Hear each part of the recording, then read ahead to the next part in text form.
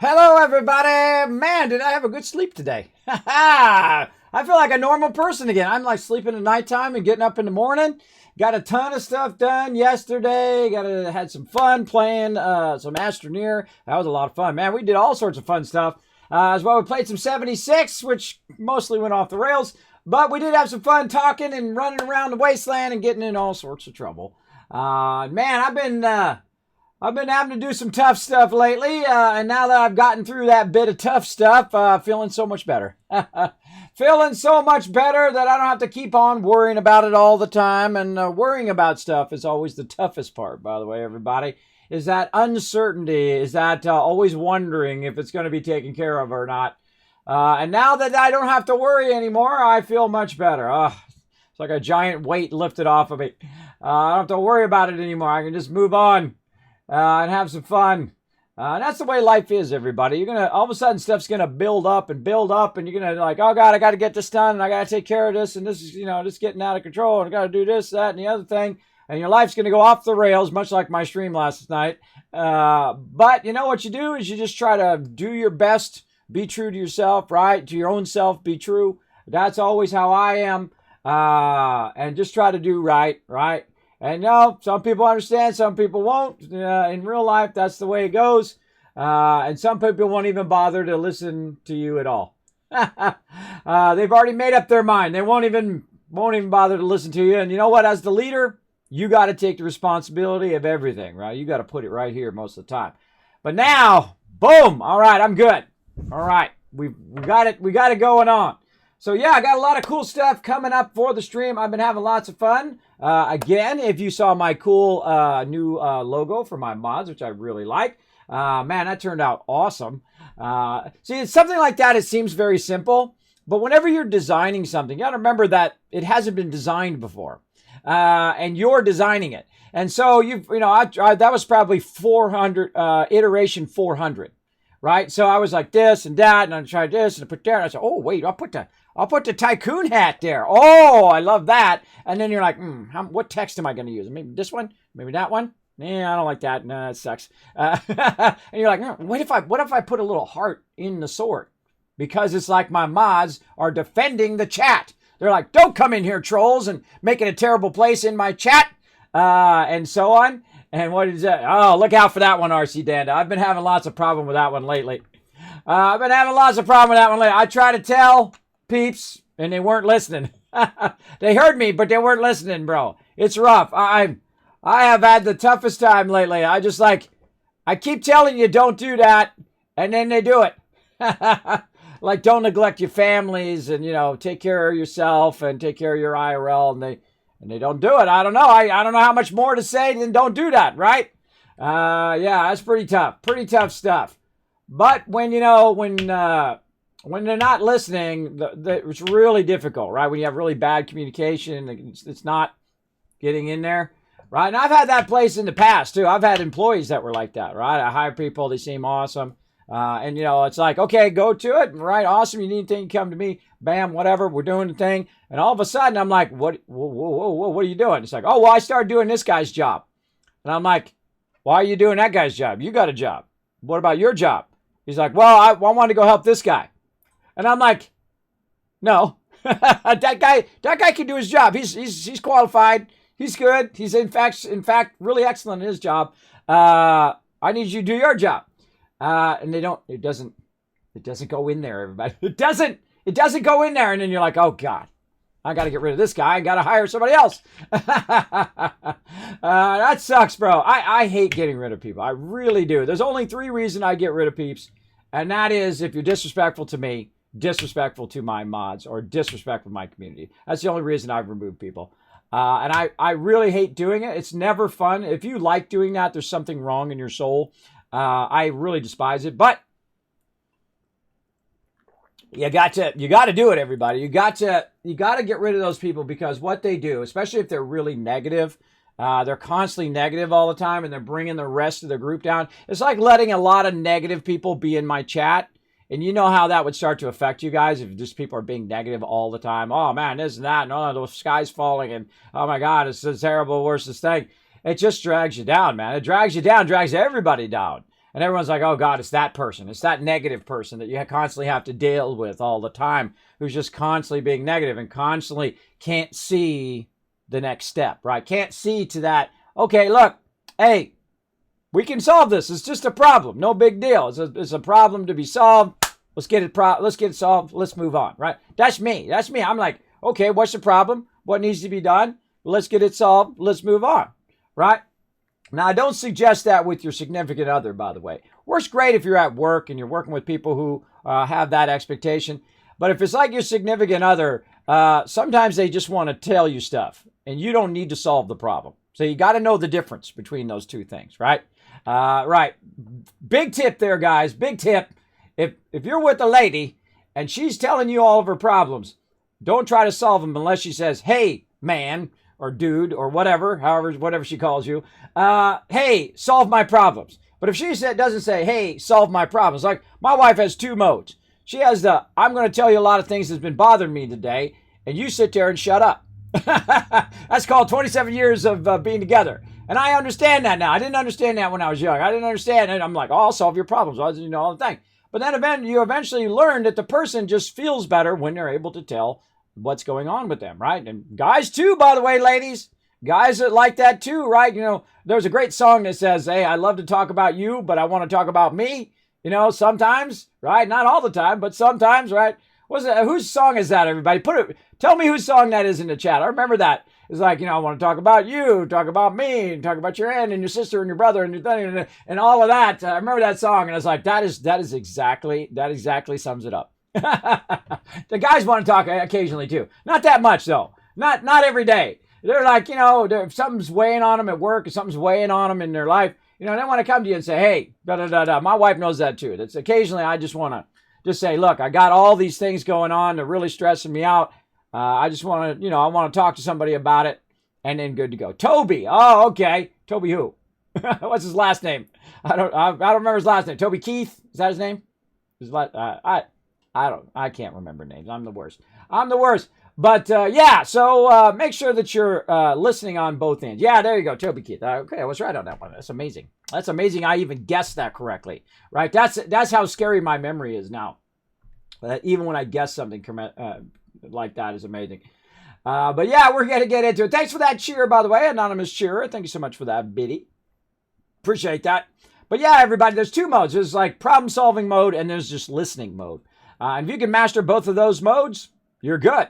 And sometimes you got to just say, all right, we gotta right this ship, and then we're going to go forward. That's what you got to do. And I've been doing that. It's a lot of stuff I wanted to get around to for a really long time, like revamping my Discord. Because when I set that Discord up, man, I didn't know what I was doing. It's like some of those channels are all like wonky, and they got like weird permissions in there, and I have to go in there and fix it and all of that. It's a lot to do.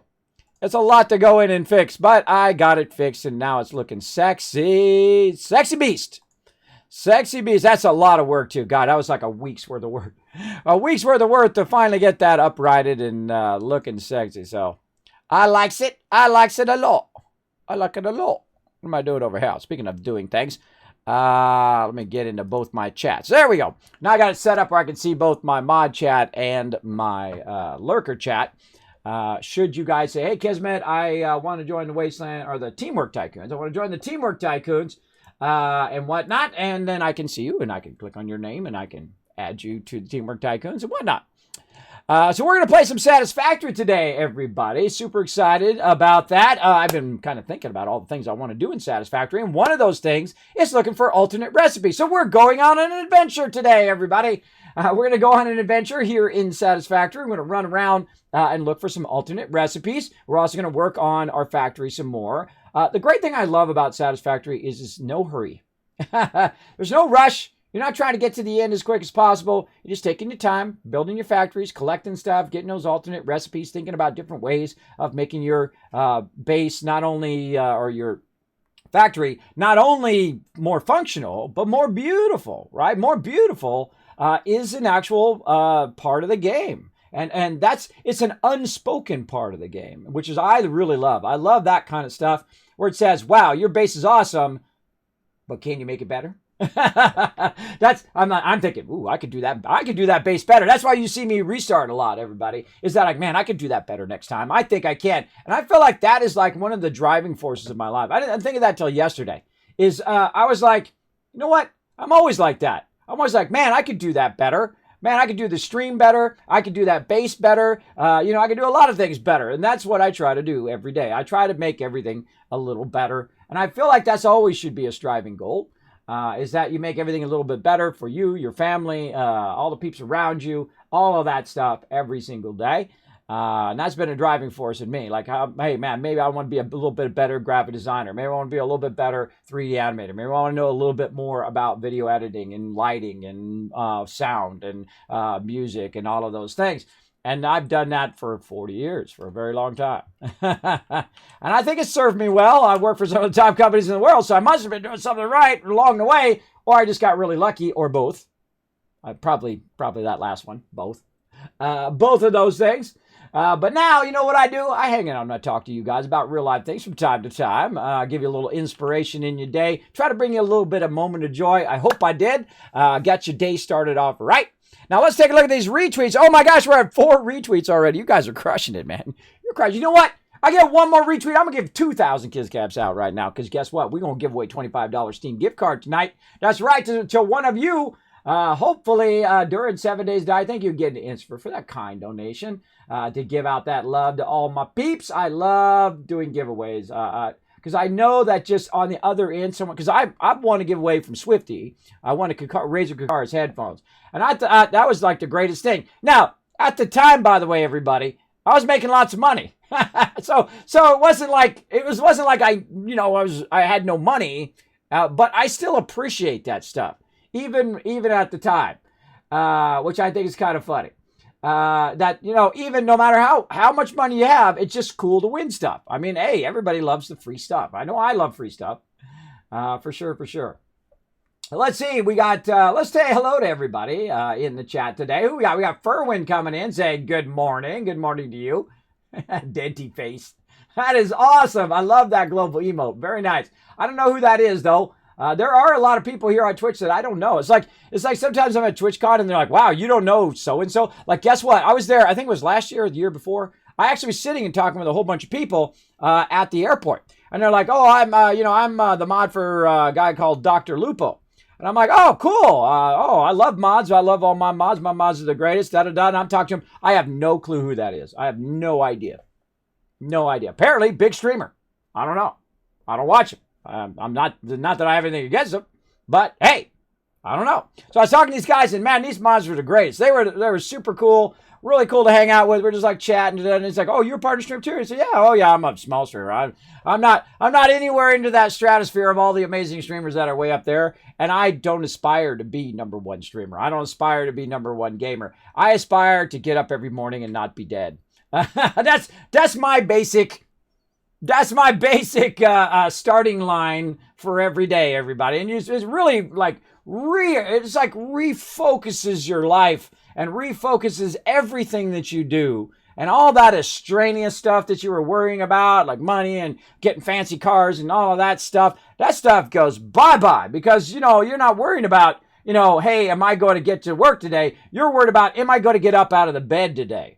And that is a huge jump between, hey, I'm making tons of money and I'm getting, I'm Mr. Big Stuff. And hey, boy, a little humbling over here that you can't even walk to the bathroom by yourself, right? That is scary stuff. When you get to that point in your life where you think that you're going to have someone take care of you for the rest of your life, you are going, whoa, wait a minute, hold on, my priorities, I gotta shift it. So I was talking to him and I went and looked up Dr. Lupo. Super awesome guy. He does charities, does lots of awesome things. So big love to Dr. Lupo. Hello. He's not going to watch this. He's not going to see this. He's a ginormous streamer. But, hey, I thought his mods were super cool and whatnot. See, I don't know everybody. It's not like you become partner and they all put you in a room and you all of a sudden know everybody. Though we do have a partner party, but, people are off in their own little cliques and they're talking to each other and whatnot. And I'm a pretty chill guy at a party. Like, I'll just sit there. And I usually I like to warm up the party by about 30 minutes to an hour. So I let everybody get in and talk to all the people who are really there to talk to. And then when they're done talking to all of those people, then they start wandering around. And that's when you approach them respectfully and say, oh, great to meet you. Like I met Dan's Gaming over there. Really super nice guy. He was a little bummed out. He was having a tough time. And I'm like, dude, I was stuck in bed for a year, bro. I was really depressed. I was bummed out. And I said, it'll work out. It'll happen over time. And sometimes just someone randomly saying that kind of stuff to you helps. And sometimes it doesn't, right? Sometimes people are like, just, nah, I don't know you. I'm not listening to you, which is sometimes also right. But, I try to always be true here, right? Always be true in here and be kind to people and, hope that things work out for them. Like my buddy Banlish right now. Oh, man. Having a tough time, man. Having a tough time with that mold and stuff that he's got in his lungs. I hope he feels better, man. I hope you feel better, Banlish, if you happen to see this or someone clips this and send it to you. Much love from me over here, man. Bros forever, man. Bros forever. I hope it works out for you. I hope you feel better very, very soon. As someone who has suffered lots of bad medical issues, I can tell you. Just stay strong, man. If you need some love, I'm going to send it to you. And I sent him some love earlier, too, on Twitter as well. And said, bro, I got you. I hope you feel better. I sent him one of those things from, what was that movie? I forget that movie, but it has like that little emergency medical bot. And it's like patting the guy in the head. He's like, you need a hug. It's like, you need a hug. So I sent him a hug. There you go. Here we go. So, yeah, that's a little bit of IRL stuff. And we talk about that here at the top of stream, for like the first 15 minutes or so. We talk a little bit. And then what we're going to do in another 15 minutes from now, because I'm going to set a timer, is we're going to go ahead and set a timer for playing some Stream Raiders. Brain, it's so tough, bro. It's so tough when your brain doesn't function properly anymore, and you're just like, every day is tough. Every day is tough. There you go. Okay, got you. Tweeted. Oh, you got me. All right, that's it. Well, guess what? Because RC Danda went in the fifth tweet and a whole bunch of other awesome people. That's a double. Bam and bam. There you go. Double Kiz Caps for that giveaway tonight. Hopefully, I hope one of you win. I know somebody's going to win because I'm going to give it away for sure. And you're like, well, Kismet, how can you do that, bro? How can you just take everything and just give it right away again? That's because my wife works. And I'm very smart with my money. I know how to stretch a penny, bro. I know how to take a penny and say, okay, how can we save money here and how can we save money there? That was the advantage of taking accounting, by the way, is that, and also, being into math and being into managing your money. Never give over a certain power. The power over you, right, and what you're doing. Never give over the power of your money. Always be watching your money. Always. Always, always. Male, female, doesn't matter. Be watching where your money's going. Right? Be very attentive to where that's going. Man, I stretch a penny like nobody else in the world. I've only got a few now, so I got to really stretch them. I'm like, okay, I can get this game, or I can pay for my kids' food. This one. Food, by the way. Food, by the way. Or I can, my kids want to play the violin. I got to find a way to pay for renting a violin because I can't afford to buy one. And then how are we going to do that? And then what do we have to give up to do that, right? I mean, we got to give up this or give up that. A lot of you know what that's like, right? A lot of you know what that's like to have to choose between one thing. Now, remember, everything else in life is a luxury. Your cell phone is a luxury. Everything you have, computers, clothes, right? Fancy clothes and whatever. Those are luxuries. Now, obviously don't go around naked because you get arrested, but those are luxuries in your life. Fancy car, big house, nice apartment, swanky stuff. All that stuff is a luxury. The only three things that you absolutely need to survive is food, water, and shelter. And I would also add a good mental disposition, right? I would add that one too. A good mental state to exist in, because otherwise life is even tougher. Life is even tougher. But definitely those three things, and if you've got those three things, GG, you're more well off than a lot of people in the world. I'm telling you, I've met people from everywhere, all over the world. I've been very, very lucky in my life to work with just people from just about every country, from every background, from every corner of the earth. And I can tell you, people are pretty much the same. They're all different, but it's the same in that way, right? That they're all different from each other. And I love that about people. I think it'd be incredibly boring if we all tried to be the same, right? We all tried to, listen to the same music, and we all wore the same clothes, and we all did. Oh my gosh. Imagine the stifling of creativity. If you all had to be the same and you all had to be in this one little bracket, right? You couldn't be out here and you couldn't go and do your own thing and just express who you are in there, right? This is the person you got to be all day, every day anyway. I mean, you might as well embrace who you are in there. Now, don't be crazy. I mean, be respectful, do some good things in your life is what I suggest. But then again, it's your life. They're your life choices. Go out there and make them good ones, all right? Because, right, that's where you got to be, right there, all the time. And the second you start filling up yourself with moments of joy, oh, it's so good.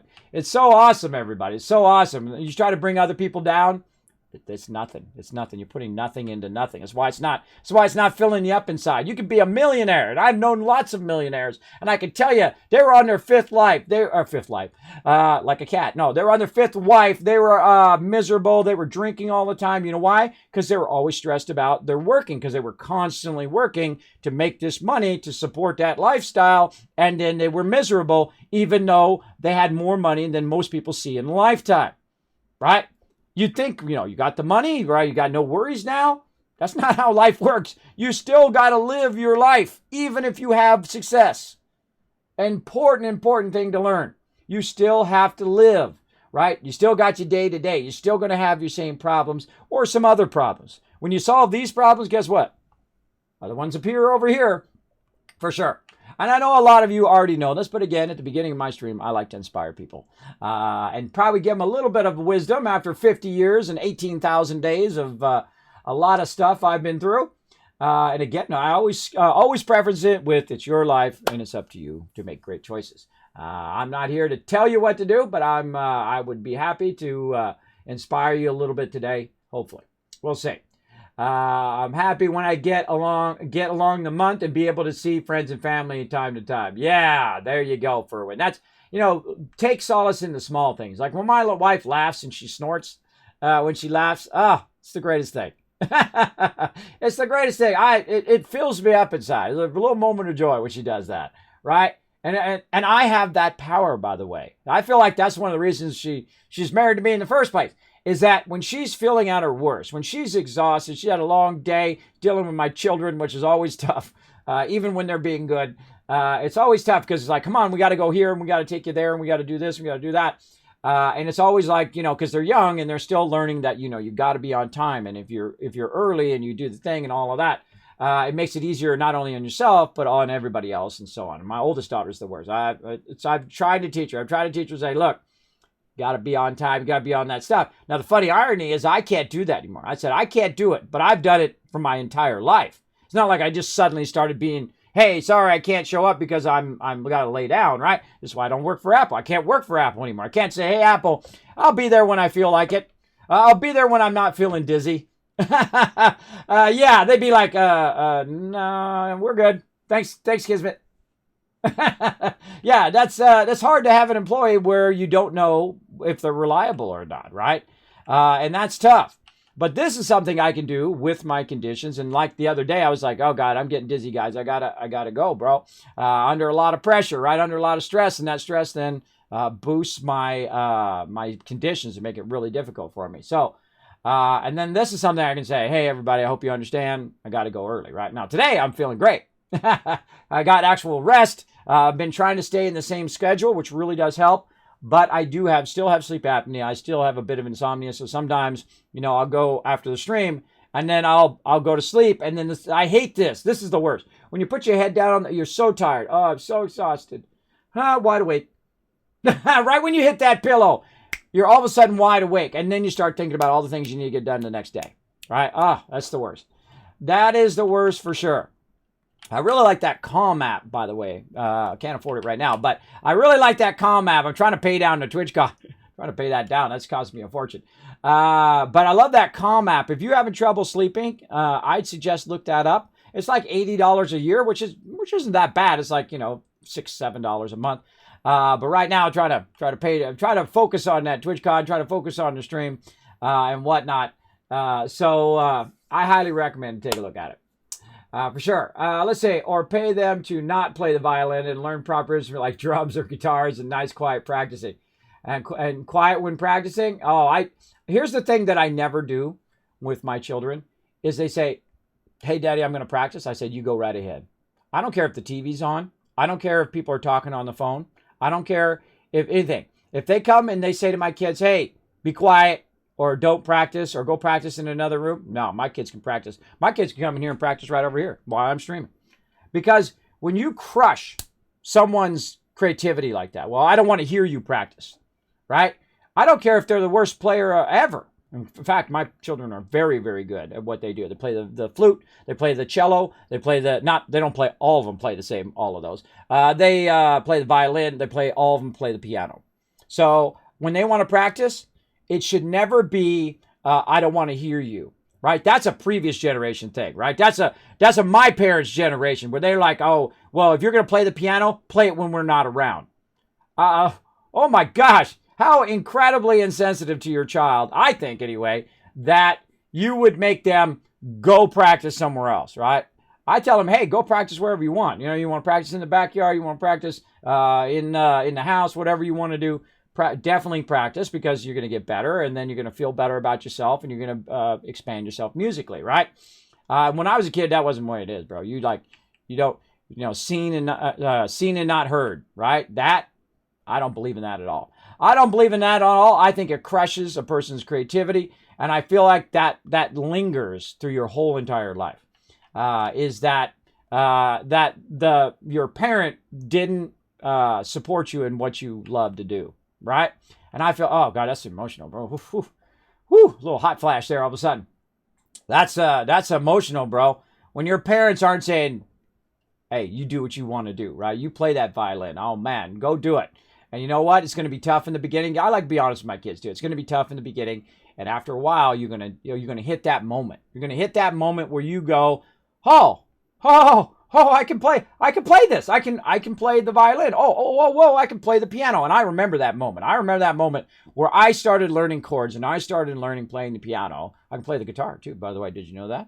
Did you know? I was actually talking to one of my mods about that. I can't play it well. I'm not saying I'm Eddie Van Halen or something, because you know what happens is it burns my fingertips off, and I work the keyboard, bro. That's my business. That's my job, because it does. Man, when you play a lot of guitar because of the thing, it really does it, right? So I actually bought a guitar because where I work. No, this is a whole side story. Now we're going too long. That's okay. We'll just start the stream and we'll go right to Stream Raiders. But I was playing a guitar and this guy came in and says, "Hey, I have this really nice guitar, man." It was like a Les Paul, and I was like, "Damn, that guitar is beautiful." He was like, "Well, I'm selling it." Now you got to think that where I worked, we were working, with Capitol Records, Motown, and whatnot. I can't remember the name of the artist. Really awesome artist, fantastic guitar player as well. And I said, "Oh man, I'll buy it. I'll take it. That's cool, man." And I bought it from him. It was awesome. It was beautiful. It was all like, it was an electric guitar, and it was red with white on it. And I bought an amplifier for it, and I was playing it, and whatnot. But I wasn't going to be a musician. That I knew that from the very beginning. That was not my passion. You got to have a passion if you're going to do something in this world. You can't just half do it. Well, I guess I'll play music. Right? You got to love music theory. You got to love playing music. You got to love being around a band. You got to be learning all the other, how all the other instruments work and how they coincide with what you're playing and whatnot. So yeah, I played a real guitar. And one of my funny stories about that guitar is one time I was using the amplifier for my computer. And I turned the amplifier on and I forgot to turn it down because I had it like 8, right? The problem with the computer is that the computer is way louder than the guitar is. So when I turned the computer on, it literally made the windows go boom. And it was like 3 o'clock in the morning. Yeah, that wasn't good. That's when I lived in a really swanky apartment in the middle of a place called Westwood, which is right next to Bel Air. Very, very expensive place. Yeah, back in the day when I was making that big money. But yeah, that's how it goes. Guitar Hero doesn't count. I've never played Guitar Hero. Never played it, bro. It looks fun, but never played it ever. So yeah, there's a little bit of inspiration in your day. Don't squash your kids' imagination. Don't squash their creativity. Let them jump in puddles. Let them jump in a thing of leaves because they're kids. Let them have that experience, that little bit of physics experience. If you need it to be something, then it's a science experiment that they're taking on. What happens when you jump into a thing of leaves? I made this thing that was so gigantic in my backyard, by the way, last fall. It was literally over my head. I'm 5'9". It was literally over my head tall with leaves. We took every leaf from the backyard and we put it in a ginormous one. And then my kids are jumping in there and I was getting them in slow-mo. I don't think I've ever posted those pictures. I was getting my kids in slow-mo with that slow-mo function on the thing, and they're pushing up the leaves and they're having the greatest time. And then I went and I jumped in there. Now, my wife is not that type of person. She don't like to get dirty. She's a girly girl. She don't like to get dirty. She don't like to jump in puddles. She don't like to do it. She's like a normie. Right? Like everybody else. At least, and I'm not. I am the person who will jump in leaves. I'm the person who will jump in a puddle. I'm like a little bit of a part of a kid. I still keep that kid-like wonder. And I think it helps me be creative.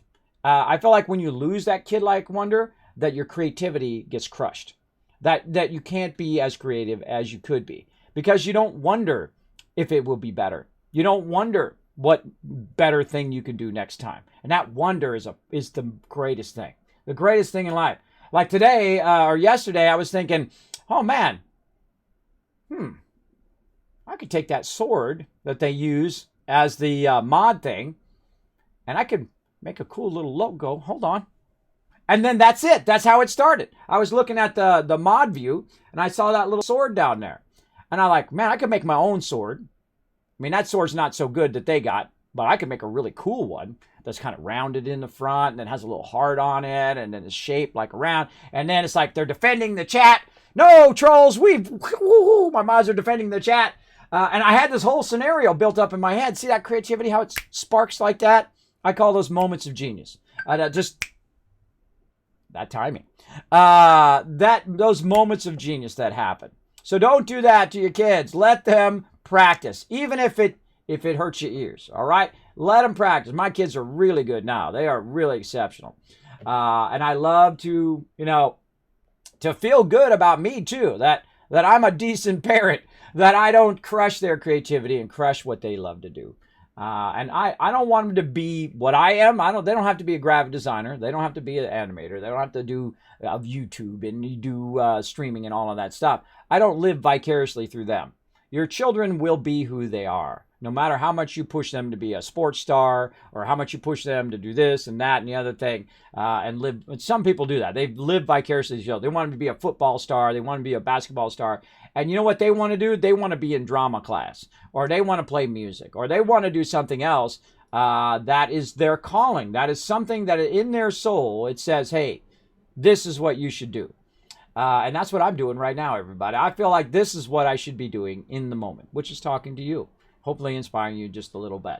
All right. Hey, Max, what's up? Thanks for coming in. Again, sometimes we do what we call Kids Talk here at the top of the stream, but we do get into some games from time to time. Let's do it. Let's play some games.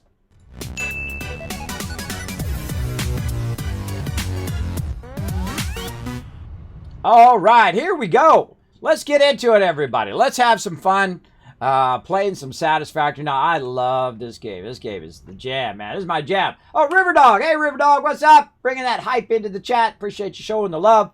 Now, again, we're getting our retweets going on. We're up to 5 retweets right now. I'm going to put that retweet link in the chat. Click that second link. Great way to support the stream for sure.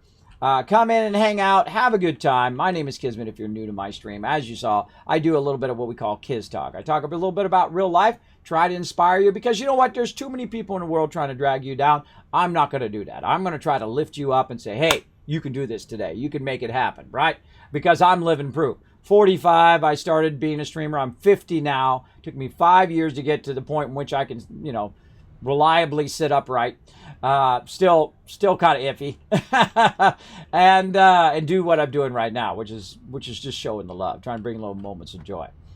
So let's do it, everybody. Let's get into this, and we've got all this running. I can't even remember where I left off. Let's go look at my list of things that I made a list of last time. It says next time deal with extra water problem and extra oil as well. Oh, right. That's what we were doing. See, leave yourself little reminders. Believe me, it helps a lot when you have memory problems. It sucks. It sucks having memory problems. Would not wish it on anybody ever. And it also really sucks when See, people can't see my disability, right? Some people have disabilities that you can't see. And then they're also really disrespectful. Like they don't understand that you're not like, being unreliable on purpose. It's not like, I'm dizzy on purpose, right? If I could go back and press a magic wand button and take it away, I would. And believe me, I tried it for over a year to try to go to 11 different doctors and try to find that magic cure that would do it. And my doctor basically said, this is probably something you're going to have to live with the rest of your life. And I'd love, all of a sudden, one moment I woke up and it was gone. And I'm sure there's a lot of people out there, right? Got cancer. They've lost their ability to use their legs. They're disabled, whatever it is. They wish one day they wake up and bam, it's all fixed, right? But that's not reality. I'm going to tell you straight, everybody. You can't live in that mind state. You got to live in the mind state of, okay, I'm getting up today and I'm going to make this happen. That's the mind state. You got to have that force of will. You got to be relentless. And you can do it too. You absolutely can. This old man can do it for sure. For sure you can do it. And if you don't have any disabilities and you don't have any issues like that, then you just got to get right up here. You got to get right in the mental state. You get right up here, oh man, there is nothing that's going to stop you. You're going to be absolutely unstoppable for sure. Unstoppable in anything that you want to do in life. All right, let's get into it. So again, trying to inspire you guys a little bit. Let's get into it. All right, we've got some aluminum solution, and we got our box right coming in. We got our water coming in. That's right. I can't remember which stage the water's in. I think it's over here. I think it's the second one. And then we've got our fluid buffer here, which is holding all of that ammonium there. And do we have one in the back for the water? I don't think we do. No, we don't. We just have water coming directly. And now the water's coming from up there on that waterfall. How cool is that, right? So neat. Looks better in the daytime. We'll take a look at that. And yes, I do have a coffee cup. I RP this coffee cup, by the way, for you Satisfactory fans out there. I actually RP this coffee cup because it never spills. And you're in the hypertube or whatnot, it never spills. So what I do is I say that when you let go of your thumb, when you're in the hypertube, there's a little force field that happens over your coffee cup. And then when you get to the other side, when you want to drink it, you just press the button down and then you drink your coffee and then you let go. Wouldn't that be awesome in real life? Just having like a virtual force field cup, a cup lid. That would be amazing. By the way, one other tip in life, by the way, which I wish I learned when I was young, and I tell my kids this all the time, is that when you're drinking coffee, I know it's weird, and when you're drinking soda, do not drink it directly out of the thing. Do not drink it like this. You know why? Because it stains your teeth. My teeth are wrecked, bro, because of all the soda I've drinking for 40 years. I mean, I grew up on soda. I'm drinking soda every single day. I was drinking soda like it was water, which it's not. It's carbonated syrup, just so you know. And then also, when you're eating foods and whatnot, that's going to stain your teeth as well. So my kids, who have beautiful teeth, by the way, have their whole entire life been drinking through a straw. If you drink through a straw, it's going to pass your teeth into behind, and then if it stains, it's going to stain the inside of your teeth, not the outside of your teeth. So if you're young, or if you just want to keep your teeth nice and don't get them wrecked like mine, I also have an overbite on my teeth too, so pretty tough. Pretty tough, but, and if I had got my teeth fixed, I would have had my jaw broken. Jaw broken, and then reset, and then it would heal back in place, so I wouldn't have such an overbite. Now, I don't know about you, but that seems pretty serious, bro, to have that done. So every time I was going to go do it, I have to talk for a living. That's what I do, and I'm a manager, graphic design, that kind of stuff. I'm working with clients, that stuff. There's never a good time to not be able to talk for 6 months to a year. If you're trying to, keep food on the table. So I just said, yeah, I'm old now. Oh, well, not worth it. Not worth it.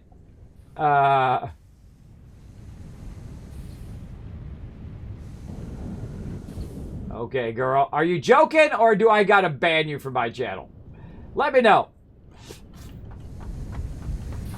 Because I always, number one rule in my channel, be respectful. I'm going to assume you're joking. Right? I'm not going to jump to any conclusions. I'm going to assume you're joking, you're kidding, and you're coming in. That you're not being a troll. If you're being a troll, I will perma-ban you because I give you one chance to be awesome. That's it. Just one chance, because I think that's all it should take. I think the first time you come into my chat, you say, hey, Kismet, what's up, man? Let's have some fun. Let's play some games. And I'm like, all right, I'm down. Let's do it. Let's play some games. We'll see how it goes. Yeah, I'm gonna see. We'll see. It'll be whatever he says next. There we go. I know. See, sometimes like the other day, someone was in my chat and they were like, "Kismet, I'm going to nuke your base. I'm going to nuke your base. I'm going to nuke your base." And when you say that, I believe you because I can't understand. You can't see the context between the chat, right? If you say I'm going to nuke your base, I'm going to assume that that's what you're going to do. And then all of a sudden, there was a nuke went off in my server, and it said, "Hey, someone's nuking your base." And I'm like, "Oh gosh, okay, now." They've gone too far. I don't like being disrespectful. PvP. No. And then I had to ban the person. Don't do stuff out of context, or I will have to ban you. So I'm going to go ahead and purge you for now. And let's see how it goes after that. There we go. All right. Let's get into it. Let's see. I can't remember what I'm doing. Water. There we go. Water. There we go. All right, let's see. Aluminum solution, petroleum coke. Thank you for the follow, though. Appreciate that, Goro. Thanks for coming in. Max also earlier with the follow. And again, Anonymous Cheer. Actually, let me replay all of these. Anonymous Cheer coming in with the biddy. Thank you so much for that. Max Owen coming in, also showing some love with the Dragon Hammer, which will show up here in a minute. Oh, here goes the biddies. Watch this. I got a dancing dragon. His name is Norbert. There he is, my buddy Norbert. Let's see those dancing dragons in the chat. Actually, I didn't ban you. That's called purging you.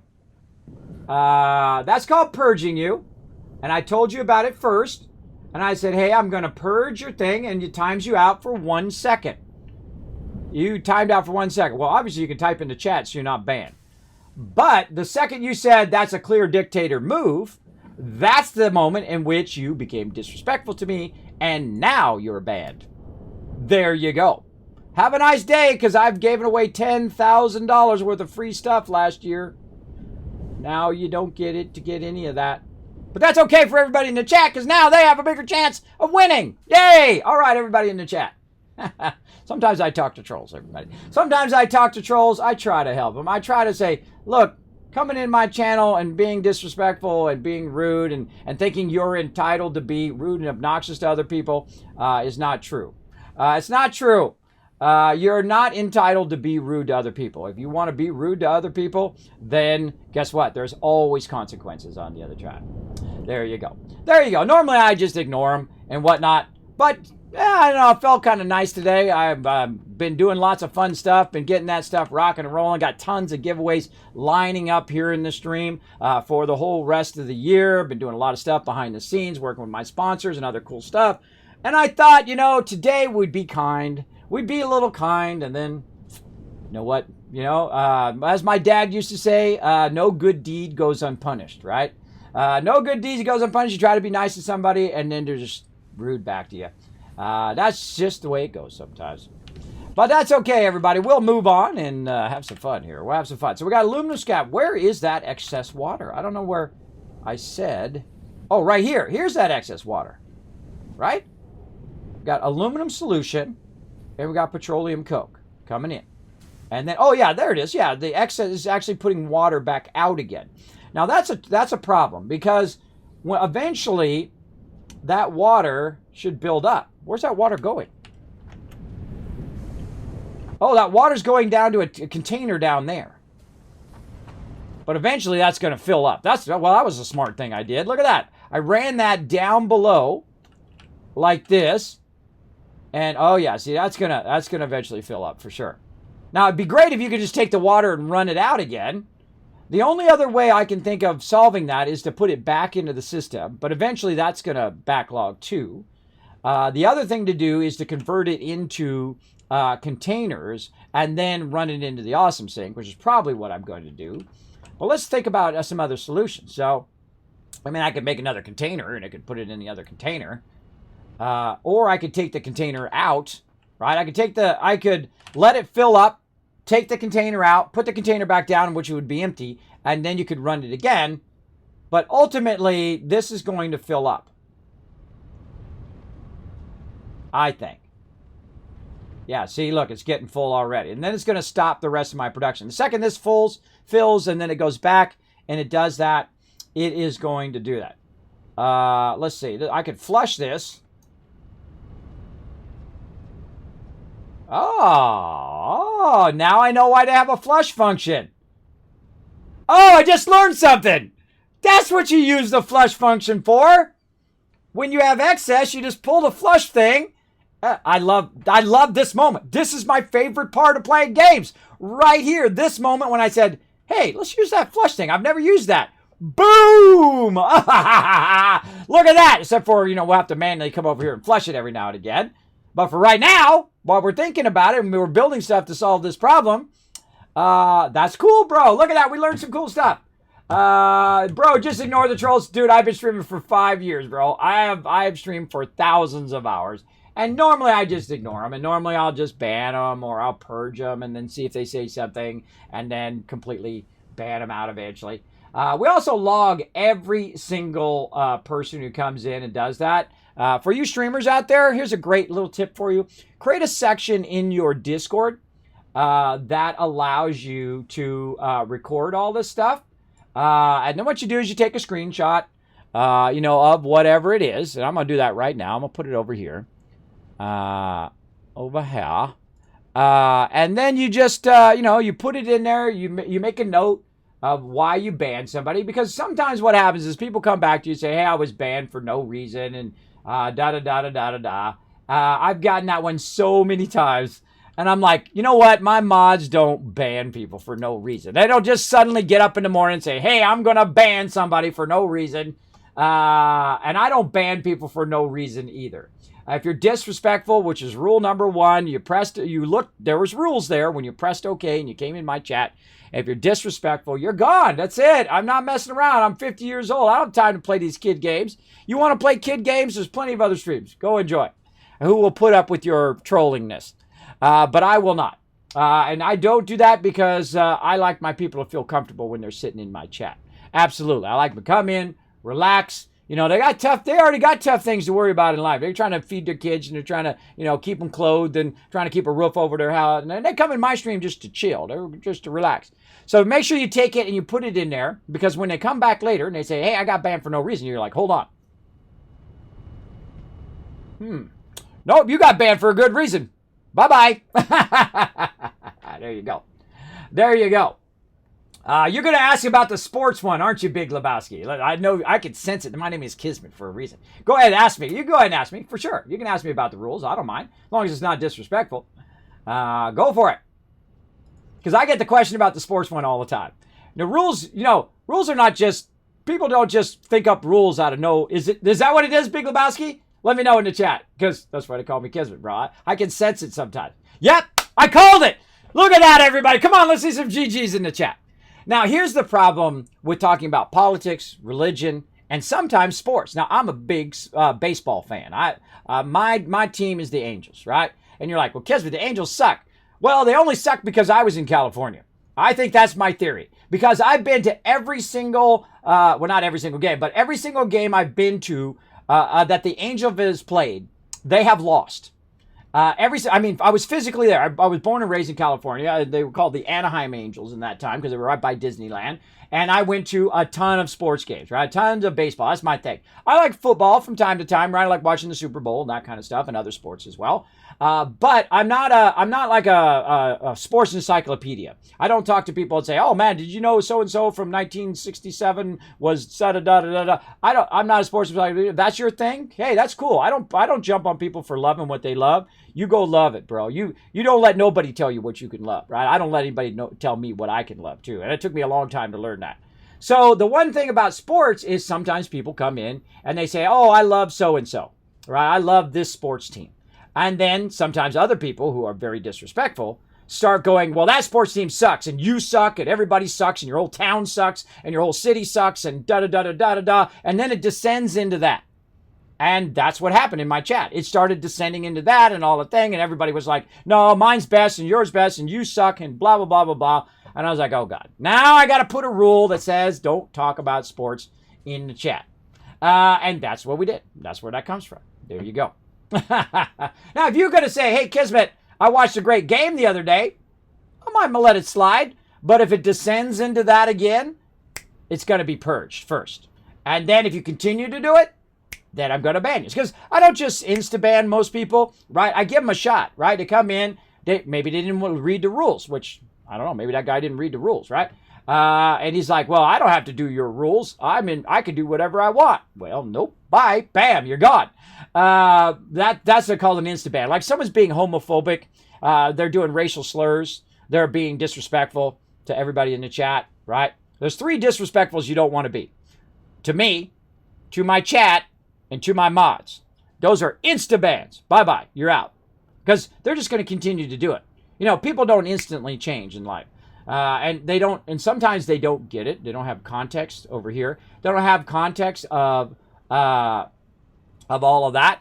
So, you know, it's like in my chat, and it's also posted down below the stream. If you're ever looking for something, and they've added a new thing, by the way, down below the chat, which I absolutely dislike, because I have sponsors, and those sponsors are like sponsored to be down there, like, you know, Bethesda and all that stuff. As part of that. So you have to click the little chat thing down below now, to see all of that. And in there is a chat checklist, right? How to be awesome in chat. And that is be respectful of mods and everyone. That includes me. PG-13 language. Now, I am no saint when it comes to that for sure, but I try to make it a comfortable place for people to be at their work, or they're talking to their family, or they got me up on their TV, and they're, you know, maybe they're cooking something, right? They got a TV in their kitchen. Congrats on that, by the way. And they're in their kitchen, they're cooking, and they're watching Kismet, and they're like, what is Kismet doing today? Oh, God, this stream's going to go off the rails. I can tell already. Because I just know a lot of people know that. And then, you know, people come in, they try to self-promote. Hey, everybody, stop watching Kismet and come watch me. I've actually had people say that in my chat. And that's why no links to self-promotion. And then, of course, the whole thing about politics and religion, especially things like race and age, and you start to say, oh, Kismet, you're old, and Kismet that. I've heard that one 1,000 times, right? I'm pretty tough. I've been around. You know what I mean? When you're 50 years old, you've been around, bro. You've been around. I've lived a pretty full life, a pretty amazing life, I think, so far, and still amazing. I'm a 50-year-old disabled partner streamer here on Twitch. You know the chances of that happening is like 0.05%, the lowest percentage you can get pretty much. The chance of that happening is incredibly low. But I set that goal for myself, and I said, I'm going to be relentless. I'm going to make it happen. Just like when I was a graphic designer, I said, I'm going to work my way up to working from the top companies in the world. And I'm going to do my best work, and I'm going to be able to look back and say, look, 100% life achievement. Boom. On that graphic designer, 100% graphic design achievement. And guess what? 100% achievement, bro. I've done all type of design, every kind of design you can do, right? From websites to billboards to posters and all that stuff. And I'm not trying to brag and all that stuff because I don't have an ego. I don't care that stuff. But I'm trying to inspire you to do what you love to do. Go and do it the best you can do it. I don't care if you're working at McDonald's. You be the best person there. In fact, you be so good that eventually you become the manager and you're the one making the big money, right? Watch out when you're managing people, though. It's really tough. Managing people's tough. So yeah, people come in and they start being, you know, disrespectful and all that stuff. I don't believe in any of that kind of discrimination. I don't care what it is. And I get discriminated because I'm old all the time. Right? People look at me and they're like, oh, you're old. Like if I'm at a party, I mean, I was at a party at TwitchCon and I'm telling you, people look at you just like that. You can just see it in their eyes, right? Or you can see when they look at you a different way, right? Females especially, right? Females are getting creeped out because all these guys are all up on them, right? You got to have personal space in the U.S., right? In other countries, by the way, that personal space, you know, they grew up where that wasn't a thing. I got a good friend of mine. He's from China. Come right up. I knew him my whole entire life. Incredibly brilliant guy. He would stand really close to me. And I was like, whoa, dude, you're in my personal space. But then I understood that's part of his culture. That's where he comes from, right? It's called getting perspective in life. And then it wasn't such a big deal. I never thought of it again. I mean, and he would literally stand like that close. He's like, hey, Kismet, how you doing? I'm like, whoa, bro. Right? You know, because that's the way it is in the U.S. In the U.S., there's like a personal barrier that you're taught as a child. That when somebody gets in that personal barrier, it becomes fight or flight. Right? Why are you in my zone? You're in my zone. I'm going to either punch you out or I'm going to go run and get somebody who's going to punch you out or arrest you. That's how it is. So that is why. And I never have a problem with anybody asking about the rules, and why not? I'll definitely spell it out while it's there. And why no spoilers of backseat gaming? That's because I want to have the moment I just had. If someone came in my chat and says, Kismet, all you have to do is flush it, I wouldn't have had that moment. And you wouldn't have had to be part of it either. You were part of that moment too, in which I discovered that you could just pull that handle and flush all this water. I'm going to do it again. Right here. Look, bam! Flush that stuff. See, I can just go over here and flush this in the meantime, and my factory will keep running. And now everybody in the chat learned that. We all learned it together. And that's a teamwork thing. I love doing teamwork. Teamwork is my favorite. And the last one, be positive and be awesome together. Do I really even need to write that one down? Do I need to write that down as a rule? I don't really think I should, but for some reason, I have to. I feel like that's a pretty good one. But yeah, see, that's why I put sports in there as well. Yeah, no, actually, that's not on that one. Hold on. Yeah, that's not in that one, but it's in the chat pop-up. Oh, that's got to be fixed. One more thing for Kismet fixed. For some reason, it got off of there. Because it's kind of, sports is kind of like a loose rule. But still, don't come in here and start, start fighting with people in the chat. I consider that really disrespectful, right? You're just like, oh, you suck, and your whole state sucks. Now that's going way too far, bro. That's stepping over the line, right? I feel like I understand hardcore. You're a fan of your thing, but when you start being at that level, that's when you're being disrespectful. And then I don't like people being disrespectful to other peeps in my chat, and that's why there's rule number one: be respectful, right? Be respectful, and that's it. Thank you. I understand. Well, there you go, Big Lebowski. Again, it's not like, hey, I don't like sports, so screw you. You can't talk about sports. I like sports. I mean, I played a lot of sports when I was young too, especially baseball. Baseball was my jam. That was my thing. It's hard, but fun. There you go. Played a lot of that. Now, was I good at sports? Absolutely not. But that didn't stop me from playing it. Did I think I was going to go on to be the next sports star? No, because I knew that wasn't my passion. It's not my thing, right? You got to find your thing that you love to do. And for me, it was graphic design. It was art. It was all of that. And it was beautiful girls. Beautiful girls was my thing when I was young as well. Beautiful women and exploring the wonderful amazingness that they are. And not just beautiful on the outside, by the way. That they radiate beauty from right in here. That's the most beautiful thing you can find. They radiate beauty, right? No matter what they look like out here, they radiate it from in here. Remember that, ladies. Radiate it from in here. Forget all those guys who are rude to you and obnoxious and all of that. Just radiate it from in here, and somebody who deserves to be with you, by the way, will find you, hopefully. I hope. There you go. I absolutely love your stream and your vibe. My wife and I just joined randomly your stream. I somehow had to follow, had you on my follow. Well, thank you. But I'm so glad we joined. We love your rules and how comforting your stream feels. Well, there you go. Hopefully, again, my stream is all about a little positivity, a little moment of joy in your life. And we learned something new today. We learned how to flush stuff. All right, so we'll flush that, but I still need to fix the problem, right? Having a problem and fixing it temporarily is not a fix of a problem. It is a patch. It's like duct taping a giant crack in the side of your house, right? that's not going to solve it long term. You got to get in there and you got to fix the problem. So we got to take the water, and we've got to be able to take the water and convert it into something. So I'm thinking we go for another refinery, and we run that water into the refinery, right? And then we can package the water. There it is. Yeah, we can package the water, but we're going to need some empty canisters too. All right, what does empty canisters take? And I think those are in our constructor. So let's go in our constructor, and we got a water problem solved. We have excess water, and we want to use it. Now, we could actually run that excess water into another thing and use it over there, like a thingy thing. What do you call it? Like the coal mine or the coal power. We could do that. I knew it was in there. It's gotta get from whatever synapses is parked on to the mouth part. There we go. Again, you're gonna get a lot of that in my channel. I have sleep apnea. I have vertigo. I have trouble articulating stuff anymore, and I'm getting worse too, which is a little scary. You start to degrade over time. But you know what? All you can do is get up in the morning and keep on rolling. I mean, that's if I could.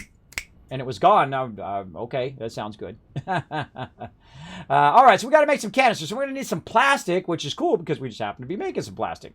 We have some excess oil, so we can go ahead and use that oil to make more plastic. So I feel like we've got this on the ropes, right? This is going to do 60 per minute. Holy mackerel. How many do we need? Oh, we need 60 per minute, so it's perfect. Perfect, perfect. All right, cool. Let's just try this solution. See how it goes. All right, now the first thing we need to do is we need to move it back. And the reason why we need to move it back is we need to feed some stuff in there. Now, is this the right way? No, that's the wrong way, because I can tell you, because the water's not on the left side. Well, the water, which is the round one, needs to be on the left side. We need to kind of line that up, but move it forward so we can also put the empty canisters in there. There we go. All right, that's looking good. Yeah, it doesn't have to be perfectly straight, but I would like it to be straight. It doesn't have to be, but it'd be nice if it was. Now, I kind of looked at where that one was, and then I saw that it's kind of along this line right here, where the foundations come together. So we'll go ahead and try that a little bit. I'll try to line that up like that. I think that looks pretty good. All right, and then I'm going to use my little sets down here to switch my sets to my piping sets. I love these command keys down below. They are awesome. They are awesome. Insert engineer meme. There you go. Hey, Leon, how you doing? Thanks for coming in and hanging out. And again, thank you, Echo. I appreciate that. You know what I call those, by the way, when you say something like that, Echo, is I call those my inspiring quotes. For the last 5 years, I have aspired to manage my conditions and stay alive. I'm not kidding. I'm not joking at all. I love those kind of inspiring quotes. So what I do is I go ahead and I put them in a giant list. I have thousands of them here in the stream, and I read them every day. Not all of them, obviously, but I read 5 of them every day. So when I get up and I'm feeling like, oh, I don't want to get out of the bed, it's so rough, man, I got to tell you, I want to get going. Then what I do is I say, okay, come on, we're going to get going today. We're going to get something going on. We're going to work on some stuff behind the stream, before I stream or after I stream or middle of the night or whenever I can. And then I read 5 of those quotes every day. So not only do I try to inspire you, but I find it's the Kismet love train where I inspire you, you inspire me back, and we are inspiring each other every day. And that is a wonderful thing. And then we take that and we send it on to somebody else. And we ask them to do that, to take the Kismet love train, take all the love that I get here in the chat and send that on to the next person. I've been doing it for 5 years. I've rated thousands of people here on Twitch. And I've asked them not to raid me, to take it and bring it on to somebody else. And a lot of those people have gone on to be affiliate. And a lot of those people, or a good amount of those people, have gone on to be partnered here on Twitch, because I say, hey, go and show the love, and they show the love to the next person and next person, and that is a altering thing, right? Because when I first started, people would be just incredibly mean and rude and disrespectful, and they would come into your stream and they would be when they were raiding. The raiding was a bad thing. It was like, and people really disliked it. They really disliked when people would raid them, because they would be mean, and like they would go into people who were older, maybe in their 60s and 70s and whatever, say, oh, you're old and you suck and you do that and all of that, and all of that. And I said, no, that's not the way my stream's going to be. I'm going to do the exact opposite. I'm going to go in and I'm going to show them the love, and with no attachments, no getting back to me, because I feel like a true friend is there for you, whether you got no pennies in your pocket or whether you're the richest person in the world, right? I feel like that's a true friend. Here's how you know a true friend. Hey, Kismet, can you come help me move? Sure. What day you need? Saturday? All right, let's do it. You gotta buy the pizza and the beer. All right, cool. I'm there, right? And then I'm there. We have a slice of pizza. We're having fun. We're laughing. We're having a good time. We're moving, right? Then when you move, well, sorry, no, I can't do it. Nah. I got things to do. Oh, really? What do you got to do? Well, I felt like I'm going to go on vacation that week. Right? Or I'm busy doing something else, right? That's your fair weather friend. Look out. And when you got money in your pocket, hey, let's party. Let's have a good time. Let's do it, everybody. Come on, let's have a good time. Yeah, all right. Kismet's paying. Yay, yay, yay. And then when you got no money, cricket, cricket, cricket, cricket, cricket, cricket. Some of you know what I'm talking about. Watch out for those people. Watch out for those people who won't be there, because there's a couple people you're going to find. A couple people in your life you're going to find. I can call them right now. I'm calling right now on the phone. I can say, hey, I need some backup here. And no matter where they are in the world, they'll come to me. Because, one, they owe me their life because I pulled them out of the thing when they were too drunk. But also, because they're good friends. And those are tough to find. Good friends are very, very difficult to find. Good people who got you back. Right? And you got to have their back too. You expect them to have your back, you got to have their back too. They call you 3 o'clock in the morning. Now, I've had friends call me 3 o'clock in the morning. Do I say, hey, I'm sleeping, don't call me? Right? That's a jerk thing to do to your friends. Now, if it's some random person, you can say, hey, it's 3 o'clock in the morning. Don't call me 3 o'clock in the morning. If your boss, hey, I'm trying to sleep, bro. Maybe something like that, but be respectful, obviously. But if your friend calls you like, whoa, what's up, man? Why are you calling me 3 o'clock in the morning? It's like, oh, man, my car broke down. I need some help. I don't got AAA. And I'm like, dude, I'm on the way. Boom. Just like that. Just like that. Now, I've had friends do that for me, right? My car broke down. I'm in the middle of nowhere, 1 o'clock in the morning. Went out to watch a movie. This is a real story, by the way. And I called him up, and I'm like, hey, bro, I'm in the middle of nowhere. I'm going to die out here, dude. I'm in the middle of L.A., bro. It's hardcore out there. I'm in the middle of L.A. I'm hanging out here by myself. I see if somebody walks by and sees me sitting here by myself, I'm going to be in trouble while I'm waiting for AAA to get there, right? It's going to take like 45 minutes. He's like, I'm on the way. Hung up the phone, came out, we shot the breeze, talking the whole time, da-da-da-da-da-da. We're watching, right, to make sure he had my back, I had his back. That's a good friend. And I'll never forget that ever. Ever. And that's how you know. That's how you know a good friend. Who won't go and have that big old drama about it. They'll just like, I got you back. That's it. That's all you got to say, man. You need some help? I'm there. And God, that's so rare. It's so rare in life that people have your back no matter what. Even if they disagree with you, they have your back. They're like, hey, I don't really believe in what you're talking about, but I still appreciate you. I still love you. I got you back, right? Whatever you're into is not my thing, but I got you back, right? That's the thing. That's the thing. And they're so rare to find. They're so rare to find, and when you find them, make sure you keep them. Make sure that you nurture that relationship. Otherwise, you lose them. And they're like, well, this person never calls me, never talks to me, never whatever, bye. Right? That's a tough thing, man. It's a tough thing for sure. But hey, we're going to keep going on, man. I'm talking about heavy subjects today, ain't I? Here we go. Talking about heavy subjects, but then again, that's what my stream's about, man. People are like, Kismet, just play the game. Kismet, play the game. If I just was here just to play a game, and I didn't have the chat, and I didn't have the interaction with the chat, I would not be doing this, because it wouldn't be fun. I feel like my favorite thing to do is talk to the chat. And I see a lot of big streamers who don't talk to their chat at all. People come in, they're donating like $500 to try to get them to talk to them because they don't even talk to their chat.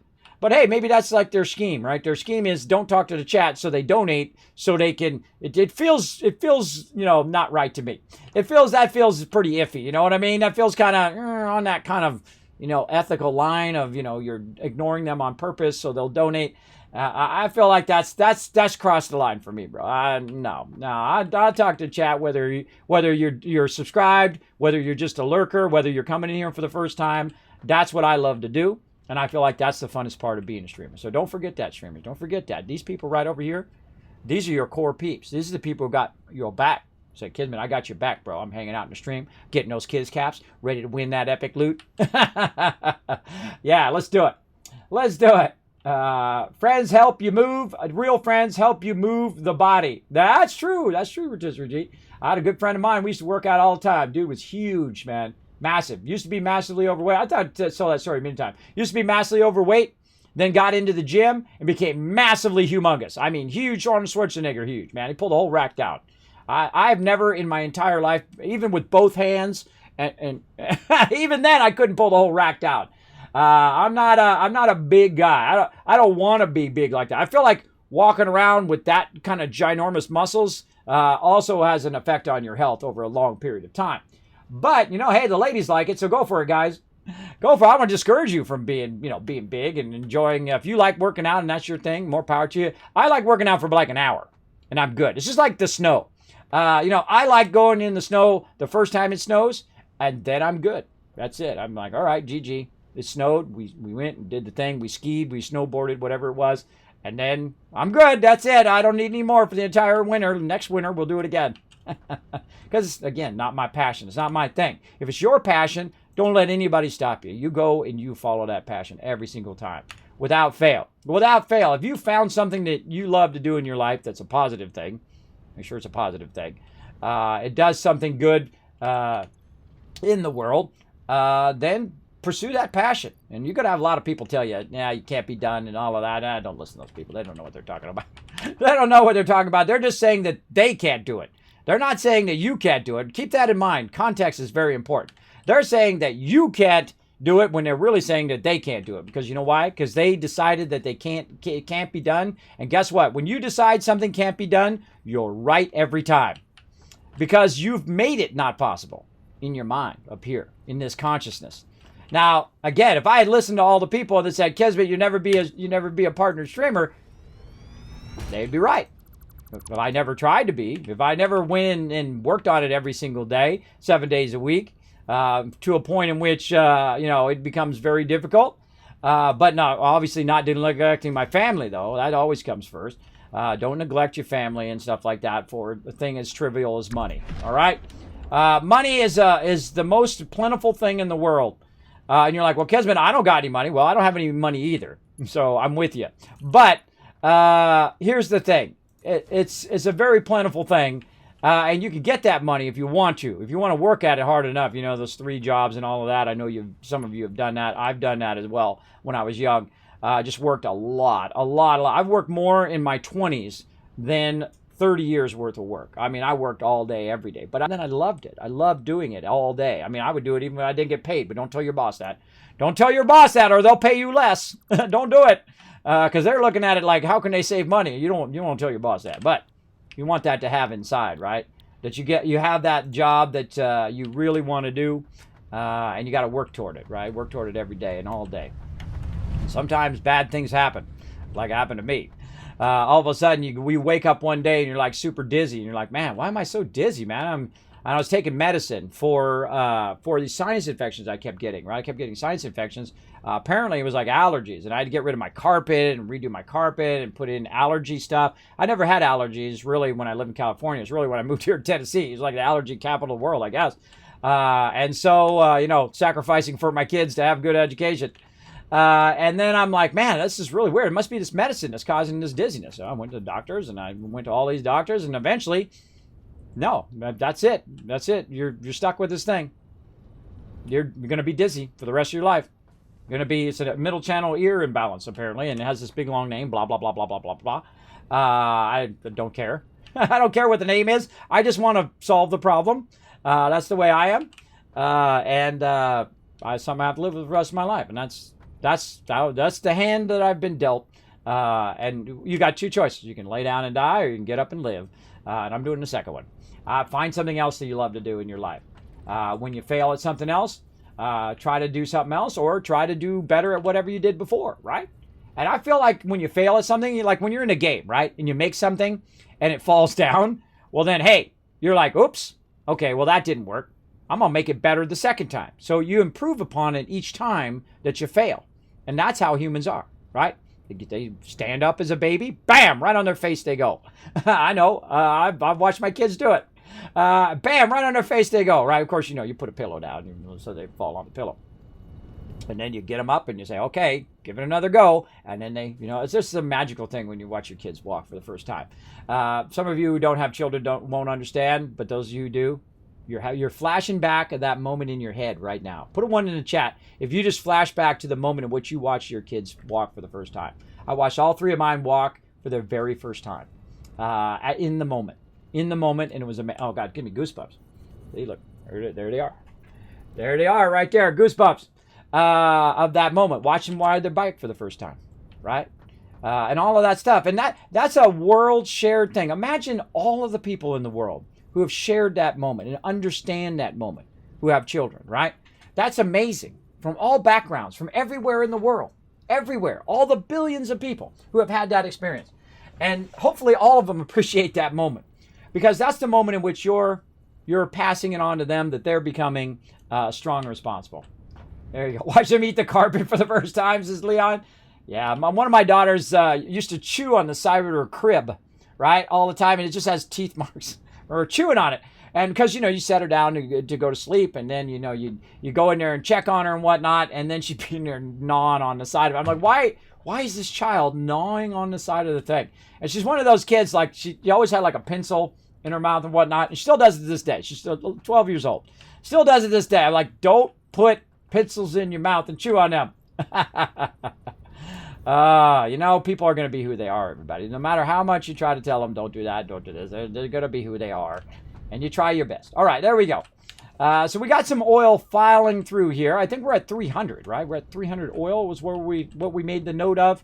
What was our oil at? Our oil is at 240. It's at 240 right now. So 240 divided by 30 is 8. So we can have up to 8 of these. And right now we have this many. We have 3. And let's see. We're going to output at 30 plastic. Is that what it says? No, 20 plastic and 10 extra fluid. Well, then we got to get rid of the fluid too. So 20 here. So we got to. This game has a lot of math. So you got to figure out how much is coming out to go into the thing to the next thing. So we got that. So 20 coming out of there. We can put one on this side, and then run it over here. That's going to be 20. I don't remember all the numbers. I mean, I could look it up, by the way. You can just hit X, and you can look up all these recipes and stuff like that. But I always feel it's better to run to the thing because you got your inputs and outputs, and then also you got your overclocking and underclocking and all of that. That's why I like to go to the thing itself. So 60 per minute is what we need. And right now we have, we've got 60 water. Oh, wait. We got to bring water in to make... Oh, wait. No, that's the packaged water. So our water's going to only come in at 10. Oh. And you're like, well, Kismet, how does that matter? Well, if the water's only coming in at 10, and that means we don't need as many canisters. See? That's a little smart math there. All right. I think it's 10. Let's go look. I should be writing this stuff down, so I have to keep looking at it over and over again. Let's see. Extra water...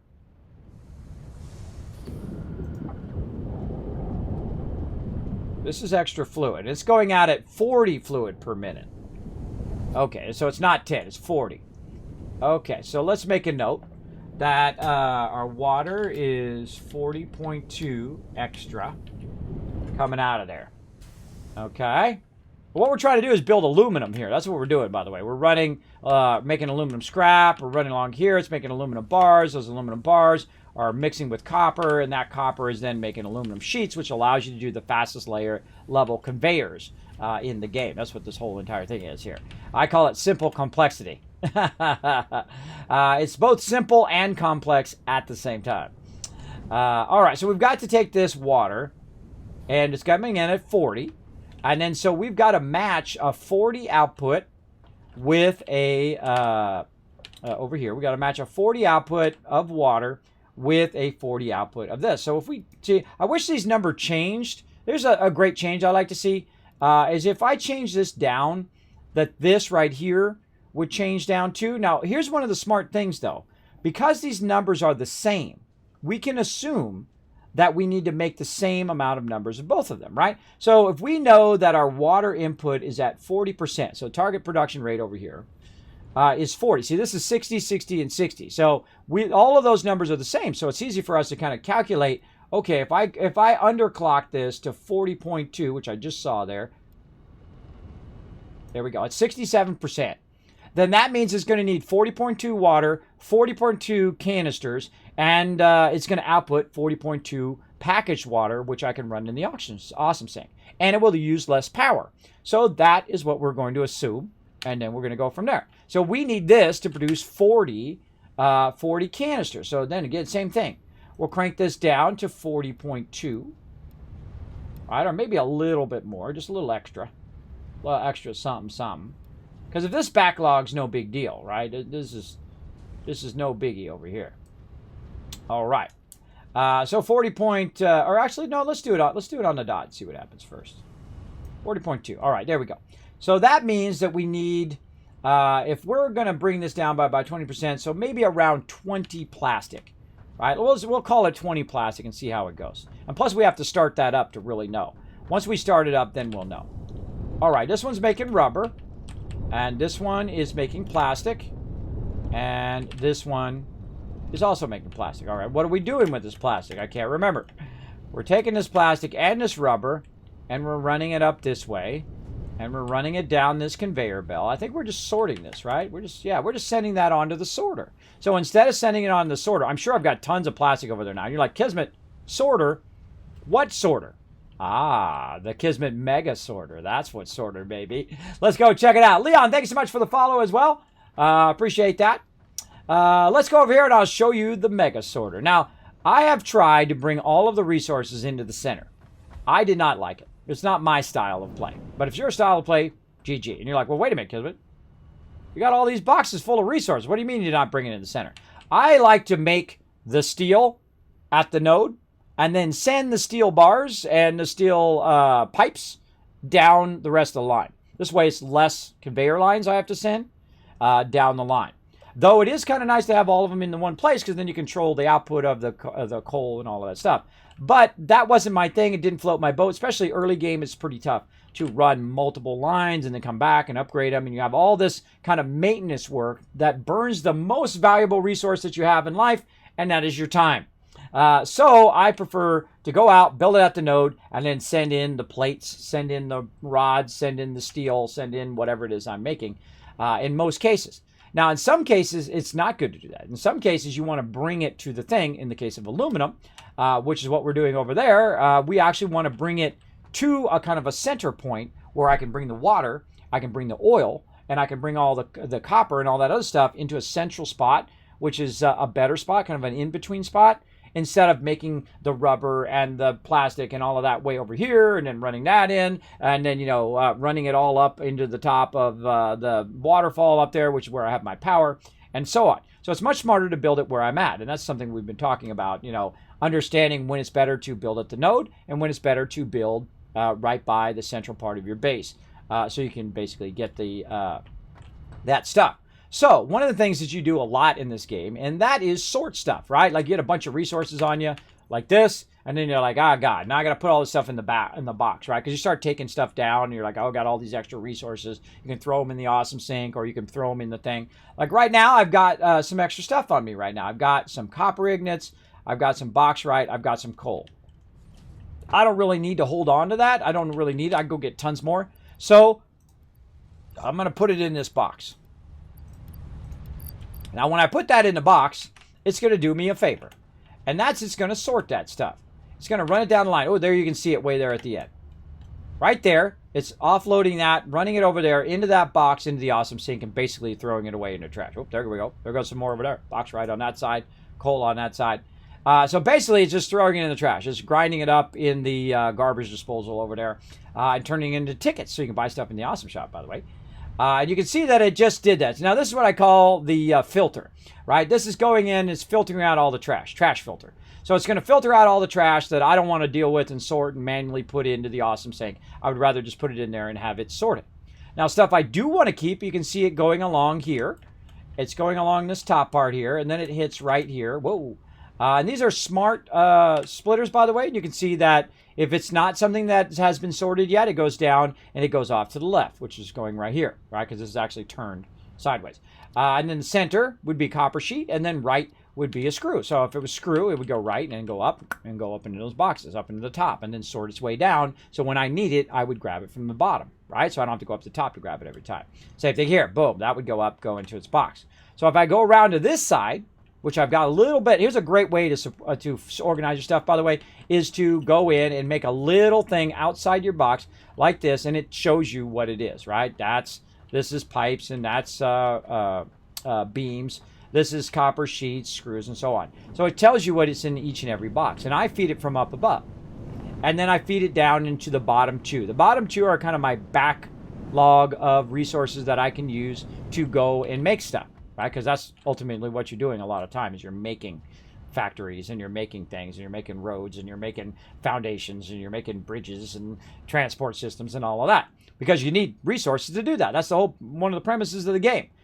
Collect the resources, make the resources you need to make other things that make higher end resources, and then so on and so forth until you get to the upper tiers, which is where I am right now, except for we haven't done nuclear power yet because we went, whoa, let's go ahead and rebuild this factory a bit. And today we're going to go work on some alternate things. I have not forgotten, by the way, everybody. I've not forgotten those alternate things. I have forgotten to start my stream raiders, though. That I did forgot. Oh, God, I forgot that like 30 minutes ago. Oh, my God. I'm so bad.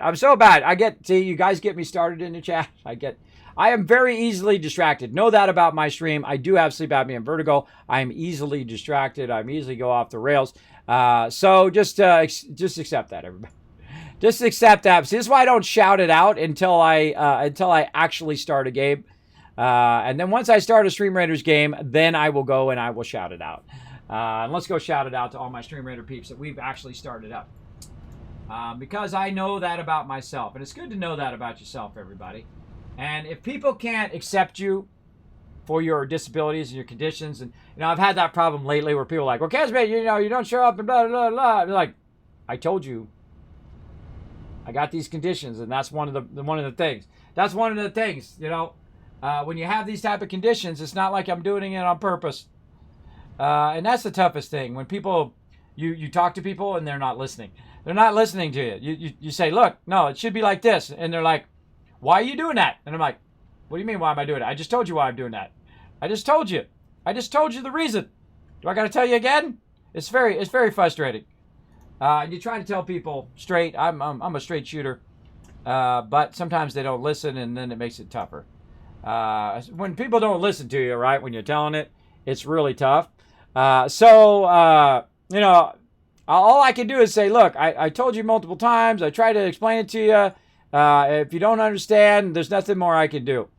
I can't wave a magic wand and make you suddenly, ding, understand.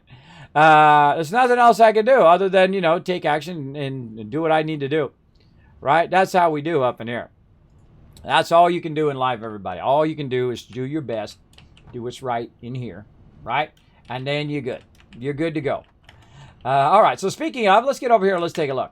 Right? So we've got this. We got the gas mass. We still need to do, and we still need to do our nuclear power. Again, we're in no rush. I actually could make all of these things right now. I got a bunch of these already just over. I got 59 of modular frames on me already. We go ahead and select that as a milestone. So we already put some computers in there, and we can make all of these. And I can walk right over there. Don't believe me? Look, we'll walk over there. We'll take a look. Right here. This is all the stuff from your space elevator. You see a space elevator, by the way? I don't need it anymore. I've already unlocked it all. Don't need it after you unlock it. We got some gunpowder. We got our AI stuff. We got this. We got that. We did yada, yada, yada. Look, we got all the resources. Oh, you can't see a dang thing. You can't see a dang thing. Let's try that again. Back it up. Give you guys some Kiz caps because I failed again and squirreled. That's why we have a squirrel emote. But hey, you guys benefit because I screwed up. Let's try that again. All right, over here. These are the stuff that goes in the space elevator. There is no space elevator. I've gotten rid of it. This is my black powder here. These are my things here. As you can see, yada, yada, yada. There's just about every single resource going on there. And, of course, the turbo motors, which you need for your level 3 stuff. Now, I can make all of that because I have all the predecessor resources laying around that I can grab and utilize whatever I can. Same thing over here. We've got heat sinks. We've got motors. We got rotors. We got all the stuff we need to make any and everything here in our factory, right? But I've tore down a ginormous factory here, and I'm rebuilding it in a much better way, right? I'm rebuilding it in a way that I like to do at the node, right? A great example, wire right here. See this wire coming out of there? This is at the node. The node is right here. Bam. Right? There's the node. Comes up, runs into here. It's split properly, mathematically, runs into there, becomes copper bars, right? Or copper ignits, what they call it. I call them copper bars.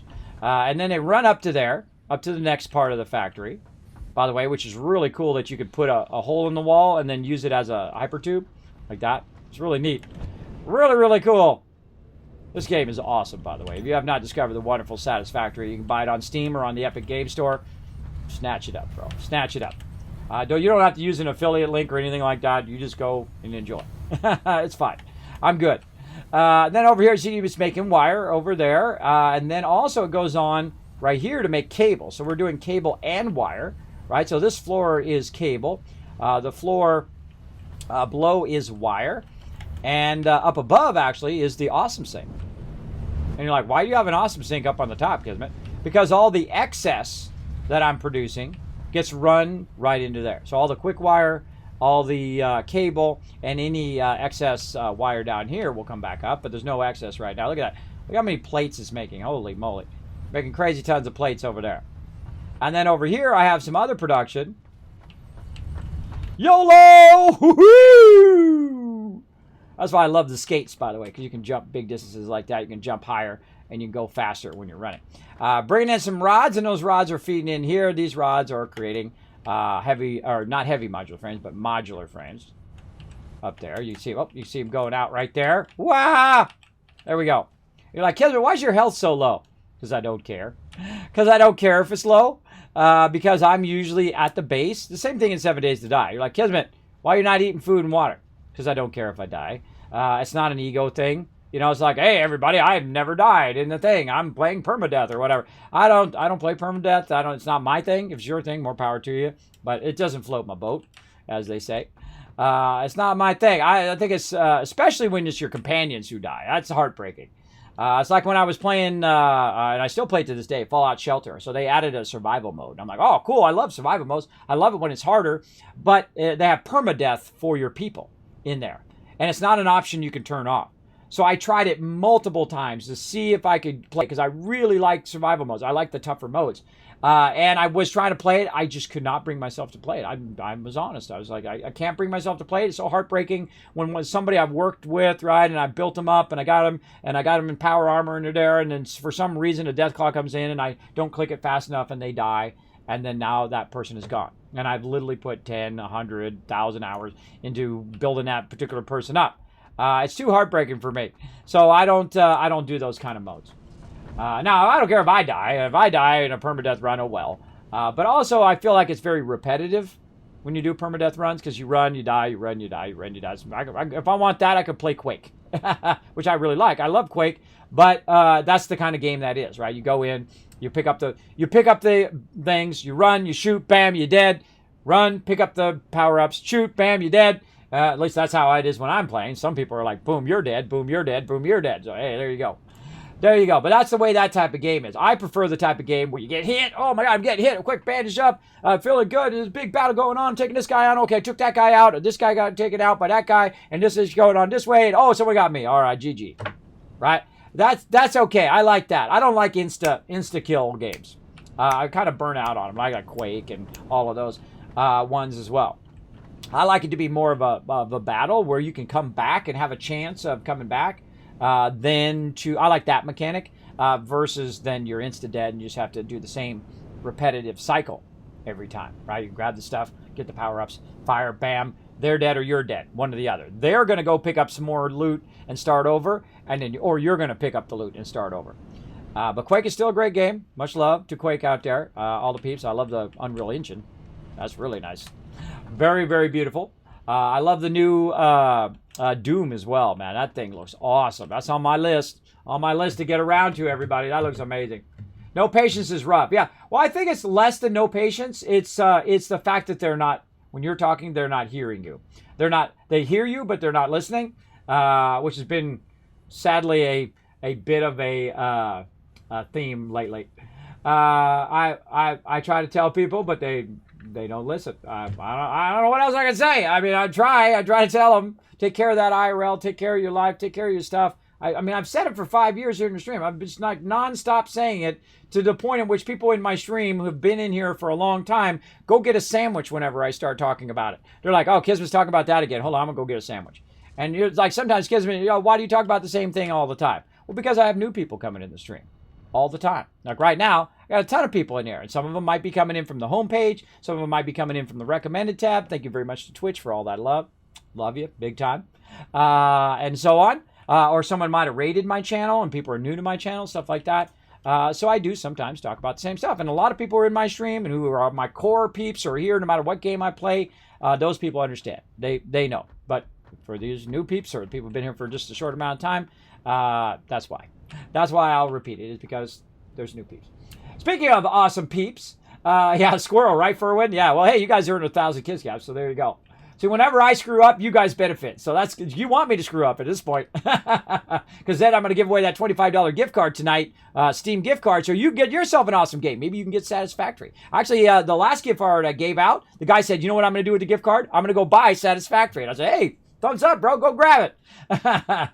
And I had other people say that too. You know, I'm going to go buy 7 Days to Die. I'm going to go buy Fallout 76 or whatever it is that they wanted to buy. And I love those moments, because not only is it a great moment that they won something on stream, but then if they go use it to buy a game and they fall in love with that game, that's even better. That's even better. And if it's the type of game like Satisfactory where you're playing it and you start playing it like in the morning All you know where I'm going with this. You start playing it in the morning, and then all of a sudden it's like 6 o'clock at night, and it feels like 10 minutes went by. That's the power of gaming, bro. That means you're having fun. That means you're doing the thing you love. That is irreplaceable. It is something that you can't do, and that's a lot of things that people who are non-gamers don't understand. Right? They should understand it because they're probably watching TV for 12 hours a day, or 6 hours, or 4 hours, or however many hours they're playing it, watching TV. Now, TV's like this. That's what you do when you're doing TV.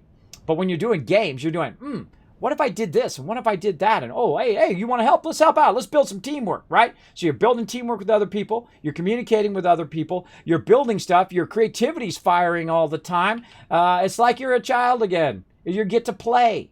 It's okay. You can still play as an adult. You can play. It's okay. It's like you grow up to be an adult and you can't do anything wrong and you can't play. Who makes these rules? Who makes these rules that says that you can't make a mistake when you are an adult? You can make a mistake. Guess what? Billions of people doing it in this very moment right now. Making tons of mistakes. It's okay. If you need my permission, great, but you really don't. You don't need my permission to make mistakes. It's okay. Go ahead. I do it all the time. You should have seen my stream last night. I left my air conditioning on, and it knocked my entire power out of my whole entire office here.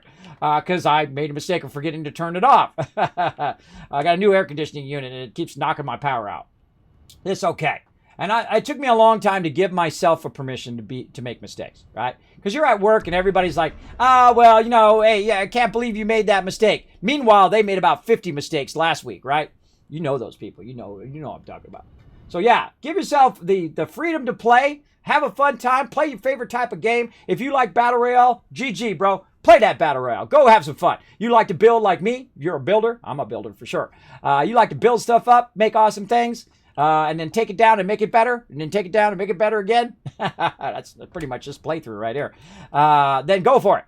Don't let nobody stop you. Don't let tell you, oh, you're a gamer. Now, I'm old school. I'm like 40 years ago, I was a gamer, right? I knew I was. The second I played Ultima 4, by the way, my favorite game of all time. And why is it my favorite game? It's the grandfather of all RPGs. It's the one, the original, the very first one, by the amazing Lord British, a.k.a. Richard Garriott, who got to go to the space station, by the way. Also an astronaut. Hey, I'm jelly. I'm super jelly, for sure. By the way, yeah, and it's basically called Quest of the Avatar, right? And what you would do is you would go around and you do all these quests. I know. What? Quests in a game? That was unheard of then. It was more like, hey, I went over here and I did this thing and I shot this guy and I did that thing and I did this and I did that and I went over there and I did this thing and I did that.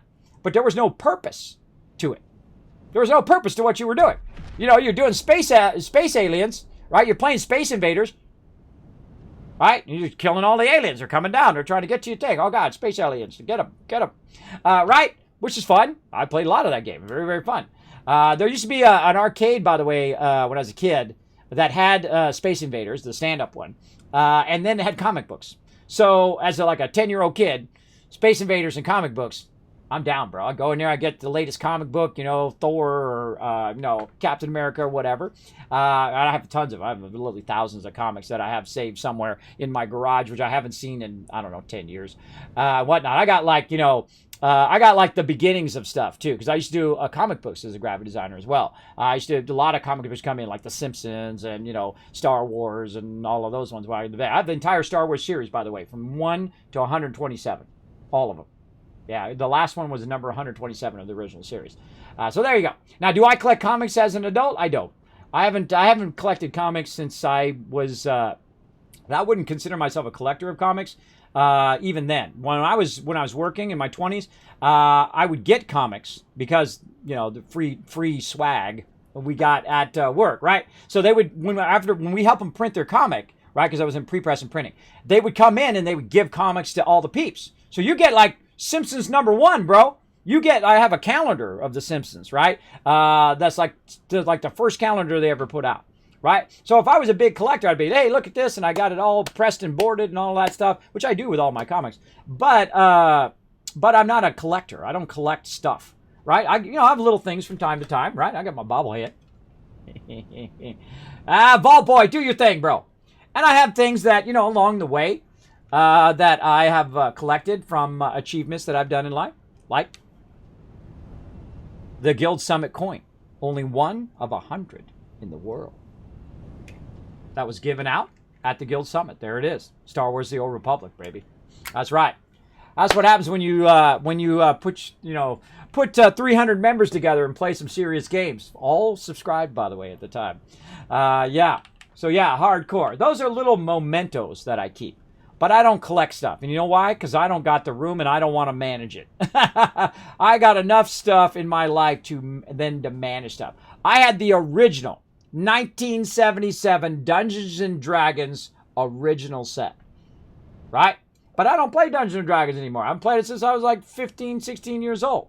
I like me some Dungeons and Dragons. Hey, if you like playing Dungeons and Dragons, don't let nobody tell you can't do that. Don't say, you're geeky, you're playing things. No, screw those people. You go play some Dungeons and Dragons. You have a good time.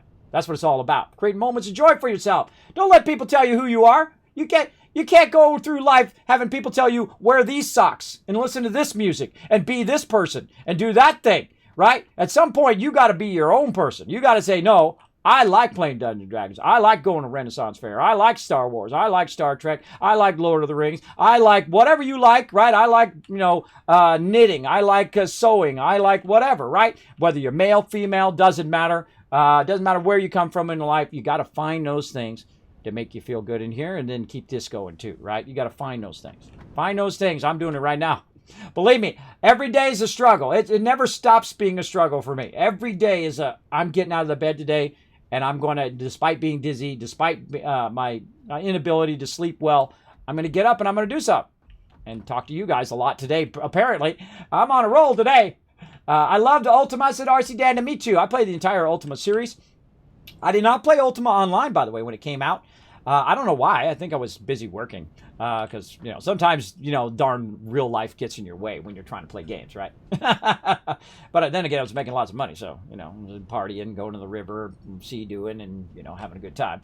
Doing all those things you do when you're in your 20s and stuff. You know what I mean? When you're out there, chasing that dream, right? Chasing that dream of being a big time graphic designer and being a big time whatever it is you want to be, musician or whatever.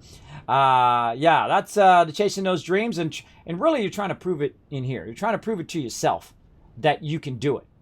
And once you do it, then you're like, okay, what next? And that's pretty much my life. And then a very short sentence. Like, I win it. I want to prove that I could do it. I love to do it. I did it. 100% life achievement in graphic design. Work for some of the top companies in the world. Amazing, lucky, and also from a lot of hard work. And then, what am I going to do now? I don't know. Talk to you guys. Have some fun playing some games. I'm actually going to play the game eventually here. But right now, we were just kind of thinking how to fix this problem as well. Ooh, what the? I got a bunch of aluminum sheets sitting right there. Holy moly. Let's pick those up. Okay, so we need to take this plastic, which we currently are not really using. We're just kind of running it into the box over there, into those boxes. It's sorting all of those boxes, by the way, if I failed to mention that before. It's actually going to every single box, and it will run by, and the smart sorter will say, is this plastic? Oh, it is? Boom, put it in the box. If it's not plastic, it'll say, oh, wait, this isn't plastic. Send that along the line, right? That's how it goes. All right, so this is coming out of here at 20. I think that might be enough, right? It's coming out at 20, and we're already using the excess. So we don't have to generate more excess, which means that we'd have to deal with that excess as well. So I kind of feel like what we'll do is we can go ahead and maybe cut this last one off. Why is this one not doing anything? That's a red flag right there. See, that's not doing anything.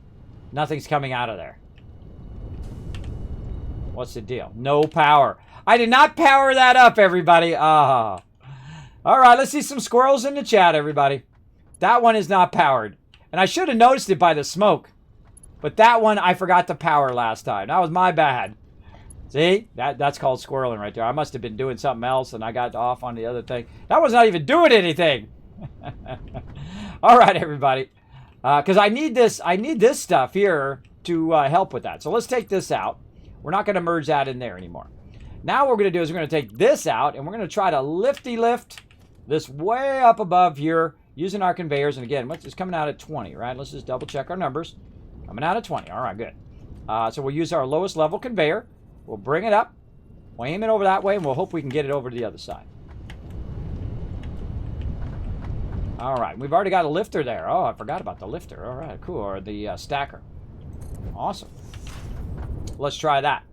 And then we'll go ahead and switch our stuff here. We're going to switch our thing around to here. And then we're going to go ahead and get that over to here. Very nice. There we go. I played the online too. Awesome. How was the update for No Man's Sky? I missed your streams for it. Well, you didn't miss it. You didn't miss it, Calcify. We're going to do it today for the first time. We're going to check the update. So you're here at perfect time. We're going to check it before the end of the stream here. We'll probably check it, let's see, about the last hour of the stream. So let's see. It's about 11 my time now. It's 10:46 actually, but about 11, 12, 1. So we got like, 2-3 hours. Let's say about 2 hours, and then the last hour of the stream, we'll go check out the update for the new No Man's Sky. And then what we're going to do, by the way, is we're going to play it also a little bit tomorrow, and then also on Friday, which would be our kind of mystery day. This way I can just kind of switch in whatever game I want on Friday. I feel like, it's Friday fun day kind of thing, right? Friday, a random game of Friday fun day.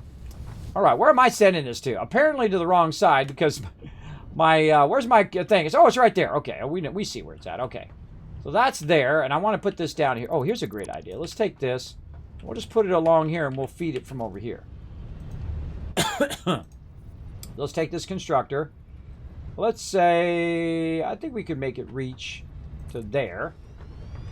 And we'll reach that down into the constructor. Of course, it helps if I have it going the right way. I can tell you that's exactly what that problem was, because I forgot to rotate it. I have a tendency to do that. That's just how it goes. There we go. Rotate it around the right way. That is not what I'm looking for. Helps if I had the correct thing. All right, orange is input, green is output. Let's keep that in mind. There we go. All right. Also, it has 3 lines. That's an input, and then green arrow means output. All right. So here comes our plastic into there, and then we're going to say canister, and then it's going to make it's going to come in at 20. So we're going to crank it down to 40 output is what we need. Right there. And we don't really know. The numbers don't update until you actually power it up. So we're going to go ahead and power it up. We're going to actually hold down F. Oh. Cows flying coming in, says Kismet. I'm going to give you some love. So there you go. Thank you so much for that new sub, everybody. I want to see some massive love in the chat. When someone decides, I appreciate it, by the way. When someone decides, says, you know what, Kismet, I like what you do, bro. I'm going to hit that subscribe button. Make sure to show them lots of love in the chat. I feel like that takes a moment for them to click it and go through the whole rigmarole of subscribing to my channel. That they put in all that effort to show me some love, and I greatly appreciate it. Know that every dime goes right back into the stream. I do this so I'm alive. I don't do this for money or for fame or clout or any of that stuff that sometimes I feel some other streamers fall into. They fall into that trap. I know that trap all too well because I've been through that. I've had lots of money and thought I was look at me, Mr. Big Stuff, right? I got money and I'm better than you and all of that. Oh, God, don't do that. Don't do that, everybody. It doesn't matter. You got to put your pants on the same way. You still got to live your life, whether you're rich or whether you're poor, right? And some people who are wealthy, don't think that money just instantly solves all your problems. In fact, it creates other problems as well. So watch out for that. The thing that solves your problems is creating little moments of joy so you feel good in here and you're good up here, right? That's the thing you want to do. Make those moments for you. And if gaming does that for you, power on, bro. Game on, man. If sitting and knitting does that for you, knit away. I don't care if you're male, female, whatever. Don't let nobody judge you for what you like to do, whether they think it's a feminine thing or a male thing or whatever. Hey, this is the real world. The real world is you get to choose. You get to choose what you like, and no one else can tell you because they don't know you as much as you know you. And I know you know that you know you know you. I'm just messing on that last part. So nobody knows you, and nobody should be able to tell you what kind of socks to wear today, right? Unless you're a child and you don't know about socks. Right? It's like, okay, you want to wear your thinner socks during the summer, and you want to wear your thicker socks during the winter, right? That's pretty much the sock overview that I gave to my kids when they were little. All right, so here we go. So, oh my gosh, that's like perfect. That is exactly perfect. See, someone figured out those numbers because look at how those numbers worked out perfectly. I need 20 on the input, and that's what I've got. And then on the output, I need 40, and that's what I've got. And so that is running over here, which takes care of the excess water that's running over there. That is amazing that those numbers worked out. Someone had to think that out.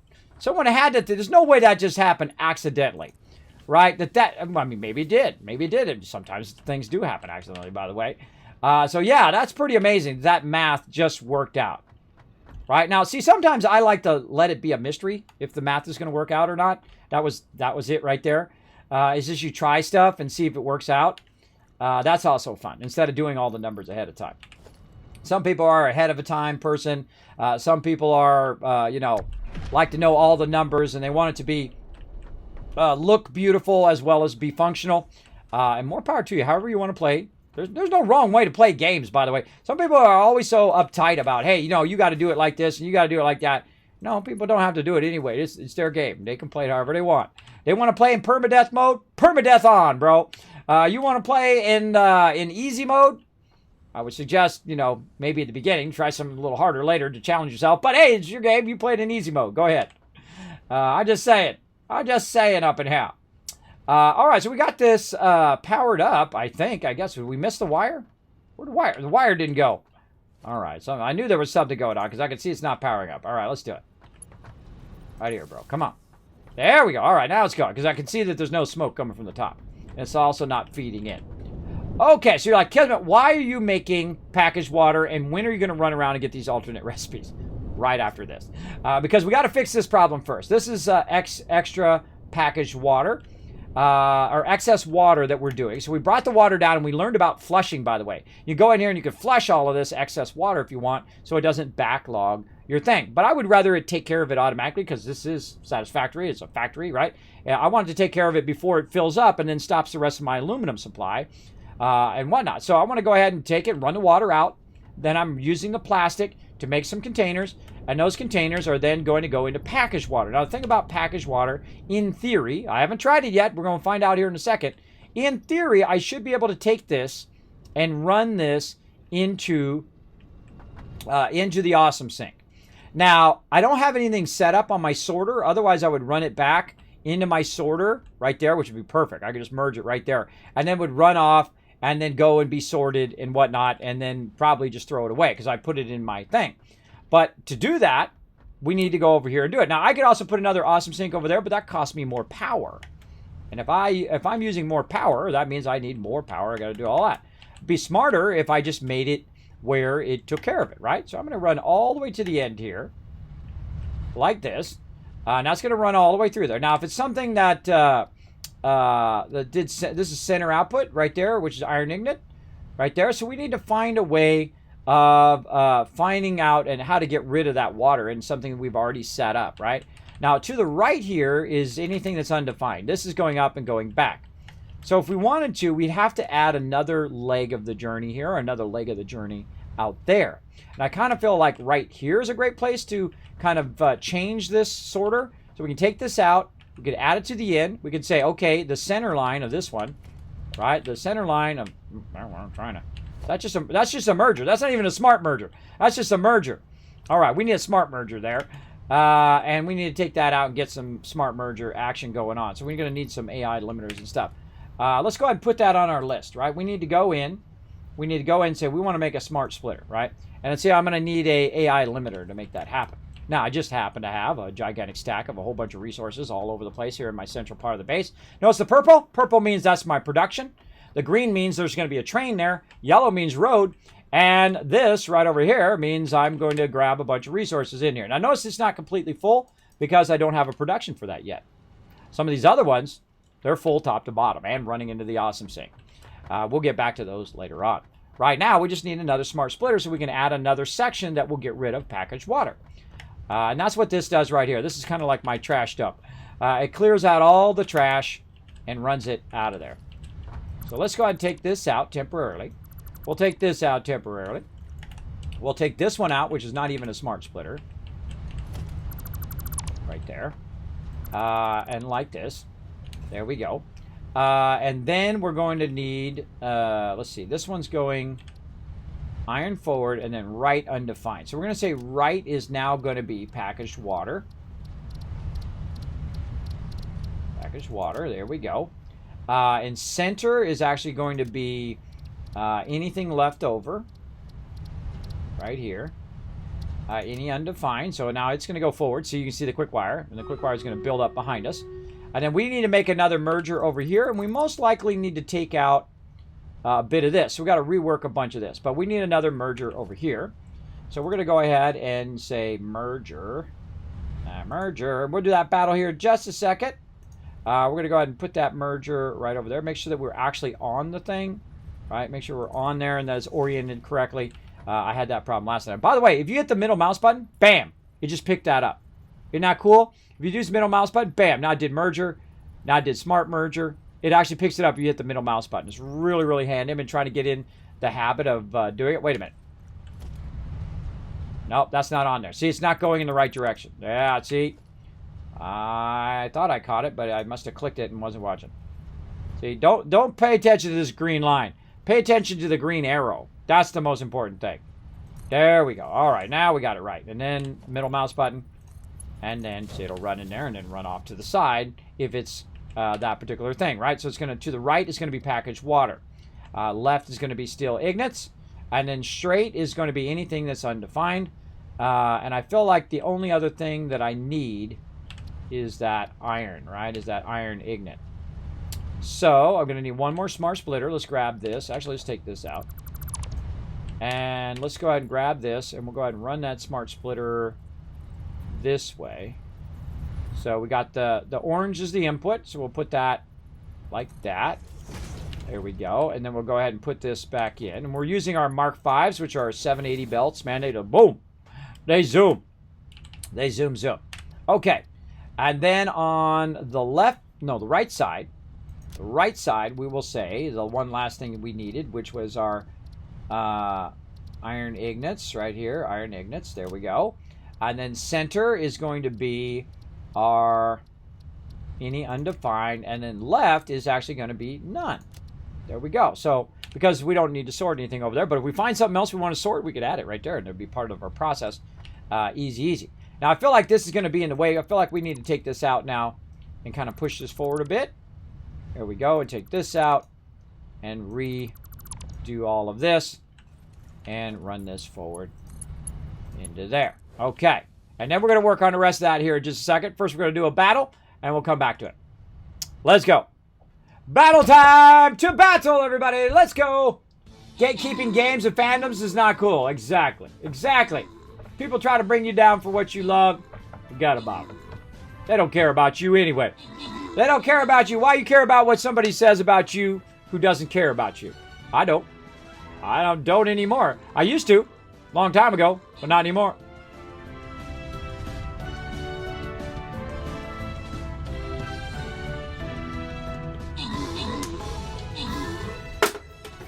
That was a fail. I tried to throw it over there.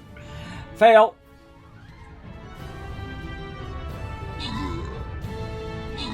Procedural gen and ships look nice. Oh man, I can't wait to try it. Now here's the thing. Here's my take on No Man's Sky, right? And this is why I love those peeps over there. And this happens so rarely in the gaming industry. And I've been around for a very long time, not in the gaming industry, but being a gamer, right? And I guess I'm kind of in it when I'm doing packaging for gaming design, but not really. I don't program and I don't do the graphics or do stuff for in the game. I do the packaging and the boxing and cereal boxes and posters and billboards and websites and all of that stuff. That's what I did, right? I call that making the money. That's where the real money is, right there. If you want to make a lot of money and if you hit it just at the right time and the right thing, you can make a lot of money doing that, and especially if you love it like I did. I love taking stuff and trying to make it communicate a great thing. I don't have any problem with advertising, by the way, as long as it's not abusive advertising. Like, great example is like when you're watching TV now, your TV volume is like 20 and you're listening to your show, or maybe it's 30, whatever it is. And then when they bring on the commercials, they make them 60. So they're really, really loud. Oh, I feel that's abusive advertising. I feel like it actually does a disservice to the people who are actually advertising their product. And I don't mind talking about a great product. There's nothing wrong with that.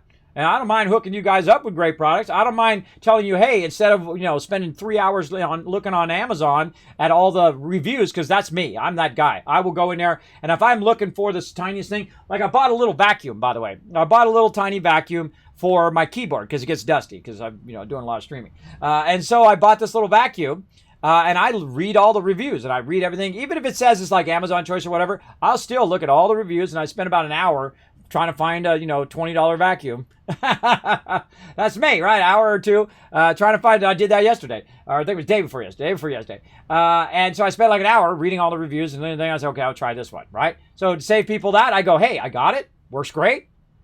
I suggest it, right? It's stuff that I use. Like, hey, I'm not going to suggest you a Blue Yeti if I don't actually own one, which I do. Hopefully it doesn't. I don't want to pull it too much.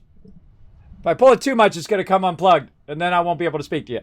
But yeah, I've got a Blue Yeti right here. So if I recommend a Blue Yeti, I got it right here. The Yeti Caster is amazing, by the way. They got a new microphone, by the way, from Elgato as well. I'm using the Elgato green screen behind me. Don't believe it? Don't believe me? Watch this. Oh, wait, here, I'll just turn it off. Hold on, I'll turn off my green screen filter. It's so easier with the Elgato, too. Watch this. Watch this.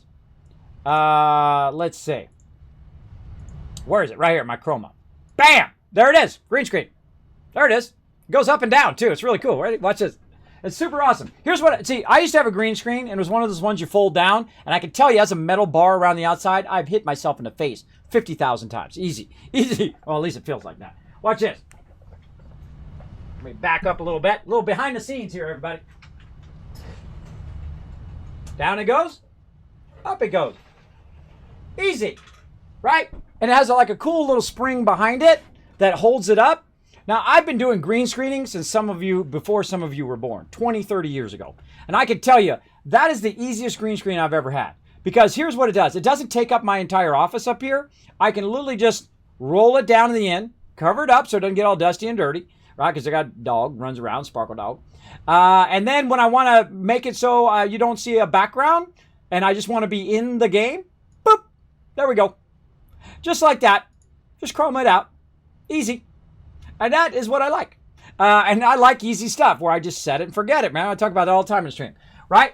And you're like, well, Kismet, what do you get if I go buy a green screen or if I go buy some lights or I buy a Blue Yeti? I don't get nothing. These are not affiliate links. You go and you do what you need to do, right? If it's an affiliate link, I'll let you know. If you go buy something on Amazon, it'll give me like 2 cents. Yeah, I'm just straight with people. I don't try to hide when I have sponsors. I don't try to hide stuff behind the scenes. I feel like that's very disingenuous. I feel like people can spot that in a second. When you're like, man, I love League of Legends. This is the greatest game ever. Oh, man. And if you love League of Legends, more power to you. You go love it. I just use it as an example because I see a lot of people, they're chasing those views instead of being who they are. They're being different, right? Be who you are. Be different and embrace it.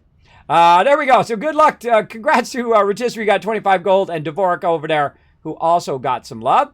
Ooh, man, we are on the loot train on the way over to the boss. Let's keep it going right here. Let's keep that love going here. By the way, we got an extra day in Stream Raiders. This is a little side game we play called Stream Raiders. Very, very fun. Got Satisfactory going in the background. Like that. All right. Procedure generator things. You can start new battles, so I can place a unit and go. That's a little. What do you call that? TMI. Too much info. And there you go. Don't get entitled in my chat. Don't say Kismet, hurry up and do this, and Kismet do that, Kismet do that. That's always a bad place to come from. And because I feel like it's a little weird to like tell me that in the chat, I'm going to go ahead and purge that. Don't be offended, but I feel like that's a little weird thing to say in the chat. So I'm going to go ahead and purge it. But, hey, I appreciate you being here if you're going to be respectful, like it says in the mod rules. So please be respectful of me, my chat, and my mods. So there you go. There you go, right there. All right, I got to press some buttons and flip some switches over here. There we go. All right. All right. So there's another battle going on. Feel free to come and join me, everybody. You can follow that link right there in the chat. Come in and join me for some Stream Raiders. We have lots of fun. And we've killed, I don't know how many bosses now. We're getting close to 400 bosses that we've killed now. Very, very fun. Let's set a timer this time so I remember to fire up that battle and get it going. There we go. There we go. Hey, Ron, what's up? Thanks for coming in. Someone redeemed Streamer Pal. I don't think I am explaining that Streamer Pal enough. The Streamer Pal, by the way, is for people who want to do shout-outs on my Discord, who are streamers, and say, hey, Kismet, I want to, I could use a little help. I could use a little love train over in my stream. That's what Streamer Pal's for. So if you redeem Streamer Pal, I'm going to just respawn to the thing. 100% joke, not being demanding, preaches one thing and then does another thing cool. There you go. Well, hey, that's why I try to tell you ahead of time. It's a little awkward when people say that in the chat because I don't know. I don't know the context of you. You always want to keep that in mind when you're talking in text chat, that I don't know the context. Like when people say, hey, Kismet, I'm going to nuke your base and nuke your base and nuke your base, and then they fire off a nuke, I'm going to assume you are going to nuke my base because you said you were, right? Because I don't know, because I can't see you. And I can't see that you're laughing, which is making me laughing, and then I'm laughing, and we're all laughing together, right? So you can't see that context. So always keep that in mind when you're in chat, right? If you say something really weird, I'm going to say, oh, is this person a troll or are they not your troll? Because I don't know the context of what you're saying, because I don't know you that well, right? If I knew you and you were hanging around all the time and you're like, Kismet, hey, ha, ha, ha, yeah, you're right, laughing. If you put a little laugh emote at the end, that's what we have emotes, right? You put a little laugh emote or you say ha, ha, ha at the end or lol or whatever. That's a great way to do context in what you're doing. If you're joking, then put something in there that lets people know that you're joking. And then I'll be like, oh, cool, bro. That's funny. Let's do it, right? So again, you got to have context when you're doing stuff in text. I learned that a long time ago, by the way, because I like pioneered that, bro. Way back in the day, you know, websites, they were called bulletin board systems, BBSs. Right now, I triggered a bunch of people in chat. They just had a bunch of flashbacks. They're like, oh my God, I remember bulletin boards. I remember those back in the day. It was like you dialed up with your computer to another person's computer. And then they had like places where you could post and you could talk about comic books and Dungeons and Dragons and all the other cool stuff that you were into, all that geeky stuff, or you could talk about computers or whatever, you talk about sports, you talk about whatever, right? That was like the predecessor to the internet or the predecessor to like Discord. Discord is like the same thing, by the way.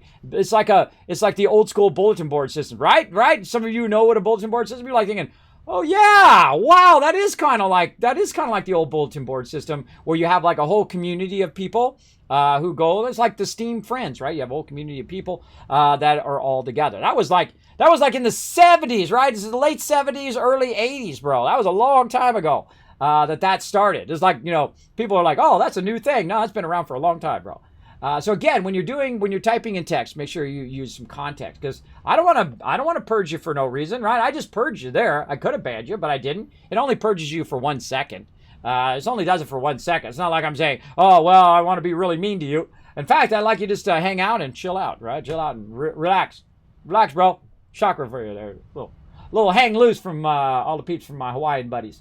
Hey Ron, thanks for coming in and hanging out. So yeah, if you redeem Streamer Pal and I don't see that you put your actual streamer address in there and your Discord name, which is what that whole entire why you type text in there is for, then I would just refund your points so you can use them for something else. All right, so I'm just going to refund those for you. There you go. I do the updates for the wiki leaderboard, by the way, number 23 in game and with boss skills. What does that mean? What does that mean, Furwin? Give me some more context to that. With a leaderboard, who's number 23? You're number 23? Who's 23? Now I want to know who number 23 is. Is Denty number 23? I'm number 23. I'm number 20. Oh, in-game and boss skills. Oh, I see. I see what you're saying. Well, hey, send me a link. Whisper me a link right here. I might go check it out. There you go. All right. Drive-by from Zero Fate. All right, let's do a drive-by. Those are always fun. That's my buddy Norbert. He's going to come by and bring the Kismet love train. There he goes, my buddy Norbert, bringing you guys some love. That was redeemed by Zero Fate. There you go. A little love for you. All right, let's play some more Satisfactory. How about that? Come on by and join me, by the way, for some Stream Raiders. We do have lots of fun playing. So again, remember, I can't understand. I'm not going to know the context of what you're saying unless you put a ha-ha or a hee-hee or a lol. You know, that kind of stuff in the chat. Then I'll know that you're joking. Otherwise, I'm going to assume that, because this is what usually happens, is that people come in and they're trolling and they're being disrespectful and all of that stuff. So gotta add that context. And that's why I try to add context here in the stream too. When I'm going to purge somebody, I let them know. I try to be respectful. Try to say, hey, this is why I'm purging you, because that's a little weird. And we're going to be purging that, but don't be offended. Cool, GG, bro. If you were just joking, cool. Well, I got no problem with it. I like a good joke. Hey, so sometimes people get a little too serious, right? I try not to be too serious, right? I can take a joke, right? Lighten up a little bit, bro. That kind of thing, right? So, when you come in and people are just being a little harsh, I try to look at it like, is the person really trying to troll, or are they trying to do the thing, right? And I don't know. That's just the way I am. I like to see if there's context to it. What are they doing? That kind of stuff. And I take banning very seriously. I don't like to ban people. In a perfect world, obviously, you would not have to ban anybody, right? They come in. They say, oh, well, Kismet's rules are these things, right? Okay, I'm not going to do these things. I'm going to be respectful of other people. I'm going to be respectful of Kismet. I'm going to be respectful of people in the chat. I'm going to be respectful of his mods. I'm going to be respectful, right? That is how everybody wishes it was. But that is not the reality of life, and I'm not going to even try to pretend it is. The reality of life is people make choices, and those choices are all on them. What they do is on them, and what you do is on you, right? What I do is on me. If other people are going to be disrespectful to me, that's not me. That's them. That's their choices, right? If people come in and they're being, obnoxious and they're saying, Kismet, you're old and you suck and blah, blah, blah, that's on them, bro. That's not on you. Remember that other people's negativity and their problems are not for you to set right here. Don't put it in some sort of negativity backpack that you're carrying around, and then you got all this weight on you. It's a wonderful thing, bro. It's not your job. Now, if it's your children and your family, obviously, you might have to put a few of those problems right here. I got a lot of them sitting right here because I got 3 daughters and I got my wife, right? I got real life things, and I've got medical issues and disability. So I've got a lot of weight right there. But, I got broad shoulders, baby. I can carry that weight. But other people's things, the other things they try to put on you and their negativity and all that stuff, don't let them put that on you. It's not your job to carry their negativity around. It's not your job to do that, all right? It's good. It's very, very important to know that in life. You don't have to carry the burden for everybody else. Now, if it's a good friend, if someone you care about and someone who cares about you, then, take that challenge of, being there for them when they need you. But don't be obligated. Don't be obligated for just random people who come in my chat and just like, I don't know who they are and I haven't seen them in my chat. And then they start getting entitled like, hey, Kismet, hurry up, play the game. Play the game, Kismet. Stop talking to people. Play the game. Right? I get that from time to time. And I'm like, nope. You're not the boss of me. You don't tell me what to do. I answer to no one. I'm 50 years old. I nearly died 5 years ago. I could be dead right now. I don't answer to nobody. And neither do you. I don't care what age you are. You don't answer to nobody. Go be awesome. Make good choices. That's what we try to do up in this tree. There we go. Hey, could I see how you get the mats from the nodes to your factory? Absolutely. Fantastic question, Cameron. Let's take a look. Let's go take a look. We're going to get up here. Now, I tried to bring like the raw materials from wherever they were, right? And I've got them all over the place. Look, I'm going to go on until the horizon over there. Actually, let's get up on top of this one. I think this one would probably show a little bit better. Let's go up here. This one old school? How do I... Where's my get up on the top of this one at? Maybe it's over here. Oh, I don't have anything that goes on the top of that one. All right, let's go to a different one.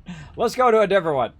This one over here, I know I do. So let's go over here, and we'll get up on top, and you can take a little bird's eye view of what I got. I love talking to chat. It's one of my favorite things to do. I'm doing a lot of it today. Everyone's like, wow, Kismet's really in the talking mode today. I know, huh? Well, sometimes I feel like chatting. It's my stream. I can do whatever I want. I answer to nobody. I have trouble just getting up in the morning, let alone doing other stuff as well. Thus is the way it is when you have disabilities. But here's how I get my stuff into my base, right? You can see there's a factory there. There's a factory here. There's a little factory over there. And you're like, well, Kismet, it's not beautiful. Well, I don't build beautiful factories in what I call super building mode, right? There's the basic building where you're a spaghetti city. which is fun because it triggers all those Satisfactory people. Because I know I'm going to tear it down. I'm not going to leave it like that. But it's really funny to do that. It's funny to me anyway, because I know that would trigger me too.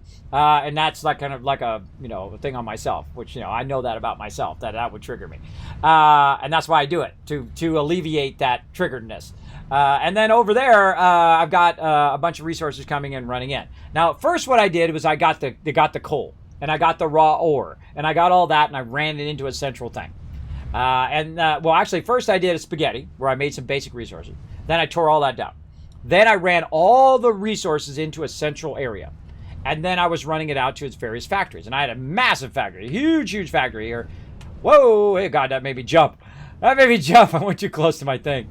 Oh, God, that scared me. And you can see that was all factory right there. That was a huge factory, running that down.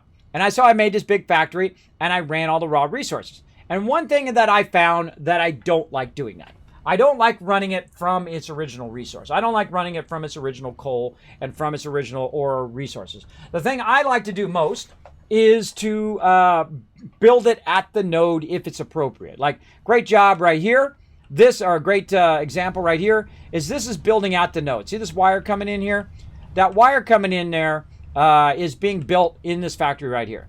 And what it does, it runs out, it goes into that box, and it feeds itself down, because I have, the things that make it go down, the conveyor lifts, right? Going down from the bottom box to the next one, and then it goes down to the next one behind the other one, right? So it goes down in the bottom. Now, why do I have it going down the bottom? So I can run over there, and I can grab it. And I can grab that resource when I need it, like when I need cable, right? Or wire, or, whatever I need. So I've got those in those boxes. So these central boxes here are for me to use, not for production mostly. Right? It's not like I'm running them in there and then running them to another part of the factory. I'm running them in there so I could use them. I'm running them in there, and then if I have excess, they're running into the awesome sink. That's how I have mine set up right now. But as I go along and I make stuff like wire, you can see right down here, right? Making this wire in this place right here. I run the wire into there. It makes the plates run up into there, and then this makes heavy modular frames, and those heavily modular frames get run into my mega sorter, which I have right here, and it runs behind all of these boxes. And if it's the thing, it runs it up into the box.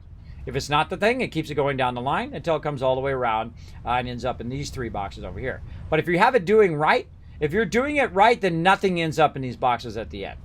That's how you know your sorter's really working well, right? And mine doesn't. Normally nothing ends up at the end unless it's something like leaves or biofuel or something like that, or maybe an extra vehicle that I wanted it to just get out of my inventory for the moment. But that is how all my stuff is working. So I am making the item at the node, right? So, and that makes sense for a lot of things, but not everything. Not everything. Great example, aluminum, which is what we're talking about today, is a lot of aluminum. So if we go in here and look at this copper, we see there's the node, right? There's the node right there, bringing that copper up, running it into here. We've got it, all of our math running perfectly, because copper's super easy. It's a really very easy one. That's a level 2 as well, so that means we're making twice as much than we were before at the beginning of the game. And then we run it in here, we make it into copper ignites, it goes up there, makes it into wire, makes it into cable, etc. So I prefer to do that and then run the, what I call finished item to wherever it needs to go, right? And sometimes it's not really the finished item, because then you're going to take your wire and then you're going to combine it with something else, which makes something else, which makes something else, which makes something else, which makes the thing that you really want, right? That's how that works. Now, a great example of not doing it at the node is aluminum. And that's something we've been working on here. And we're going to get to go doing alternate recipes here in a minute, by the way, everybody. And that's what we're doing over here. We're bringing down some water, and we're trying to keep the water above the thing that we're building. We built it up on the second level. The reason why we built it up on the second level is there's actually another node down here that we haven't even tapped yet, which is for limestone. You can see it coming up from there, right down there. So we're using our cool little rounded ones, which are fun. And there it is down there. I haven't even used that once this game. Haven't even used it yet, but we'll get around to it. Or at least I don't think I have. And then up here is our aluminum.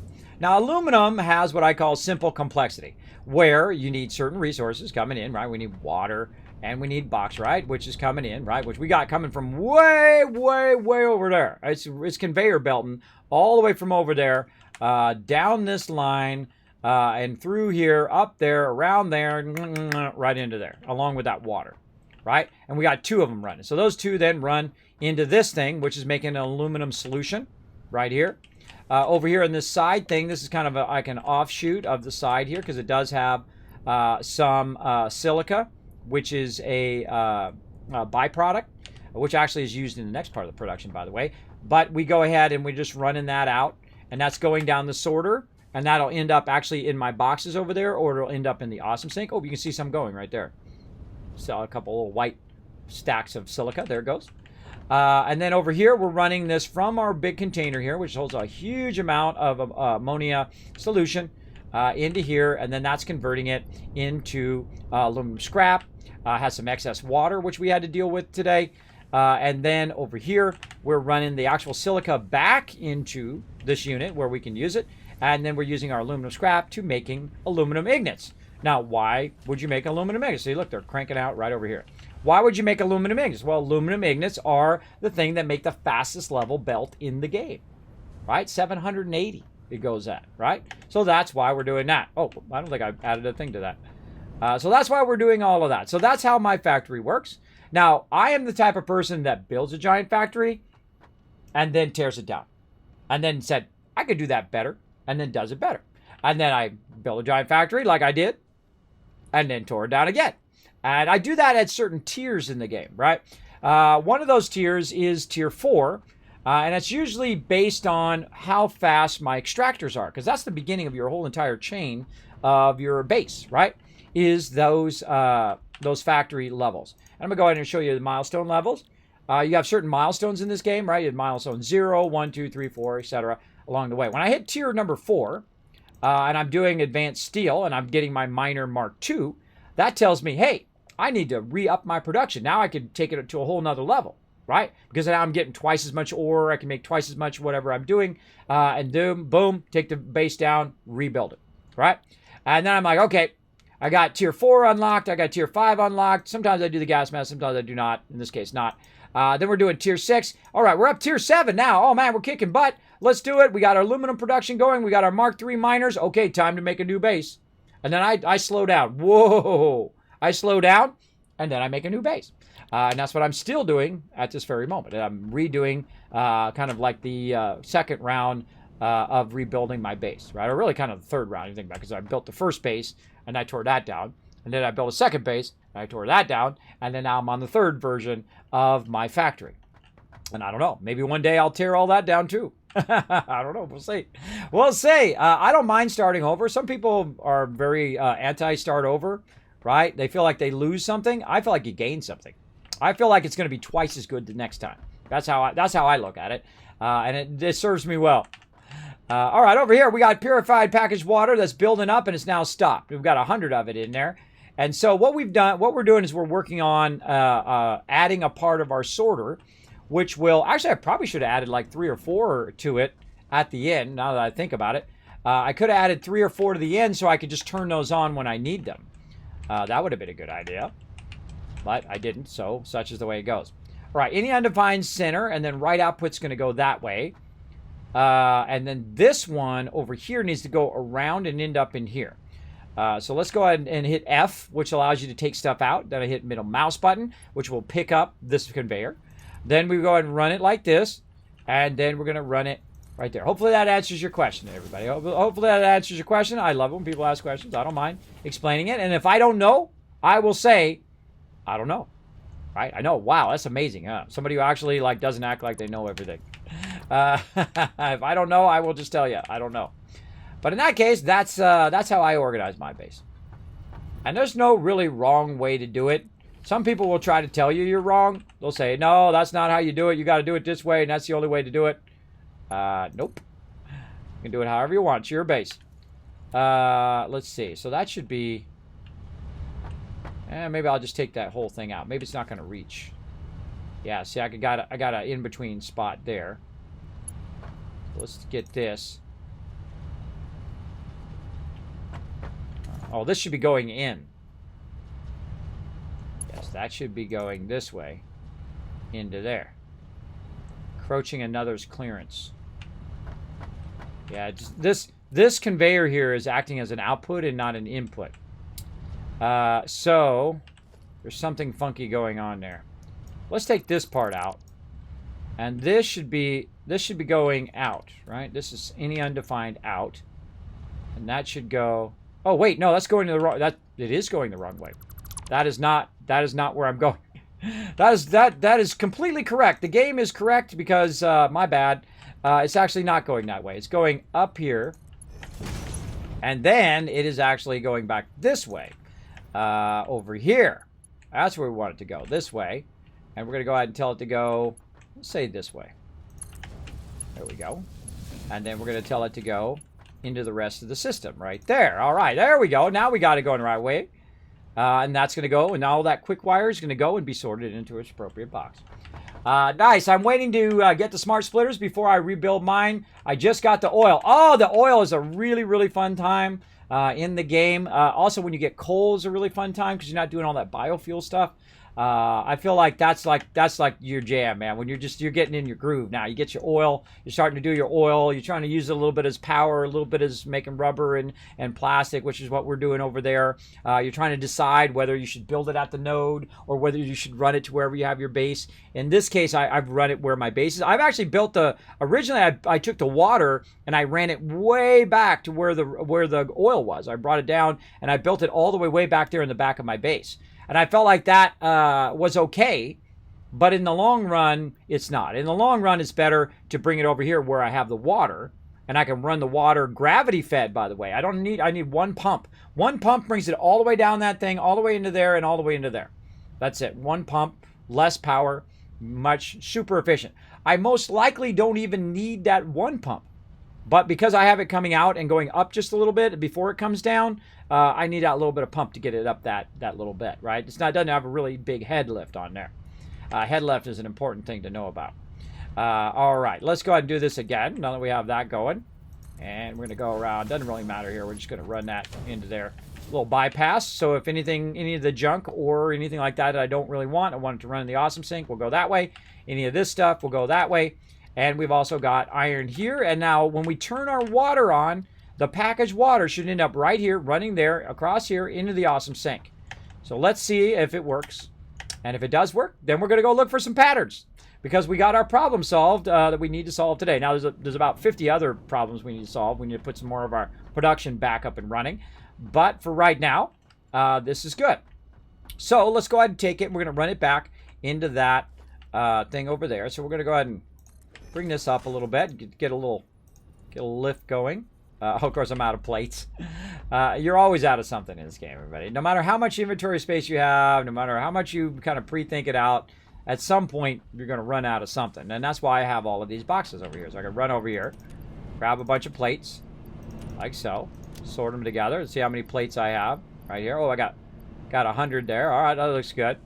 Maybe get one more. There we go. A couple stacks of 100. Back to it. You need your plates for your stackers. I love the stackers, by the way. One of the reasons why I don't build very heavily at the beginning of the game is because you don't have your stackers.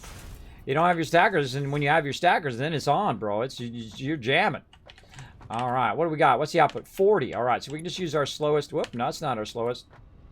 Pressing the right button. So press 4, right? Yep, there we go. We can just use our slowest belt. No worries. Up to there. And, oh, yeah, right into there. All right, nice. So that's going to come in there, and that water should be coming across here. We'll just kind of watch it go down the line. Woo, can we make it? It's very hard to jump against the speed one. The one that's going so fast. Ah, so hard. So hard to jump across that one. Because it's going 780. So it's really hard to jump. You get on the edge, then you can do it. Whoa, hey, it just launched me off the other side. You get on the edge, you can do it. Sometimes there's like a real thin edge you can walk along. Now, I could also, put a walkway and all that stuff in here. But here they come. They're not going really fast, but they're going as fast as they need to go, right? Now, this is going at 780, so this has a definitely fast enough to kind of merge stuff to run it down the line. Now, you notice that we've got some aluminum coming down there. We got plastic coming down there. We've got a little bit of everything coming down there. Oh, there goes our water. Let's go. Let's chase it. Ah, water, come back here. Come back here, water. I shall chase you down if this thing wants to let me stay up on the thing. What is going on, my mouse? Mouse, work with me. Let's do this. There we go. All right, so the water's going to come down here. There's some water right there. And around the thing it goes. Whoop. And then it's going to go through all of these boxes here, which are kind of my junk boxes. I threw all in there. I literally threw away thousands and thousands of resource by putting it into those and letting them run. So this is going to run down the line. If it sees the water, it should, in theory, down here, if I get up on top of these, there we go. I'm in trouble with my jumping today. And there it goes. So all that excess water now being run into there. And in theory, it should be running into the awesome sink. There it goes. There we go. At a certain speed, right? At a speed of 20 or whatnot. And there we go. We did it, everybody. We got rid of that excess item that is going to cause our aluminum factory to stop. Now it'll never stop. It'll just keep running and making aluminum. Now, it's been making aluminum for a while, and we had just like a half a box of aluminum left, or really about one row of aluminum left, which is right here. Let's see how much we got now. We got a whole box full of it. Wow. I wonder if we have 2 boxes full. Nope, not yet. Not yet, but we're getting there. So we have a whole box of aluminum. Now remember, we only had like one row or a little half of a row right there. And look at this, it's lining up. There's 19 there, there's 20. And it's still lining it up. And then when it's done there, it's going to end up here.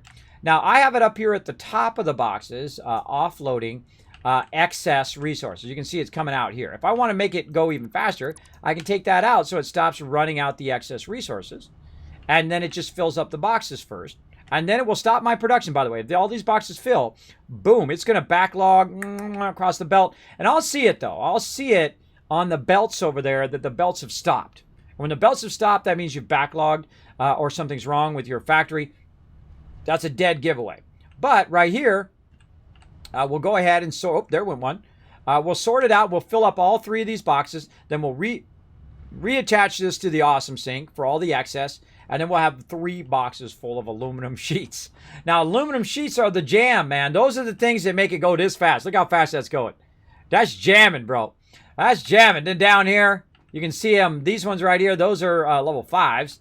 Jamming as well. I don't even know if that's a level 5. Is that a 5? That is a 5. Yeah, that's a 5 running over there. So that's pretty nice. Pretty nice to just have that fill up. So we'll let that fill up. Now, how are we looking over here? Uh-oh. Uh-oh. Our modular frames are up into the 3rd box. When it gets up into the 3rd box, okay, that's the time you want to run out your excess, right? Because you know it's still going to feed down when you need modular frames, but it's going to stop your modular frames production, and that's what we don't want to happen. We want it to keep going. And why do we want it to keep going? Well, because I'm in the later stages of the game, I'm trying to balance all of my stuff so that it continuously runs. All right, so we'll run that like that. I don't know why I did that weird thing like that. I just run it into the front. That is open. Oh, it's too steep. All right, that's okay. We'll run it in the side. We'll run it in the side, and then look at all those frames. Bye-bye frames. Go make me tickets. Right? I love to use resources that always it always gives you a benefit, by the way. See all that extra silica being run in the awesome sink? See all that extra things? I don't need those. I don't need those sitting around. I don't need to manage those. Those need to be getting rid of, right? If you got a ton of extra stuff, like I had thousands of resources in boxes on that far side over there that I connected all together, ran them through. That's why I built the mega sorter. And then it went through the sorter and then put it in its appropriate box, filled it 3 high, and then if it had too much excess, it ran it off into the awesome sink, which is what these are over here. These are the awesome sinks over here. Just getting rid of it, getting me tickets, running it over there, GG. Now, another thing I could do, by the way, with the awesome sink is if this stuff's not going at maximum speed, is I could combine these lines and use less awesome sinks, which use less power, but still gets me the same amount of tickets and the same amount of stuff. So very, very cool way of doing it. And that's one of the things I actually did this time. I just kind of was working on that, and I thought, well, I'm going to try it like this time. And it worked out good. Speaking of working out good, let's do a battle. Let's go, everybody. Come on, Stream Raiders, to battle. We got 38 to 35. Come on, we got this River Dog taking a beating from them spiders. We got some peeps lone wolfing it over there. GG. Whoa, they're taking a beating over there. Get away from my support. I'm talking to you. I'm talking to all of you. Don't attack my support. No. Bad. Bad guys. Here we go. Wasteland Tycoon coming in, rocking those yellow fedoras. I see you in there. I see you in there rocking that yellow fedora. Rotisserie G. I see you, River Dog. Rocking that love. Who we got here in the back? Rotisserie G again. There we go. Thank you for the heels as well, Rotisserie G. Thanks for coming. Oh, look at this cool teddy bear. Uber's using the teddy bear. All right, there we go. Let's go ahead and slide that over. It's a little fun little game on the side. We play Stream Raiders. Very fun. Riverdog coming in with 25 gold and Riverdog MVP. Man, Riverdog, you taking the game on today. All right, so we're gonna go here. I think we'll go here, right here, and then this one, and then that one. Oh well, it's time for Stream Raiders. Well, haha, I'm ahead of you, timer. Which one we want to do for? We want to do mouse or we want to do this one? Which one we think is harder? I would think this one's harder. It's got the chest. Yeah, I'm going to go this one. I want you guys to get some boss love today. I think we got enough time. This will be 12. This will be 12:30, and this will be 1 o'clock. And then we'll play some No Man's Sky. So, yeah, let's do that. Let's do that, everybody. Let's get it going. And then we'll go ahead and throw that in there as well. Who to take on? Hold on. Let's look at the levels. Level 10. Oh, man, I've called that one right away, man. I called that one right away. These are level 20s. Yeah, let's take them on. Got some level 20s over there, too. So, all right, everybody, come in and join us. You can follow the link right over there. Everybody in the chat's playing. You might as well come and join us. It is a free-to-play game. You can play in your web browser, like your Chrome browser, whatever. And come and join us. You can go in, click that link. You can sign up on there. It is free to play. And then what you do is you find me, your captain, Kismet, and then you can see the battle board. And you can come and join us like all the peeps are doing right now, like Riverdog, Petroleum. We got Lod Fluss coming in, helping out. Really fun thing to do on the side while you're watching the stream at the same time. Very fun. It's like you're playing a game while I'm playing a game, and we're all playing a game together. And I love the fact that I've got my own character in a game, right? Look, I got my own character, the Wasteland Tycoon in a game. By the way, we got a new person coming up who's going to be a healer. It's this guy, your favorite little dancing dragon.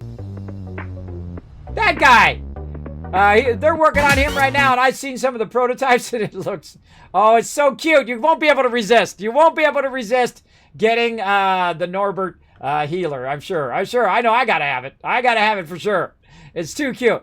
And then I'm going to switch back and forth using Norbert and my Wasteland Tycoon guys. Very, very fun. All right, so let's get back to playing some this as well. There we go. I'm so happy about 7 months. I finally worked hard. It paid off. About what? Oh, you got affiliate. Oh, congratulations, Raymond, on your affiliate. Congrats. There we go. Yeah, I love the smart splitters. The smart splitters are awesome. This is the first time I've used the smart splitters, by the way, in this playthrough. I love them to death. They're really awesome. Sometimes I feel like this game is more around power consumption. It is. That's every game. Astroneer, all based around how much power you got. Satisfactory, based around how much power you got.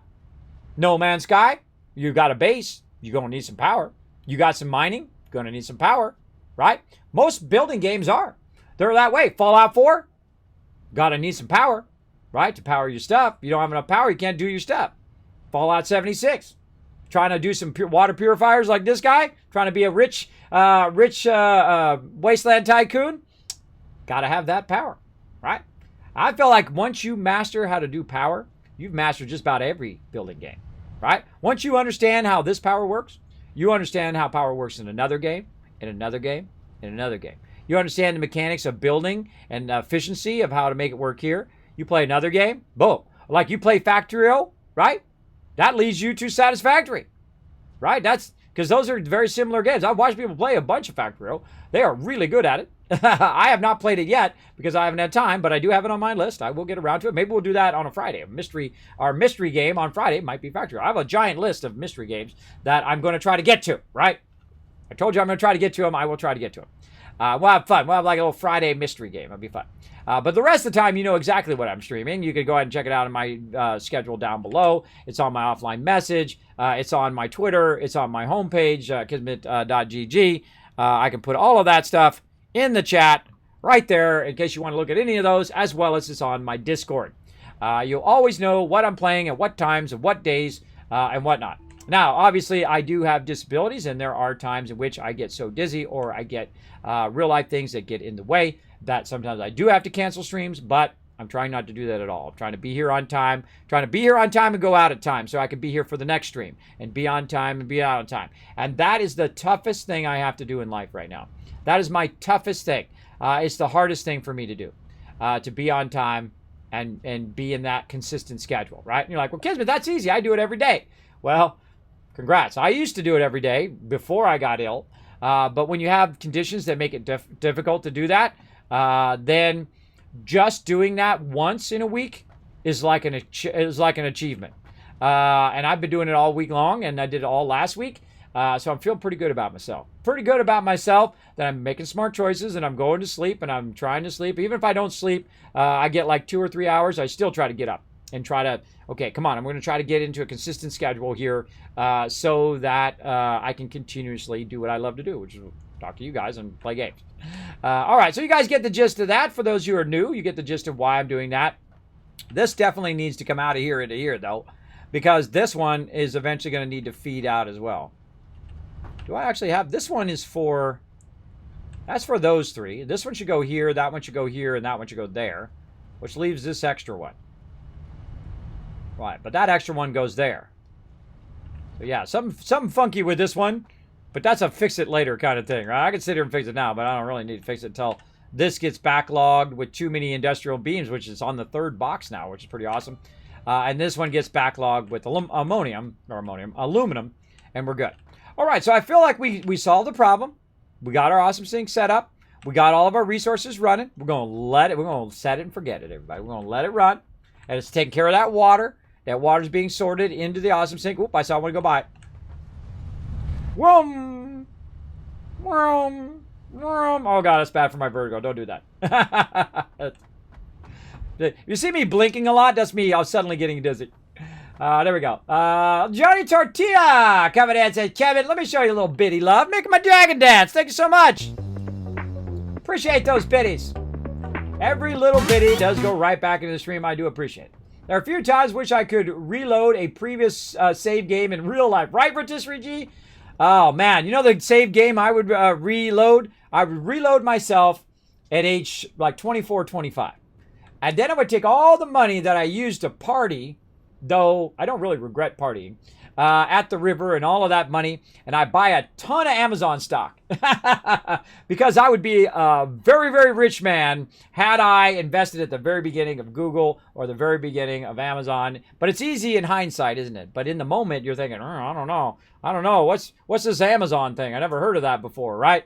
But hey, man, if you invested back in the day, congrats to you, bro. Hopefully you made a few dimes and hopefully a lot of dollar bills as well. That would be nice. But then again, then my life would be different than it is now, right? Would I have gained all the perspectives that I have learned now through all the ups and downs through my life? Right? Would it be? I'd be totally a different person. I probably wouldn't have any kids. I probably would have never got married because I would have had money for the rest of my life. I wouldn't have had to struggle. And the struggle is what makes you into who you are. God, man, I got serious, didn't it? I got real serious. The struggle makes you who you are. It's why it's there.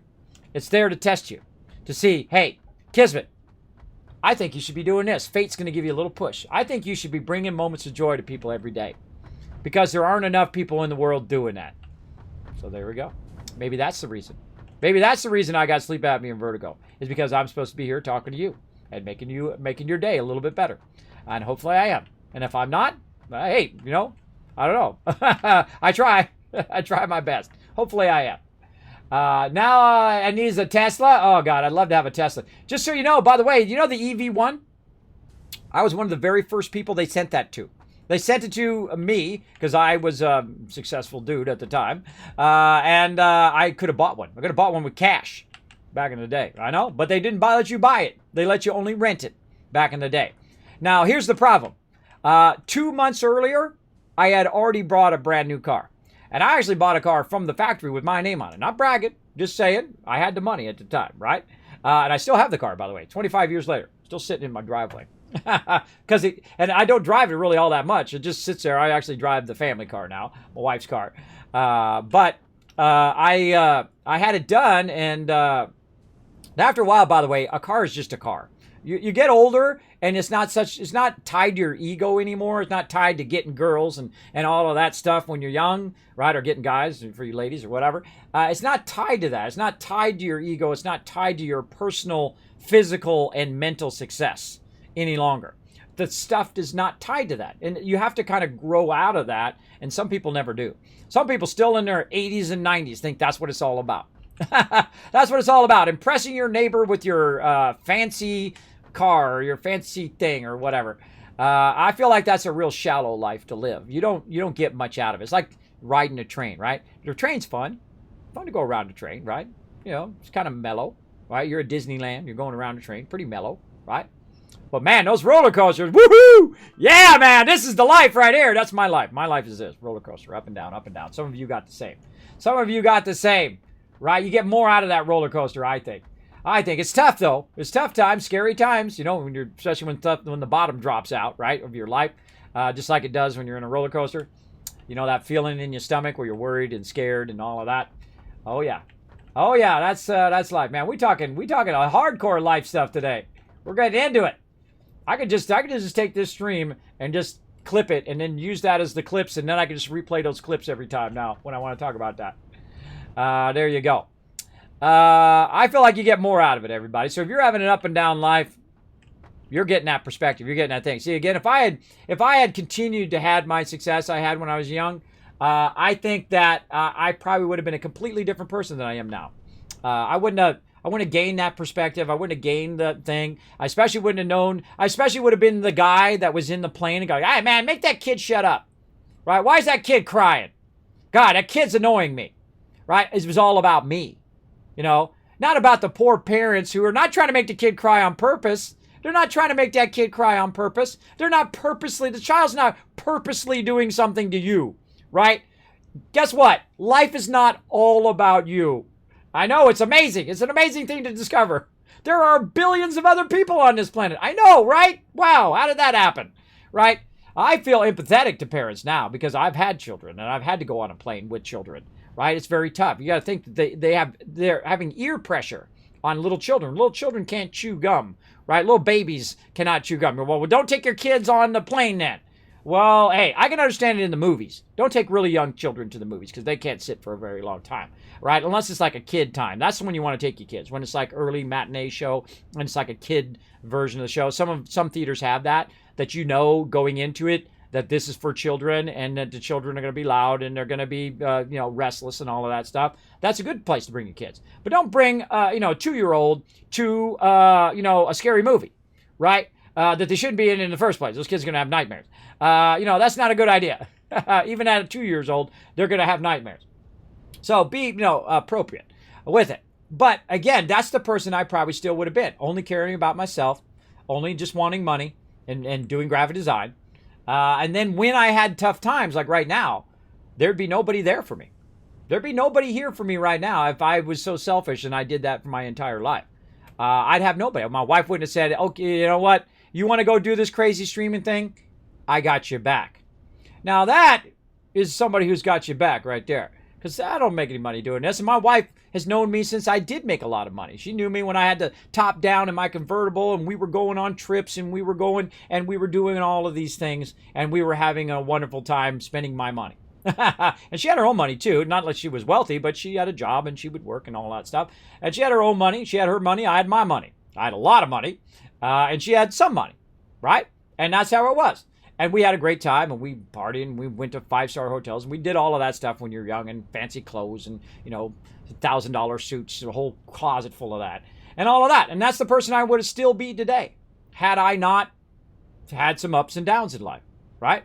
And I feel like, and if I had not met my wife and said, you know what, I like this person. I feel like this person I could marry. I like this person. And then, there you go. The scariest point in your whole entire life, guys, is right there. Is when you pull out that ring, bro. So, pulled out the ring, 27 years, still together. Because I put her as number one above all other things. Because money's not more important, things are not more important, stuff's not more important. We're a team. Always a team. If you're fighting with your significant other, there's something wrong there, bro. There's something wrong. Me and my wife don't fight. We just say, hey, what needs to be done? We got to take the kids here. We got to do this. We got to do that. We got to do this. We're going to do this. We're going to go ahead and have some pizza today. She's like, I don't feel like pizza. What about spaghetti? All right, spaghetti. Let's go have that. Right? I don't argue with my wife because we're a team. We're on the same side. It's not me versus my wife and my wife versus me. It's not me versus the kids and my kids versus me. We're all on the same side. We're on the side of benefiting everybody, right? We're on the same side, just like my teams when I play, right? We're not against each other. We're together. We're like this, right? We're like this together, right? We're like intertwined. We're working together toward a common goal. And if you can think of it from that mindset, and that's the mindset I learned over time, is that you're not fighting against that other person. If your ego is making you fight with someone else all the time because you don't want to be wrong, then guess what? You're wrong. It's hard to tell you. That's the reality of that. That is the reality. There you go. So yeah, sometimes I come in and talk about real life stuff. Now again, if you don't like that, guess what? Here's what you do. You go get a sandwich, you get yourself a drink and whatnot. I come in, I give a little bit of life advice. Now again, it's your life. It's all on you. If you do need help, you do need some love in your life, you can come into my stream. But if you also need some professional advice and things like that, I suggest to seek out a professional to help you out, all right? If you're having a tough time in your life, let me be a little serious for a moment.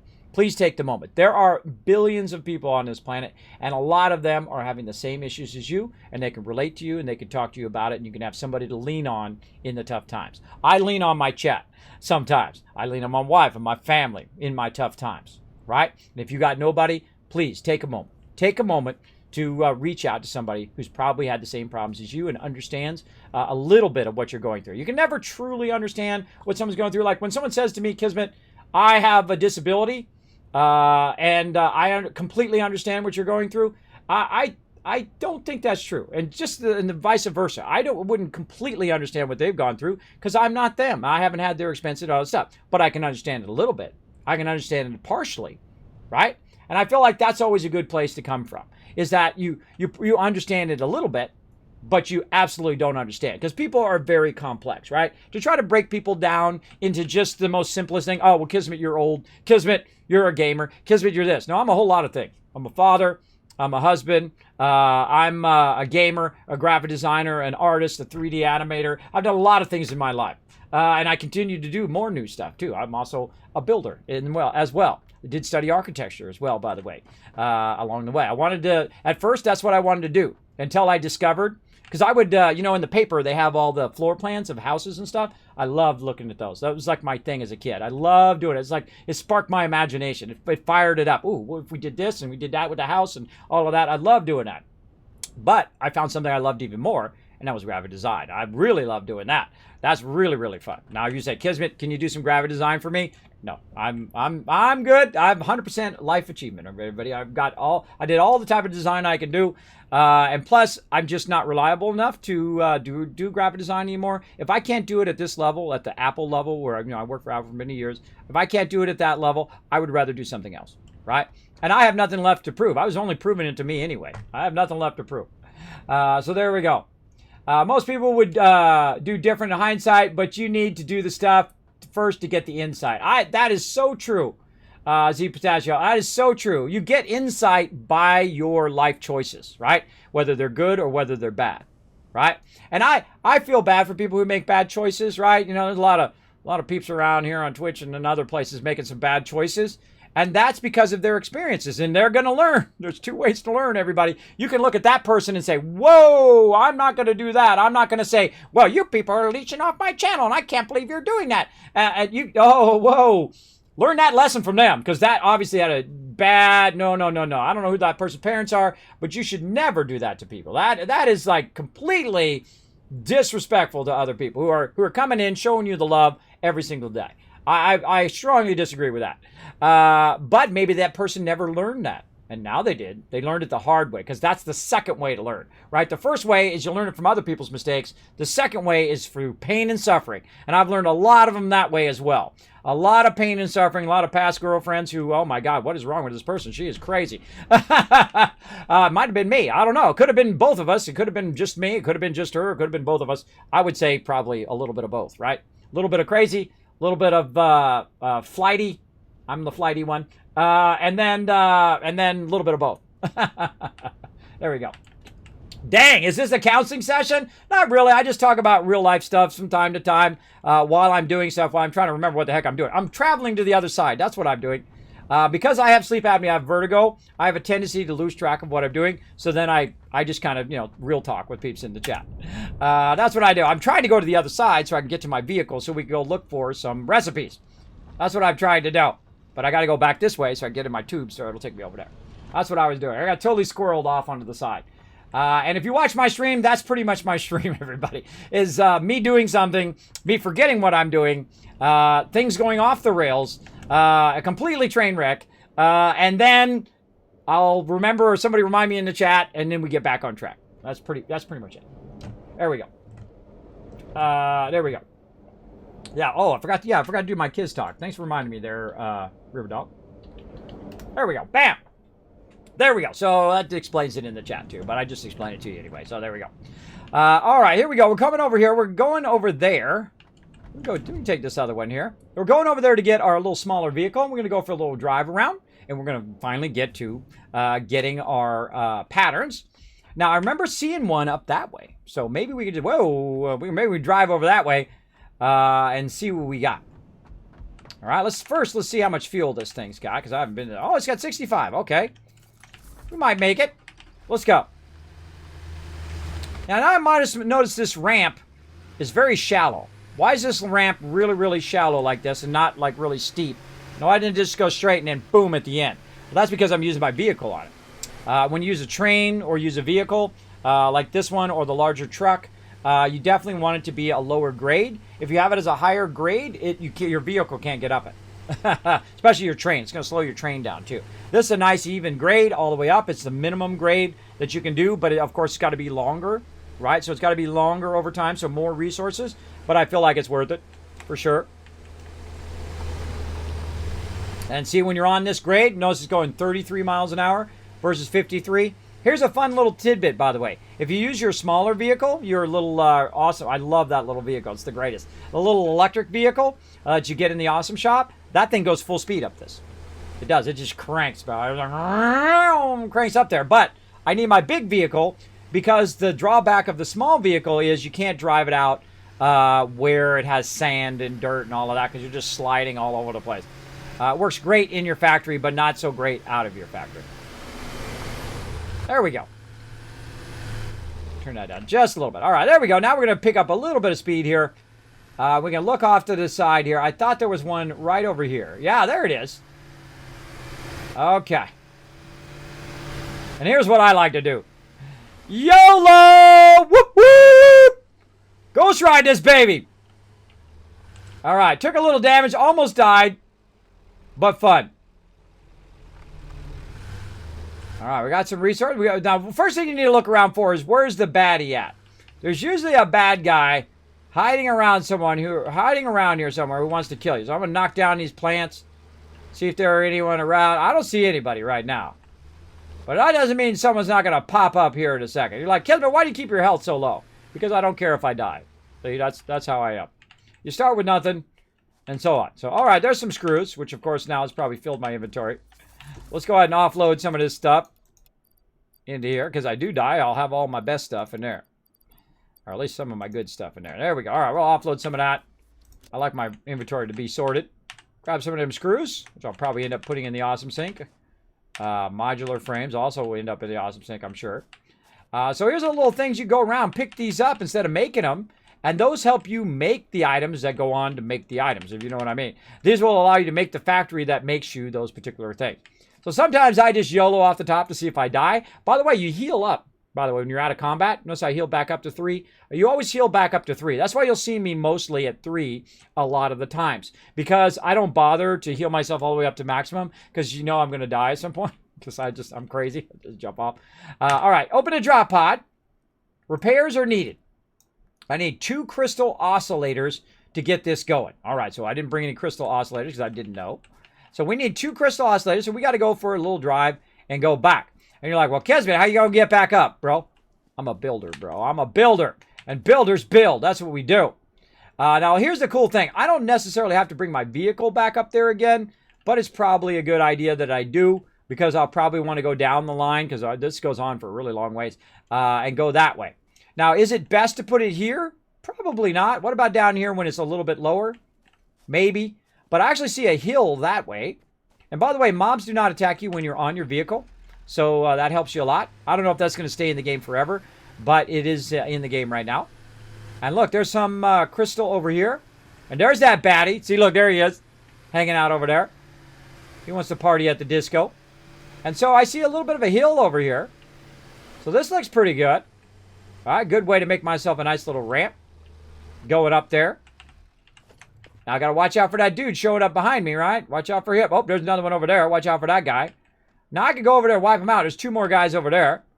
I go wipe them out, but you know what I'm going to do first? I'm going to go ahead and try to build. Let's see how it goes. Let's see how it goes. We can get this done before they find me and come after me. Where's my building? There it is. All right.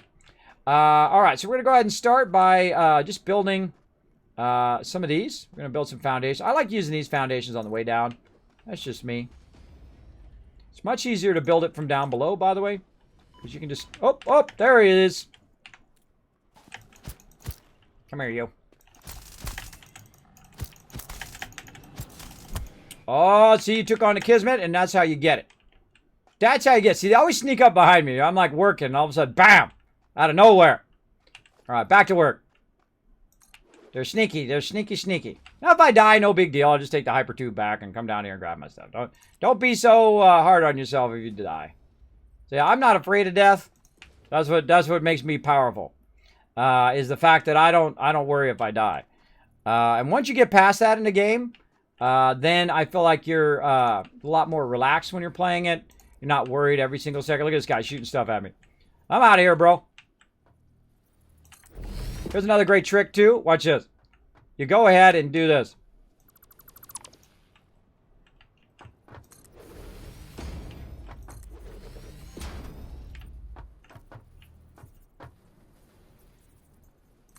Build yourself a little blocker.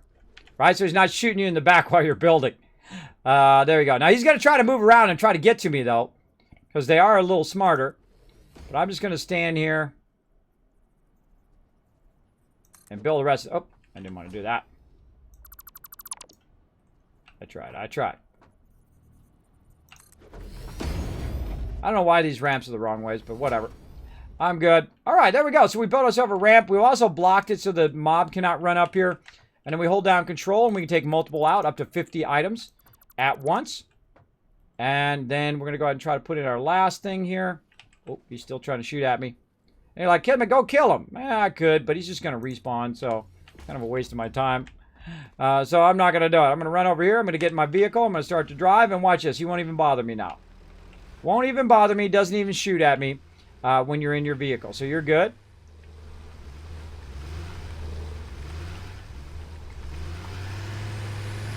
And see, it's pretty straight up. So now I'm going like 12 miles an hour, and I built it like this so you can see. Now, this vehicle will make it, but your big vehicle and other vehicles have a lot of trouble. Oh, it's barely going to make it. It's at 10 miles an hour. Barely going to make it up that. So it's really going to slow you down. The smaller one is a little bit better. Now, here's another thing, too.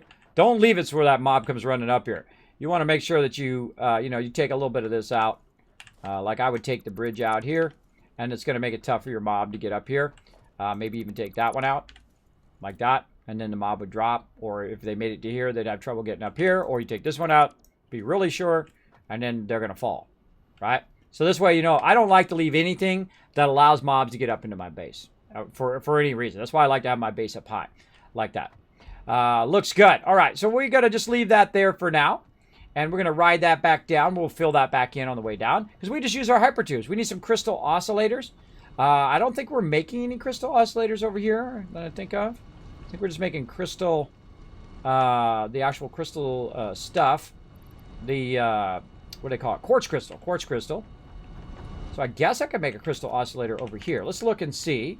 We can go ahead and get our production. We can go ahead and get a crafting bench. We can put the crafting bench down. We can get into there. And we go down. We can see what crystal oscillator. I don't make that many crystal oscillators. I can't even remember what it takes. Yeah, we just need a bit of quartz crystal. We can make it right here. So we don't have to run all the way back and get it. Now I've got tons of it back there, and I got tons of it right here. So I might as well just grab it, run over here. By the way, if you're not making this stuff, I would strongly suggest hitting the little minuses like that. Like biomass, you can see I had that one already pre-done. So I'm not making that. I'm not going to be making any of these. Power shards for right now. Spike rebar, no. Crystal oscillators is what I want. I use a lot of crystal. Wow, I use 36 crystal for one crystal oscillator. Oh, it makes 2 at a time. So you know what? Let's just make 4 just so we have a little extra. I think it said 2. Let's go find out. And there we go. All right, let's go do it. Let's see. When life gives you lemon, make lemon drizzle cake. There you. Oh man, that actually sounds good. Actually, the lemon cake sounds good right now. Luckily, making me hungry. Why you do that? Why you do that? I know you're trying to make me hungry. All right, and then we'll do that, and then I'm hitting the mouse button, middle mouse button. By the way, that's how I'm able to pick up those foundations. I'm actually not using my buttons down here. So there we go. How do you transfer all identical items to another crate at the same time? You use your control and then control left click. That's how you transfer it. So when I want to transfer just this, control left click puts it right into there. Control left click puts it right back in there. If it can fit, right? It'll put as much of that particular item in there as it can fit. Great way to do that. Great way to say, take all and say, well, you know what? I don't need that much aluminum right now. I don't need that much of this. And I do this all the time. I'll put a lot of this away. And then I'll just take back a single stack, right? Single stack of 100, like that. And then I'm good. And then if I need any more, it'll be right there on my vehicle. All right, so we put that back in. And I'm going to be driving back down there. Now, while I'm driving back down there, because we want to try to get to the boss today on our Stream Raiders, well, let's go ahead and do this battle. Let's go. Let's get her going on. Well, I navigate back down this ramp. If you hear me scream, I went off the side.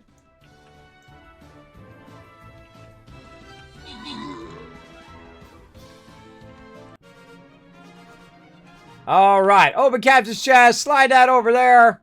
How'd we do? How'd we do? Let's see. JC Hunter getting some extra scrolls. Planning coming in. Overall MVP. Nice job. Ooh, one step closer. Now, this is the time, everybody. This is the time to rise up. This is the time to answer the call to battle. We're going to need those epics. We're going to need those legendaries. We're going to need you guys to set it off up in here. We're going to go for the spiders first, right here. Well, actually, let's see which one's the highest level spider. I knew it already. Look at that. Level 20. Oh, my God. They're everywhere. So this one's pretty tough, too, but there's 2 of them right here. Let's get these spiders first. I'm literally going to put myself right next to the spider so I can get rid of this first spider. We're going to try to wipe out these spiders, little slimies. They're all fairly high level, level 20s. And then we're going to try to get this spider here. And then we're going to push forward to the side. Now, of course, you want to throw some peeps over here to keep them busy. Not going to turn you down. Now, remember, you can put down 1 unit every 5 minutes. It is a free-to-play game. Follow that link. It'll tell you everything about the game. Find your captain, me, Kismet, Kismet. It's right there below the stream. It's up there on the left. It's all over the place. And then you go ahead and see our battle board. You come join us. Very, very fun. Everybody is a vital part of the team. There we go. Would it be wise to balloon for a spider? Hey, you want to go blow up that spider? Blow up the other spider that's not next to me, but the one next to it? That sounds like a plan right there. All right, here we are, everybody. I came down the ramp, and I'm driven over here by the thing again. Let me turn my sound back on. And then I get out of my vehicle. There we go. And we're going to try to get these patterned right here. There we go. And then now we got our oscillators that we need. Repairs are needed. What do I need to do? I can't remember what I need to do. Battery broke. Oh, it needs 15 megawatts as well. Okay. So we need pod damage. Crystal oscillator received. Got that. But we need 15 megawatts. Oh, I forgot it needed power. So how can we run power? Well, power actually is really easy if you just need 15 megawatts. Because you can just use a fuel generator right here. But I need, not fuel generator. That is totally not it. A biomass burner. That's it. Right here. And what we can do is we can go ahead and say, okay, we're going to go ahead and run this. It's going to produce 30 megawatts, and we're going to run that a little bit. And what we need is we need some biofuel, but we don't have any right there. So we got to run over here. Really, you just need anything to sustain that power for just a moment. And of course, if you're a builder like me, you brought a bunch of resources because you were smart. You were thinking ahead. We'll run around, grab a little bit of this stuff here. Run around in the dark time, grabbing stuff. All right, here we go. And we're going to go ahead and connect this from here into there. There we go. And then we're going to take some of these leaves and we're going to throw them in there. That's going to fire up. And that should have, there we go, operational pull handle to open. And you grab that hard drive out of there as quick as possible before it loses power. There you go, because this is going to lose power for sure. And then you just take it out. Now you're good. There you go, easy peasy. Got the drop pod? We're good. Now, where's another drop pod? Have no idea. I don't remember seeing any other ones because we got a bunch of them already. I don't know if they respawn, by the way. That's a good question. We should probably maybe visit one we haven't been to since the beginning of the game and see if they respawn. Now, look at these baddies over here. Now, they don't bother you. Look, they're not bothering me. I can run them over, though. Take that, baddies. But he won't die with just running him over once. You got to run him over multiple times. All right, let's go on a little adventure, everybody. Oh, here's a big baddie. Oh, take that, bro. Oh, I wonder if I can push him off the side. Whoa, whoa, whoa. I just had that thought. Now, I'm going to fall off the side. Probably. Well, let's see if we can push him off the side. I guess if we do it right and we stop in time. I feel like that's a really dangerous thing to do. He needs to be more on the cliff edge. I need something that knocks him back. Wouldn't that be awesome? You shoot him and bam, it knocks him off the side. Let's get him up here first. Oh, he can't get back up. Freaky alien. Doggy. I wouldn't have to knock you back. Oh, there he goes. There he goes. Oh, it worked. Ah, next level. 200 IQ there, everybody.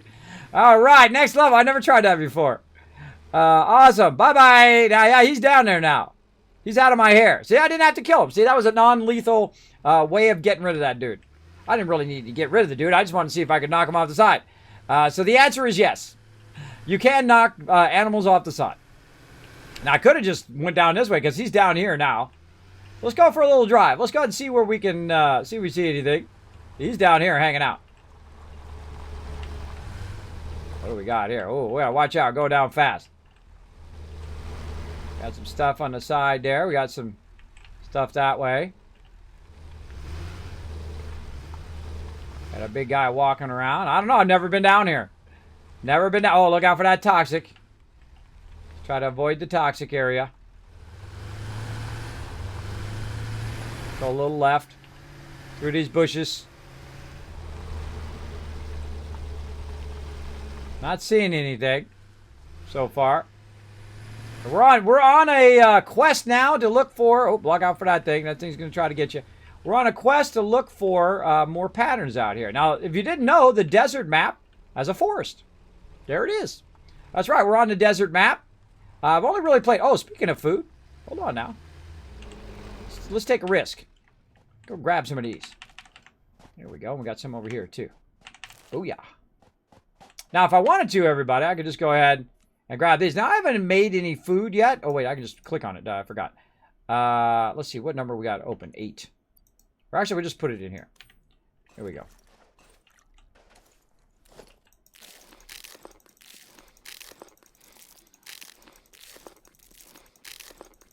That's the highest my health's been since the beginning of the game. I don't care if I die.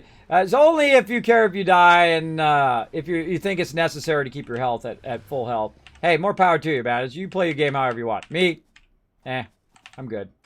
Especially when I'm in the base. When I'm in the base and I'm around the base, there's no real reason for me to constantly worry about my health level. Because if I die, I literally respawn right there where my stuff dropped. If I just run back and grab it. So why waste those resources on keeping my health high when I can literally just go right back and get it? So let's go around this way. I really need to get my gas mask going on so I don't take that. I can go through that stuff. But I like to explore.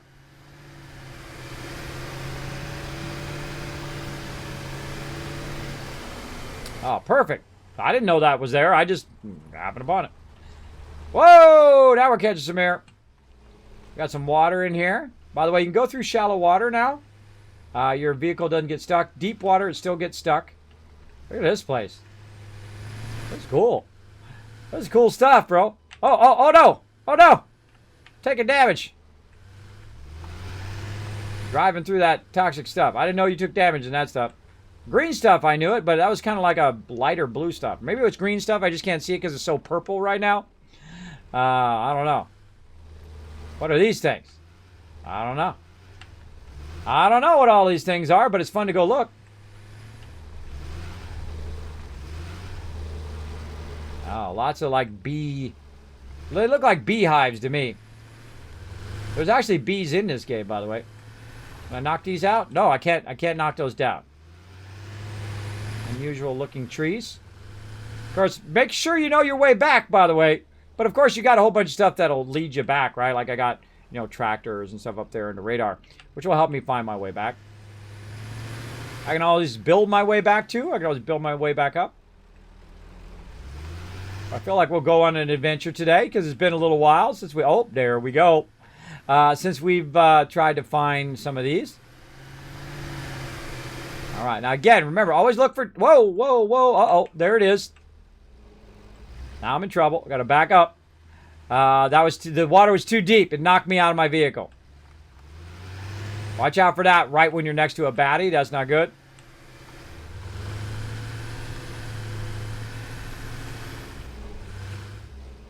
Now, there's a bad guy over here and a bunch of them over there. Look at this. Look at this stuff. Now, how do we do this? Now, one of the things that I like to do is I like to knock the mob down and then blast them a couple times to get back on my vehicle. I feel like that's a valid technique. I don't have the rifle and all of that. We should really get into doing that, doing the rifle and all that. All right, I'm going to pop out of my vehicle, try to hide.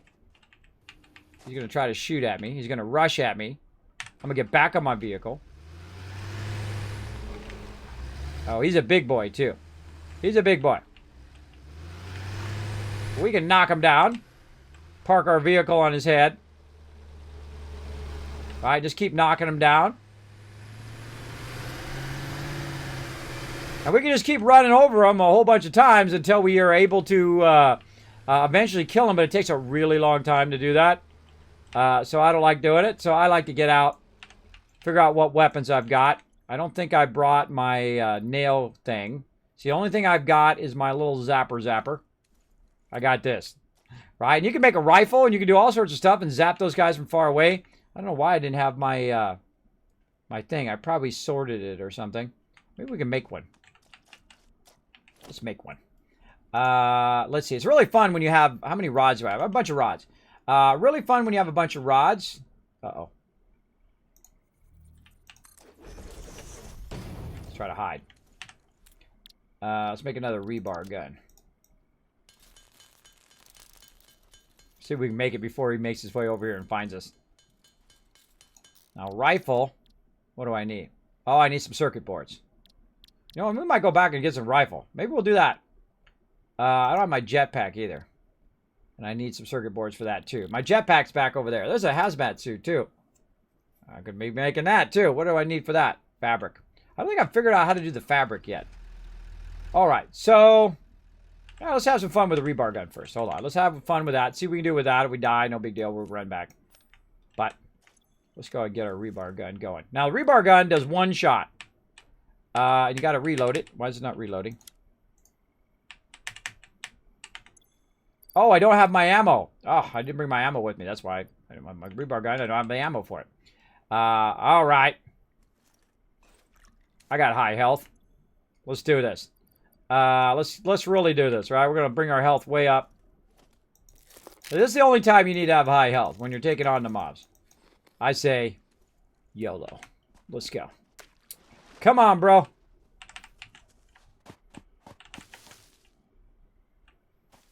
right, sneak up on him. God, where'd he go? There he is. Come on, big boy. Toro!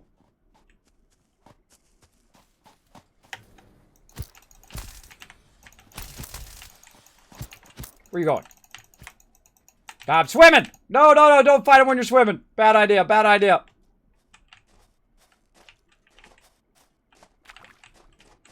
Then I'm using the lip to protect myself against the shot. All right, line of sight. You. Booyah! Oh, man, knockback. That knockback, bro. Where you going? Oh, I punched him out! That's GG. That's why you have high health. Uh-oh, another one coming. Missed me. Come on, let's go.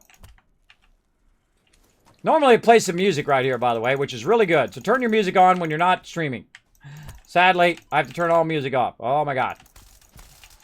This guy's blasting me. But I still win, right? See, that's why you want to have high health there. Now, this part right here, by the way, these little Argot things, those things as well, you can use for it. So there we go. So that's a bit of fun. Yeah, you gotta have high health when you're doing that. See, but otherwise, I don't worry about it. All right, what we got here? Nothing there. We gotta get this over here. What do we need? We need, oh my God, supercomputer. Really? We're not gonna have that. Okay, that's a supercomputer we're gonna need for that one. We got anything underwater we can get? I don't see anything. They don't really have a real big underwater in this game. I don't know if they're gonna add that later. I would think so, maybe. But hey, no, I mean, don't take it away from some other stuff as well. So yeah, they also have rifles, they have swords, they have longer swords and whatnot. And you're like, well, Kismet, why don't you have the longer sword? Why don't you have the rifle? Why don't you have all this stuff? Because I don't really do this that much. I'm building a factory. I'm in a factory 99% of the time. Do I go out and do this? Rarely. If you see this playthrough, which I don't even know how many hours I'm in. How many hours? 183 hours in this playthrough. And I've probably gone out 3 times. So for about 3 hours total among those 3 times. And still was able to build every single thing. You don't have to go out that much unless you want to use alternate recipes. Alternate recipes are awesome because a lot of them are a lot more efficient than the basic ones that you get. But I don't really do that in this game. I don't know. It's just the way I play. I'm sure it'd be really great to have all the alternate recipes right at the very beginning of the game. That would be awesome. But that's why I don't have all those weapons and all that stuff. And actually, I find it kind of a little fun. Just kind of like a mono thing, right? Can you do it with just the basic weapon? Apparently, I can. So good on me. All right. So what else do we need over here? We need just two supercomputers. So we'll make a note. Now, another thing we can do while we're at it, after we're done taking a swim here, we can put a beacon down, which will remind us that this is a place where we can do it. Let's see if we have enough to make a nice beacon. We do. Very rarely use beacons as well. Another thing I very rarely use. But we're going to go ahead and put that on, let's say, number, let's see, left mouse button. This would be number 3, right? Or no, I got to put it in my thing. I always forget whether I put it on my bar or put it on the thing. I play so many games, I forget. All right, beacon. There it is. And we're going to go ahead and call this beacon. We'll just put it right here. We're going to call this beacon a name. We're going to say pattern. Oh, let's try it with that, not caps. Pattern and then 2 supercomputers. Because that's also going to remind me that that's what that is. Bam, there we go. Now it shows up in the radar up there. See up there? It's kind of hard for you to see it, but it actually says pattern 2 supercomputers. So it reminds me that this is where a pattern is. Well, I call them patterns, but they're actually called alternate recipes, or called recipes. But basically, it's saying that I need 2 supercomputers, and it's reminding me. So when I come back, I'm going to need that. So that's why I use beacons very rarely. I use them also to mark nodes that I don't want to actually tap into right now. But it actually is a great way of tapping nodes and reminding yourself of this is a coarse node, or this is a normal node, or this is a pure node, and it's an iron node. It's a great way to remind yourself of all of those things as well. All right, so we found it. We know which way to go now because we found our way through. So we're going to go ahead and find our way back up, and we're going to try to see if we can remember to find our way down again. We're going to remember there's 3 guys there. There's some food right there, and I kind of feel like this little thing that's going back and forth, that's kind of telling me which way I should go. So I'm going to follow that like a little road. Like a little road saying, Kismet, go this way to find your way back up. And I'm like, all right, let's do it. Let's see where it goes.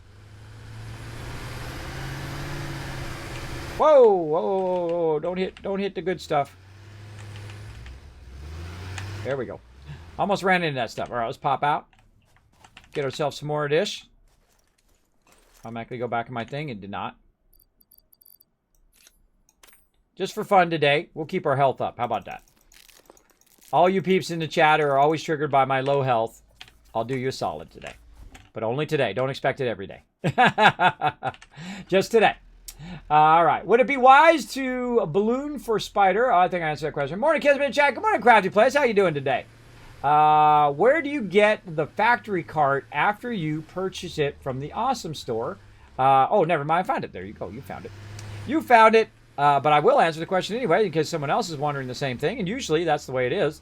You actually get it in your thing there that I just built, the little workshop builder, that where you build your stuff. No way. Did we just find a uranium? Hold on now. Oh, yep. We found it. Quick, get out of there.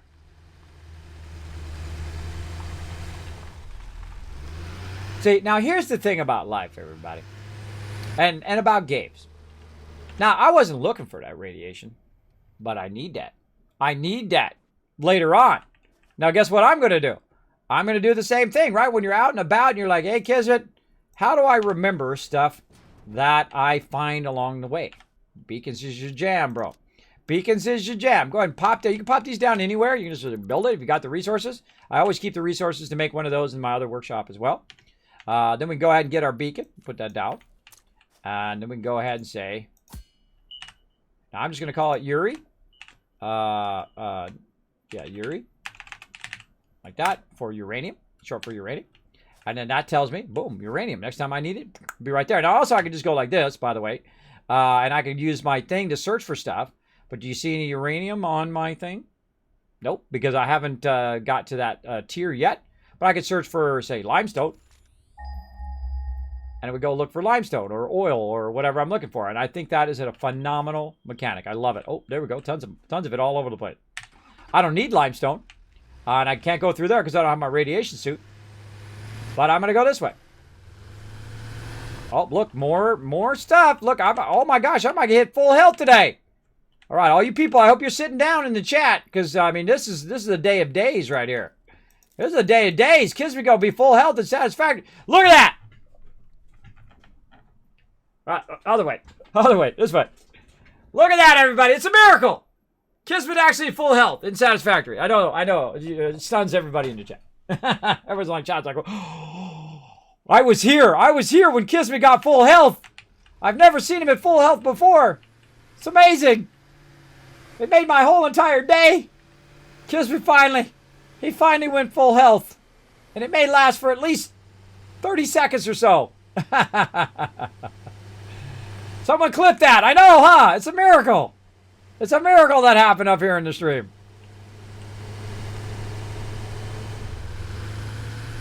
All right. All right, we're getting there. And let's see, we can find our little thing. I feel like it's right over here. If my wayfinding is good, it should be right on. Yep, there it is. My wayfinding is on point. On point today. Oh, look, see? Told you, look, he respawned. Like Kismet, they're not supposed to respawn when you build close to them. Yep. That's why I don't kill mobs a lot, as they just respawn. It makes it pointless. I kill them, I want them gone forever, so that when I'm going through that area, there won't be that mob there again, but they respawn currently. But again, this is early access game, so they may change that later, whatnot. And I get that all the time. Kids, they don't respawn. Oh, yeah, they do. It doesn't matter what it should do. It only matters what it does. And it does. They do respawn. And again, I take that out, so I don't want them crawling up here when I'm not paying attention, and I come up and bam, take one to the face. All right, let's go have some fun.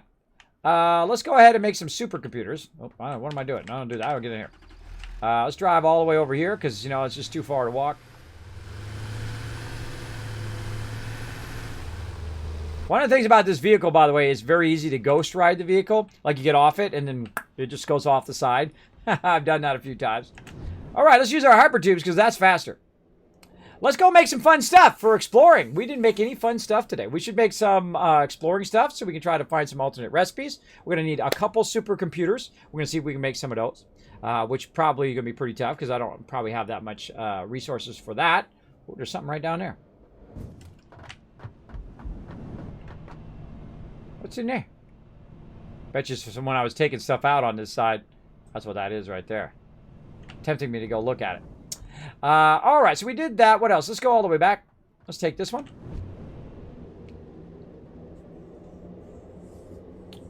I got hypertubes on both sides, so no matter what side I'm on, it'll take me all the way back in some form. I do have a lot of stops along the way because I need to stop and work on something like this. Boom.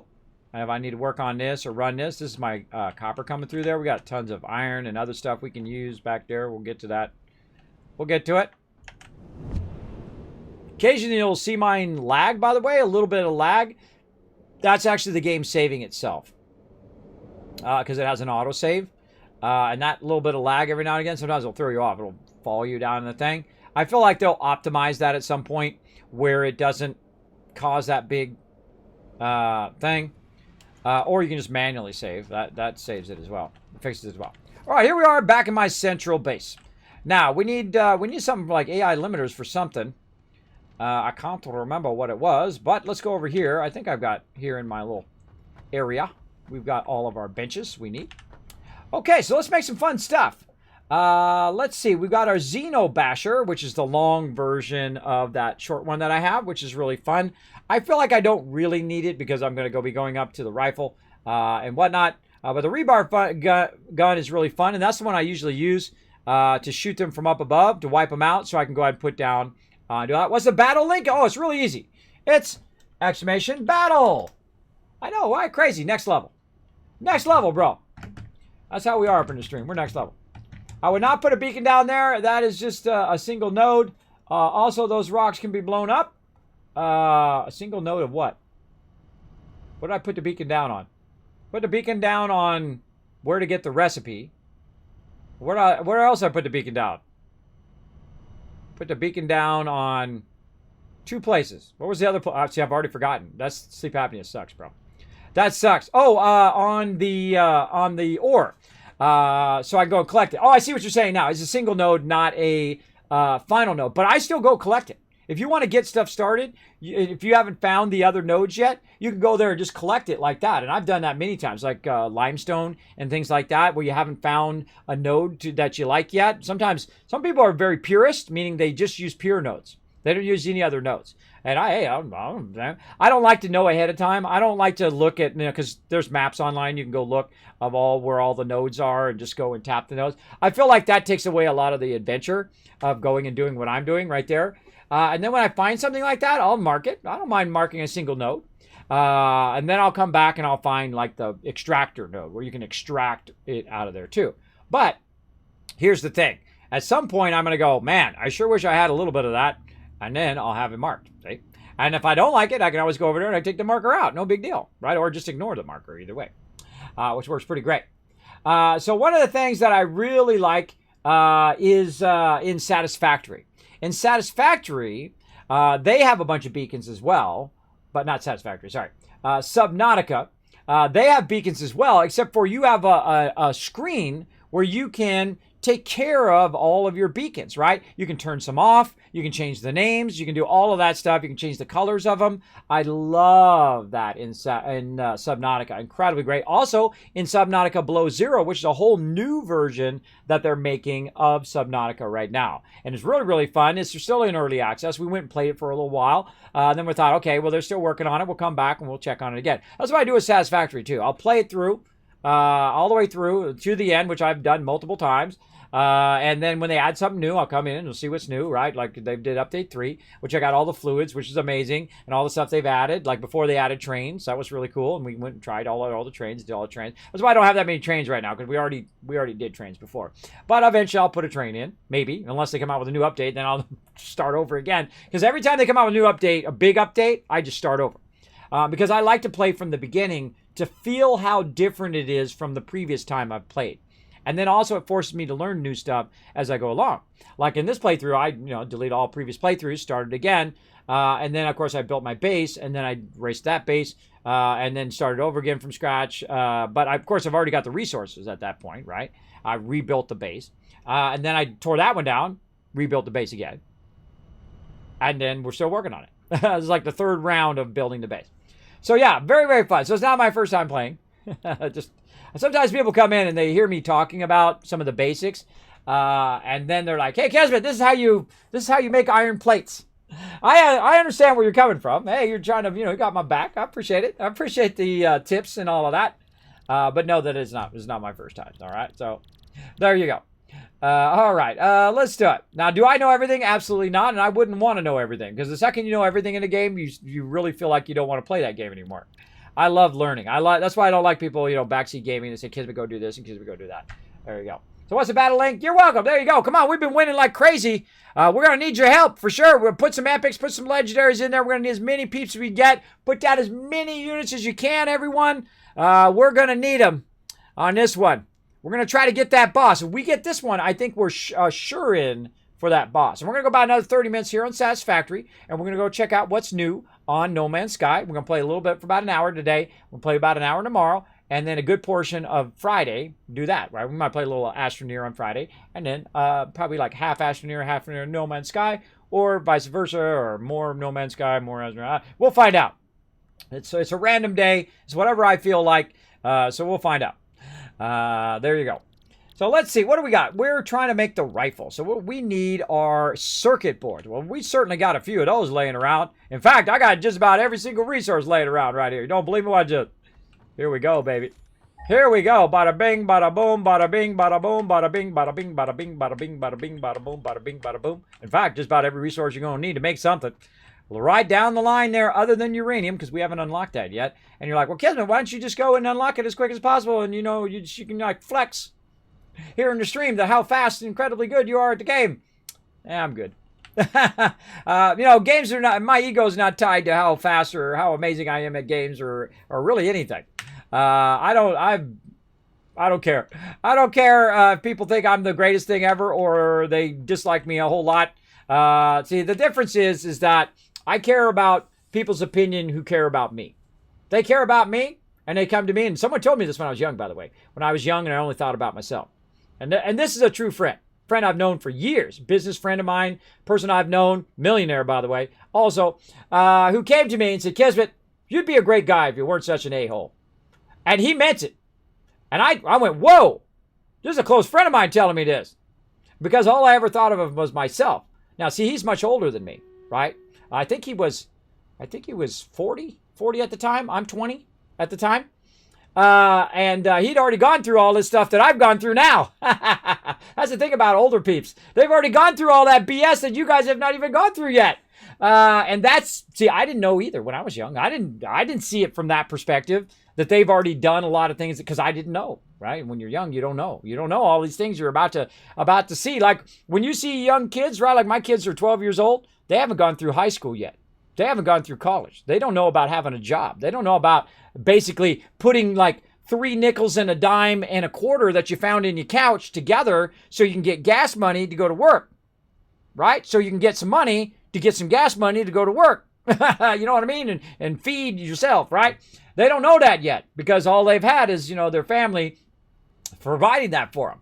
And I don't mind providing that for them. That's what I'm here to do, right? As a parent, you're trying to provide them with those things so they don't have to worry about it when they're young.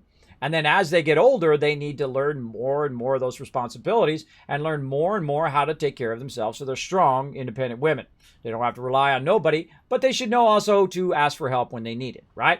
That's where you got to have that. And that's why I'm with my girls. All my girls are like on the honors, bro. They're way smarter than me. They're like super smart like my wife. My wife's super smart. Me, I'm an artist. I'm flaky. I'm, all over the place. And I'm messy. I'm airbrushing and I got paint all over the place and whatnot when I was young. I'm that guy. But of course, being around my wife who's very organized, I've learned a lot of organization skills and all that stuff, which has helped me throughout the rest of my life. And I was kind of organized before, but being around my wife, she's very organized. She's very much, okay, we got to do this, we got to do that, we got to do this, we got a to-do list and all these things that need to be done. And that has a positive effect on you if you let it. If you let it have a positive effect on you, and then implement those things in your life, you'll be good. So there we go. Back had dinner. Yeah, a lot of people eat dinner, have food, hanging out in my stream. I don't mind it at all. All right, let's do some stream raiders. Again, we're going to try to get this battle in. Let's go. We're going to try to get 2 more battles in if we can here at the end of the stream. Maybe 1 more. I forget how many steps. I think we're 2 more away from the boss. Look at Zebra in there with the epic, cutting through those baddies like nobody's business. Kismet taking a beating over here. Look out, I'm taking a beating. Who we got? Prolim coming in helping out. We got Rotisserie G rocking that healer. Rotisserie G's got the healing skills. What can I say? Who we got over here? We got Mectat helping out. Oh no, somebody's taking a beating over here. Midcat as well taking a beating. Double teaming that one. Oh, took him out. Nice job. Who else we got over here? Rocking the banner. Everybody's a vital part of the team. Zebra coming in helping out. Rotisserie G again right there. Who else we got? We got Damage coming in. JC Hunter with the healer. Nice job, everybody. Nice job. Look at that. Holy moly. Let's see who's going to get that random reward. Hair Luna getting that action. Oh, no. I hate it when I do that. I hate it when I forget to slide that thing over. I was so excited. I wanted to give you guys some loot. I'm so excited we won that. I thought we were going to lose. That was a pretty rough one. But we got it. So my bad, everybody. I slide that over every single time unless I forget. That was my bad. But Hair Luna, congrats on that. And Zebra like a boss. Holy mackerel. Look at that. 30 kills and 22 assists. Congrats on MVP of that round. Nice job. Oh, yeah, it's just 1 more. Okay, we're going to do 1 more battle into the boss here on this map. And then maybe we'll do 1 more after that while we're playing some No Man's Sky. All right, let's see. What do we got? We got a level 10 egg there and a level 1 egg there. Well, that's pretty easy. Yeah, that's pretty easy for me as a tank. I'm always going toward the hardest stuff because I'm going to take a beating getting there, right? Look at all these archers. Holy mackerel. Maybe I should have started up here and cut through those archers. Somebody start a tank right here. Start a tank that takes a lot of range damage and run them down to keep these guys busy while we're cutting across here. I feel like that's a good move. Now, here's a cool thing. They got a little planning thing they have in the game, which I love. So we throw a little tanks up there. We throw some sexy tanks over here and some melee. I'm not going to bother to put the melee in. You guys know where to put your melee. I don't tell you that. Heavy support over here. Right there. Now, also, we could throw a little, distraction. We throw a little distraction over here. Keep these guys busy. Right? Maybe a little tough tanky tank right there. Keep that going. And I feel like that's pretty good. I feel like we keep them busy over here while we wipe this one out. We take this guy out here, too. This tosser. We take out the egg. We all work together right here. Push in. Come in from a 2-fold attack. Wipe them out. Then all the tanks are going to be taking a brutal amount of damage while we're running this way. With these level 20 archers over here. Holy mackerel. These are going to be really painful. And then we're going to try to get over here and wipe this out. We'll see how it goes. Yeah, there we go. Zebra's going to come in and keep this one busy over here while we're doing this over there. All right, now again, we're going to need everybody to come and join us. Use those epics. Use those legendaries.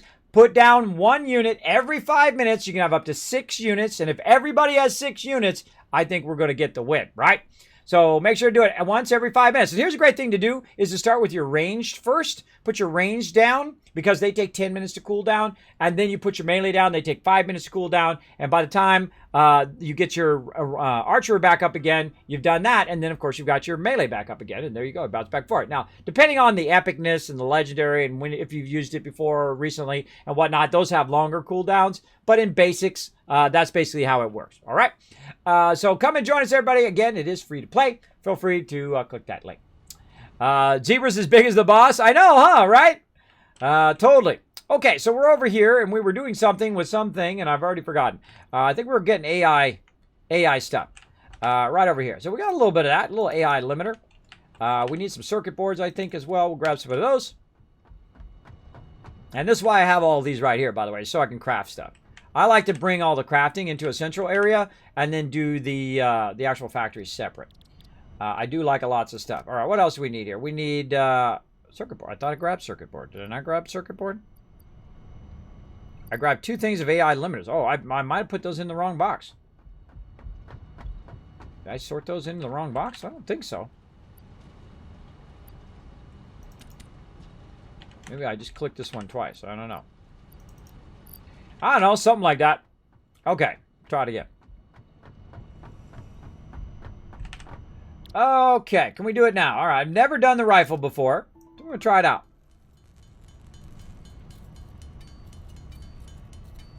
They're like, Kismet, you never done the rifle? No, it's okay. I'm not in a rush.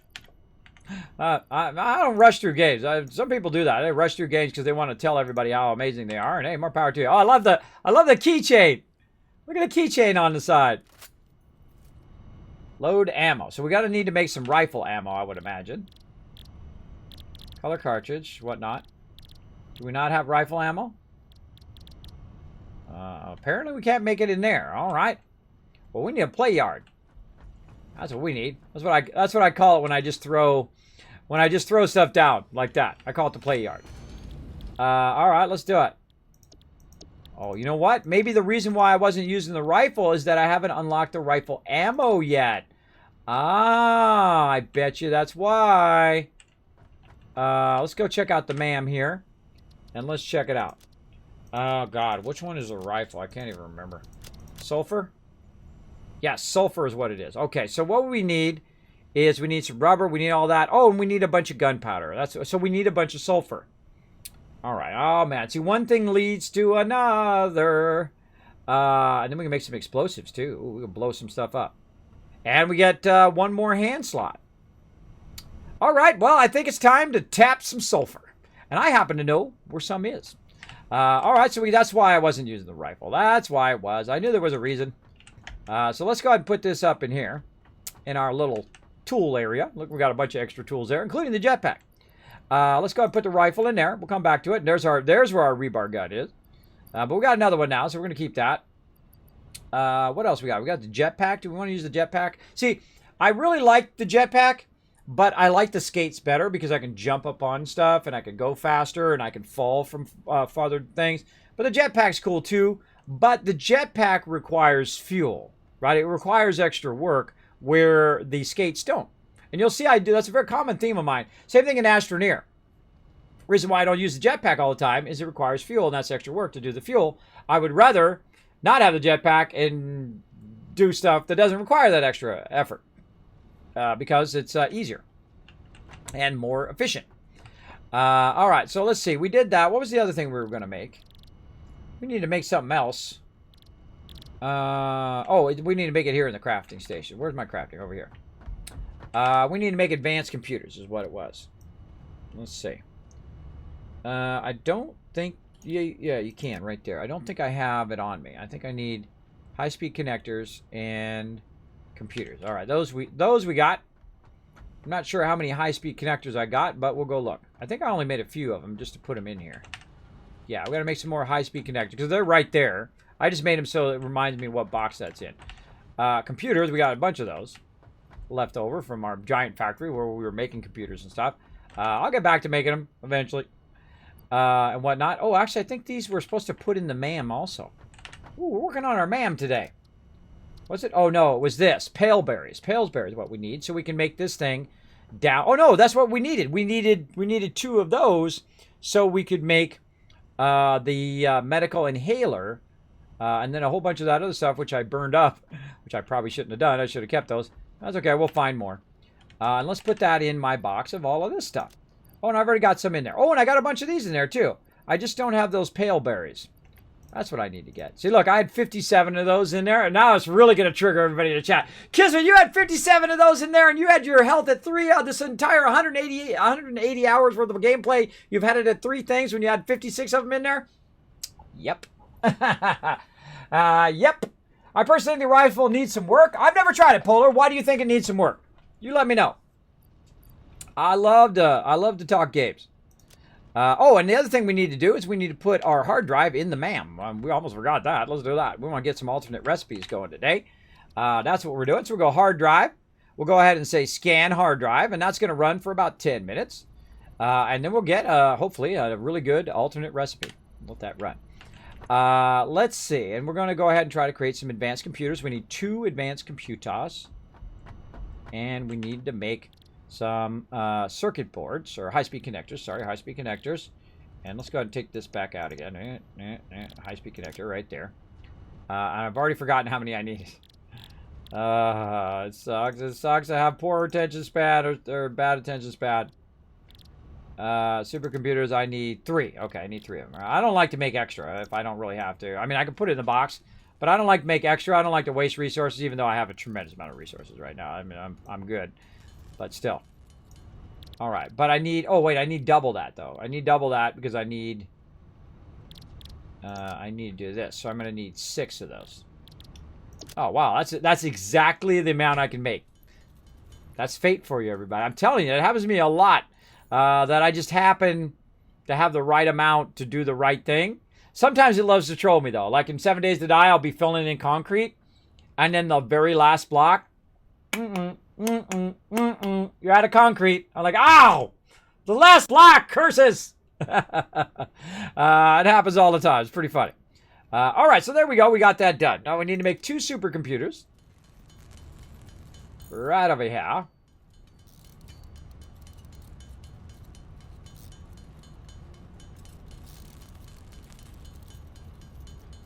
All right, there we go. So there's 2 supercomputers. We got that ready. We're going to make the rifle. We can't do the rifle.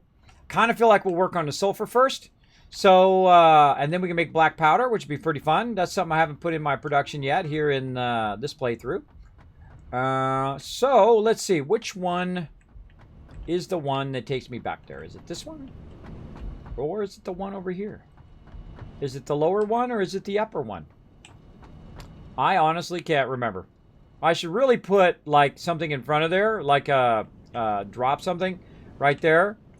Like, something like, do this. Let's see. Cut that in half. I just keep right-clicking, and it cuts the stack in half now. You take one, you throw it down. And that reminds me that's where my concrete is. So I'm going to assume it's this one. Right? And then I'm going to do that. Throw a little Kismet tip for you. So that's going to remind me that that one maybe is concrete. So we'll go find out. We're going to go into it. See where it takes us. Because one of these... Oh, that's clipping. That's got to be fixed. I don't like clipping at all. I see clipping. That just triggers me. I got to go fix it. So we'll fix that later. But let's see where this one takes me. Does it take me all the way to the end? Or does it take me to my factory where I'm doing my limestone? That's iron over there. Can't see where I'm going. Yep. Wow, I guessed that one right. Yeah, that's my limestone there. Okay, good. So I guessed that one correctly. So the top one is actually the one I wanted to go to because that's going to take me there. But I always keep my awesome little vehicle. I love this vehicle. I think it's the greatest thing. It makes me laugh every time. He's like crouched down. See, if I felt like a big corporation sent you somewhere, they would send you with this vehicle because it costs the least amount to produce. And it's like super efficient. This is the kind of thing that you would get in a factory, right? Because they're always thinking about profits and losses and all that stuff. This is the kind of thing, if you were a factory worker, this is what you would get. That's what I think, anyway. I think it's very appropriate. It's my favorite thing they've added to the game. In fact, if we're on a red alert for resources, put our little thing on there. You just press the left mouse button. I love this little cart. I would unlock this from the awesome shop as quick as possible in the game. You just got to get about 10 tickets. So you just, right at the very beginning of the game, when you're making plates and you got too many plates you don't know what to do with, run them into the awesome sink so you can get this car. It's really, really fun. And then every time I get somewhere, I pick it up. So if I get to somewhere and I lose power or whatever it is, I'll be good. Now, right over here, I've got another one. And what it's doing is it's taking me down there. So let's go. And how convenient. I just happen to have a vehicle here. I know. I'm on the next level, everybody. I'm on the next level. And I thought there was some sulfur over this way. And again, we can go ahead and tap into that sulfur. I guess I could have searched for it over there. But I do remember there was sulfur this way. Yeah, right there. 400. Anywhere else? Because it's still going. There we go. Way out there. 1,700 in that direction. Probably not going to go to that one. That was way out there. I might actually have a thing out there. Oh, another one this way. Or is it 400? No. 1,700 that way and 2,500 that way. Or 400 this way in part of my factory where I've already been. So yeah, let's do that. Oh, wait. Let's go look at what's our fuel looking like? Oh, yeah, we got a little bit of biofuel in there. Wow, that's one of my first ones I made. If it's got biofuel in there, That's one of the very first ones I made. All right, YOLO. Let's do this. All right. I feel like if I go that way, there's I can see the poisonous gas. See it up there? There's poisonous gas that way, so let's go this way.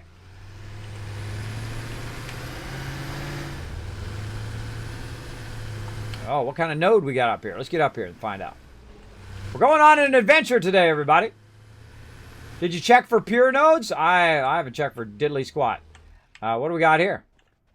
There's an iron node, a normal node. So the second I get off my vehicle, look, he comes after me. But I get on my vehicle, leaves me alone. Again, I don't know if it's going to stay like that forever, so heads up, everybody. This looks like a copper node over there. Whoop, whoop. I love jumping my vehicle off of stuff. It's pretty fun. Whoa, wait a minute. That's a crystal node. Is that a crystal node? Oh, that's a copper node. I was right. Oh, it's sparkling for some reason. Second there, I was like, well, it's crystal nodes are the ones that sparkle. Just noticed that shovel on the side of the thing. I probably noticed it there before, but I just noticed it again. All right. And let's go ahead and do a little... Get back on our vehicle. All right, 400 this way. Oh, we got a little friend over here. I guess we can pick up a little friend while we're here. What's up, my little friend? How you doing? Oh, it's a yellow one. We haven't got a yellow one yet. Or have we? I can't remember. I don't think we got a yellow one yet. There we go, yellow one.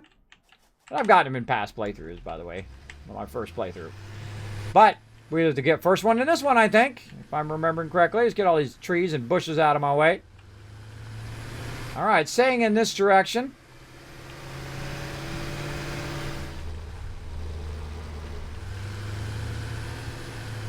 I love the fact you go through the water, too. The shallow version of the water. I like that they got that going. There's some crystal up there on the side. A little independent node. Now watch out when you get close to those things over there. They look pretty. You get close to them, they get you. Oh, whoa, it's right here. 104 that way. There we go. Oh, there's another little friend. Come here, my little friend. You a green one? Oh, you're a yellow too. All right, cool. That's one of the things you turn in, by the way, in your MAM. Is that. All right, it says it's right over here. Oh, I can see it. Watch out for those logs, by the way. I've got stuck on it. All right, we got it right here. It's kind of hard for you guys to see because it's like crazy dark right now. But there it is. Let's go see what it is. Oh! Sometimes, everybody, life is good. Sometimes it's good. That's a pure node, everybody. Oh, getting attacked. Ah! Spider after me.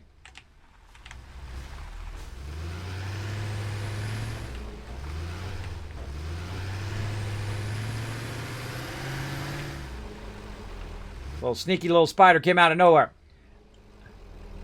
Now, spiders actually watch you, by the way, when you're in your vehicle. They'll chase you when you jump on your vehicle like they did. But now they're not bothering me. You can just see them barely. See them there moving around? A couple of them. Waiting for me to get off of there and try to get me. But that is a pure node, everybody. That's a pure node. All right, so now that we know there's a pure node there, we got to get our base from over there to over here. So let's go back toward our base, and we'll come back later. Later, spiders. I would kill them, but you know what's going to happen? They're just going to respawn. So, no biggie. Now, I don't go that way. Oh, that's going to be a bunch of stuff sticking out of my face. I think. Whoa, look at that. They're hitting. See, look, they're even hitting my vehicle. One of the few mobs that... Okay, well, if you want me to go this way. Oh, no. Oh, no. Out of fuel. Run for it.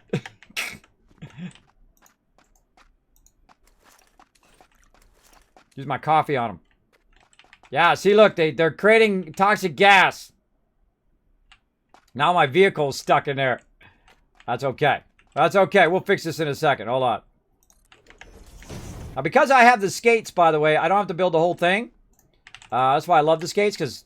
Come on, get up there. There we go. I can just jump without having to do the thing. So, literally, it's right over there. It's very close to where I'm at. So awesome. I don't have enough concrete, though. But normally I keep a stack of stuff around. Let's see if we got any laying around. I feel like I got rid of all my stuff that was over here because we had redid all of this.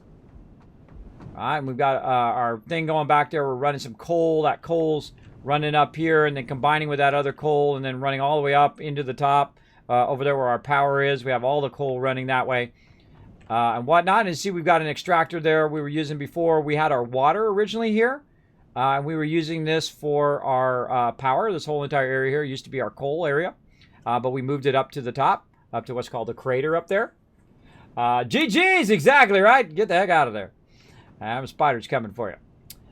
So yeah, we're going to need a lot of concrete. So let's go ahead and jump back in here. Let's go ahead and take a journey. Get ourselves some concrete. Now, most important thing to remember, I'm going to tell you here in just a second, when we get over here, is to drop the stuff that you have on you. Otherwise, you won't have this. You'll have just a little bit of concrete when you come over here. We're going to need a bit. So the thing is go ahead and make yourself. I don't know why it always turns my light off. It bugs me. It bugs me. Keep my light on. If I turn it on, keep it on until I turn it off. There we go. So we're going to make a little personal box. Actually, let's not do that. Let's do this. Since we got enough resources, let's just go ahead and do this. Because this is easier. You can put it all in one, right? Bam. There you go. All right. Empty your inventory. And you're off and running. So back up here we go.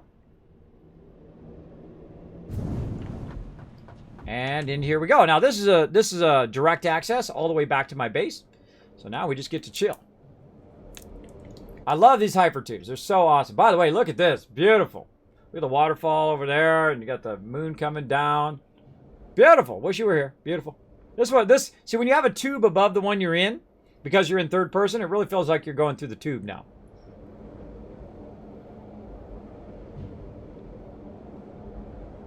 I love the fact that I don't have to do nothing. It just takes me there. By the way, you can turn around in the tube, by the way, if you want to. Oh, it's that tube. That's actually the one over here, not the one over there.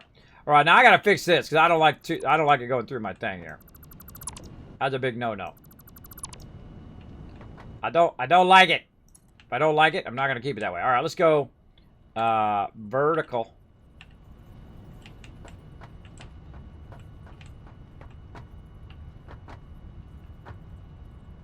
Oh, well, I don't have enough copper sheets. Huh. That's weird. I just took it out. I should have enough, but whatever. We got some right there. I hit F, middle mouse button, picks that up, and then I go ahead and try to make it. A good thing to do is to back up.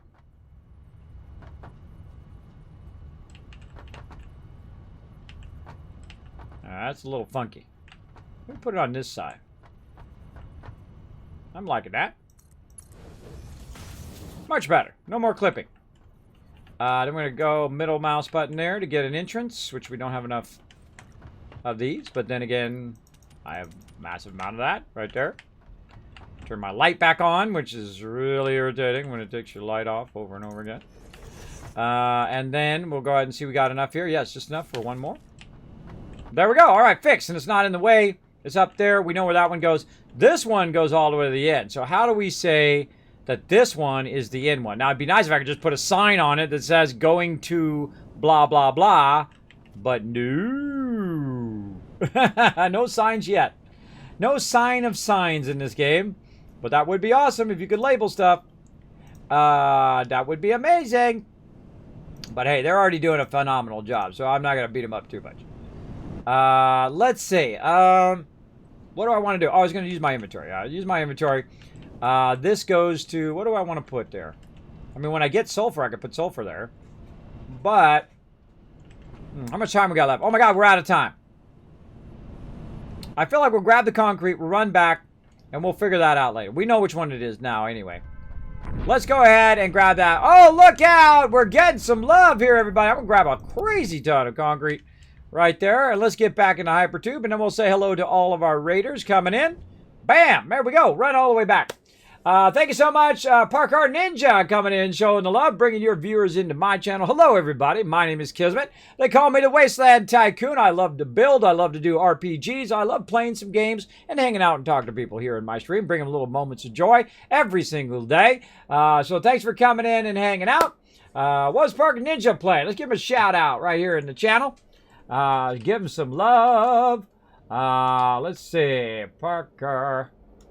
See how I spell it right.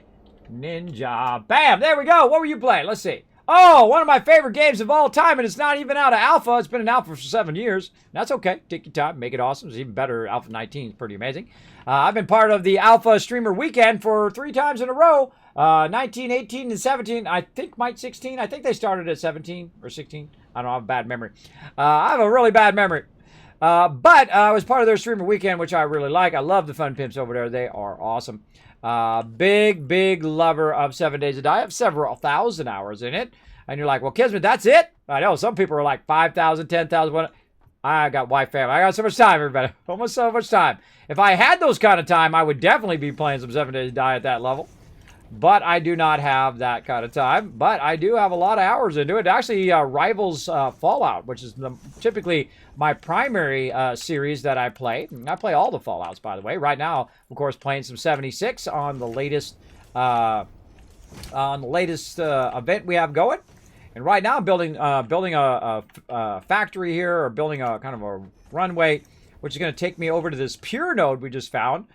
For sulfur, which is pretty awesome. We found it on the first try. It was pretty insane. And again, that's why I don't like to. Don't like to know where stuff is. I like to discover, because you have that discovery moment. It's pretty amazing. Now we're gonna be playing some 7 Days to Die later on tonight. And guess what? You just came into my stream. Guess what? I'm gonna be giving away a $25 Steam gift card. So if you don't own 7 Days to Die, guess what? You win that gift card. You go buy it. You want to go buy Satisfactory? Well, I'm gonna help you buy it at least. Or you want to buy another game? Well, guess what? It's your Steam gift card if you win it. Use it when you need it. There we go. Look at that. Right to the node. This is what I like to do. I like to build to the node. Right? Nice and easy. Now, I can take these trees down with a chainsaw and whatnot, but I kind of like it. I'm going to leave it. I'm going to go ahead and start here with our thing. Now, one of the problems is I'm going to need a miner. Now, if I do a MK2 miner, it's going to be a lot of sulfur, and that's okay since we are at that level. Now, I could also make an MK3, as you saw, but we don't really have a lot of turbo motors, and I can make some and whatnot, but I feel like we want to kind of wait for that, and then we'll come back and we'll upgrade to level 3s. And right now, we're just kind of doing our basics. Right now, we want to make some rifle ammo, and we're going to try it out. We're going to make some powder, and try that out, try out some explosives, do all that kind of stuff. There you go. It's been a minute since I played Satisfactory. Oh, yes, man. You should definitely try Update 3. The fluid dynamics of Update 3 are phenomenal. They rebalanced the entire game. It is so good, bro. It is so good. If you have not played Update 3 at all, absolutely you want to play it. Also, by the way, it knows that the fluid is going down, so it actually, you don't need as many pumps. So if you're using downward thing, great example. I tested it out very early on. I put a double stacked water like water tower, right? Like the thing that hold water. I forget what they're called. They're called something in there. Let's see. They're called fluid buffers. So I put the fluid buffers double stacked because you can stack them on top of each other. So I ran the water to the top one, and then I disconnected everything, and I let my power run out. Right, ran out of water. So then I disconnected the connection to it. So it was just the water in the fluid buffer. And then I ran the pipe down, because you got to run it down for the fluid to flow down, right? And you run it down. This is how water towers work on the top of your building, by the way. If you have a water tower on the top of your building, the reason why they're there is when you lose power and they can't pump water to your building. So what it does is it's up at the top, and then it's flowing down, and so everybody can have a shower or whatever they need. But watch out, because when that water tower is empty, then you ain't got no more water. So make sure to get a bucket of water or a bucket of something straight away if you do lose power, so that you have it right away before it runs out, right? People having a 2-hour shower in there and they're burning all your water you need just to survive. So that's how it works in real life. So the same thing works in here. So if you put that fluid buffer up there and I ran it down, and it worked. It actually ran it down in there and filled up all of my different coal plants and fired them up. It was really cool, really awesome. You should definitely check it out. This is really still my first playthrough of the update, but I'm taking my time, as I do in early access games. I take my time, I try out everything, I have fun along the way.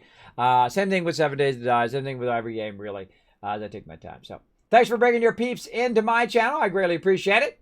You're about 4,300 on PC and another 1,200 on PS4. There you go. That's how you're hardcore there, bro. I don't think I played up to. Yeah, you definitely got to check it out. If you haven't tried it, you get it for free. I mean, if you already got Satisfactory, well, GG, bro.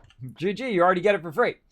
So again, now let's go ahead and take that love, by the way, everybody, and send that love right back over there to Parker Ninja for coming in, showing some love in my stream. Go ahead and click that link. I'll give you another shout out. Click that link, hit that follow button. Check him out next time he goes live. You never know. Might find somebody you really like on top of me. Unless you don't like me. Then I don't know why you're in my channel. Most people who like me are in my channel. See, I'm a little silly up in here. So if you like silly, you're in the right place. Let's do it. All right, let's put down our crafting workbenches here. Oh, I gotta go back and get my resources first. Wait, hold on. Let's have a little fun first. Hold on. Let's make this a little wider.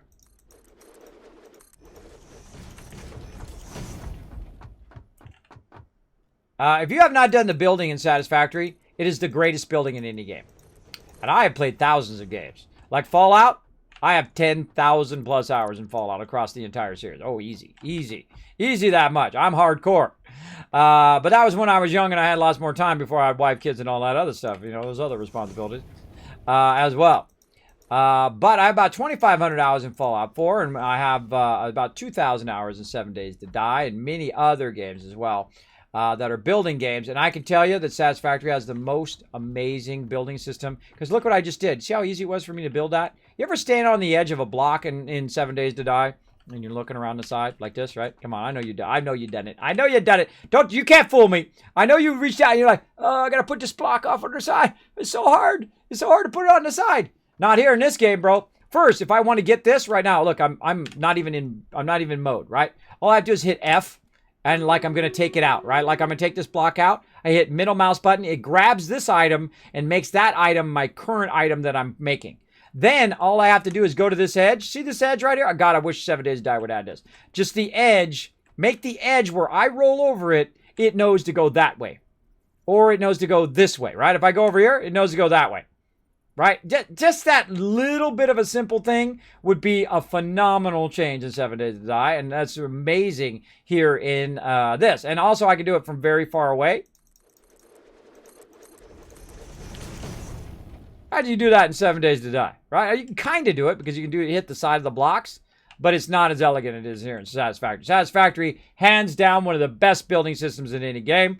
If you're a builder, you know how tough that is in some games and how easy it is in others, right? For sure. All right, let's go ahead and why did I bring my concrete way over there though? I don't know. I'll put it over here by the thing. I should have put my concrete over there because I'm probably going to need it a little bit more. But let's just put it over here. We're going to go ahead and do this. We got another battle. We got to move on to our other one here, No Man's Sky, because we're going to do a little bit of that in today. Don't worry, we're going to play it today. We're going to play it tomorrow. We're going to do all of that. Put that in there. Grab all this out of here. Go back to this. Make sure I've got a little bit of concrete. I do. We'll grab the rest of our other stuff here that we grabbed. There we go. And then we'll run back over here. I feel like I'm going to have to add another transport as well. Maybe we should just do that while we're at it. Maybe start one over here. Yeah, I feel like that's good. All right, let's make our transport while we're at it too. Now, while I'm working on this transport and while I'm walking over there to do the sulfur mine, we're going to go ahead and do a little side thing called Stream Raiders. Very, very fun. We're going to take on the boss. Let's go, everybody, to battle. Let's go.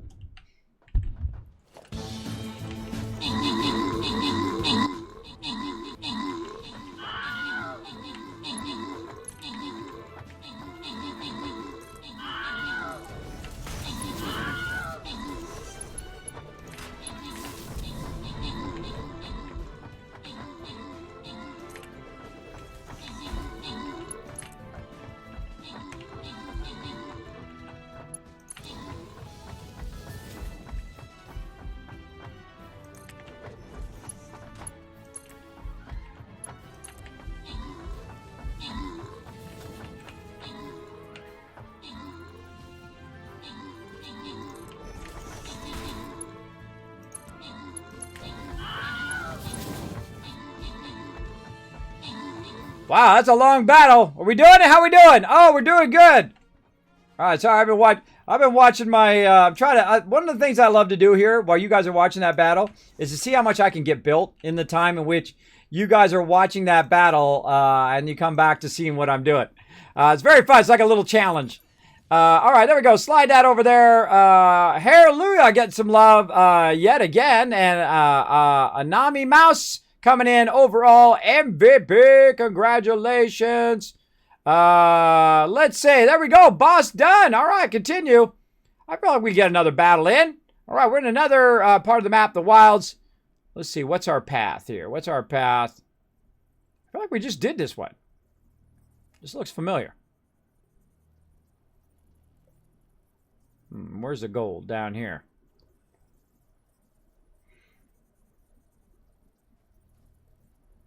I like to think through my bout. See, this is a mystery one, so you don't really know. Those are dangerous ones. Those that can kill your progression.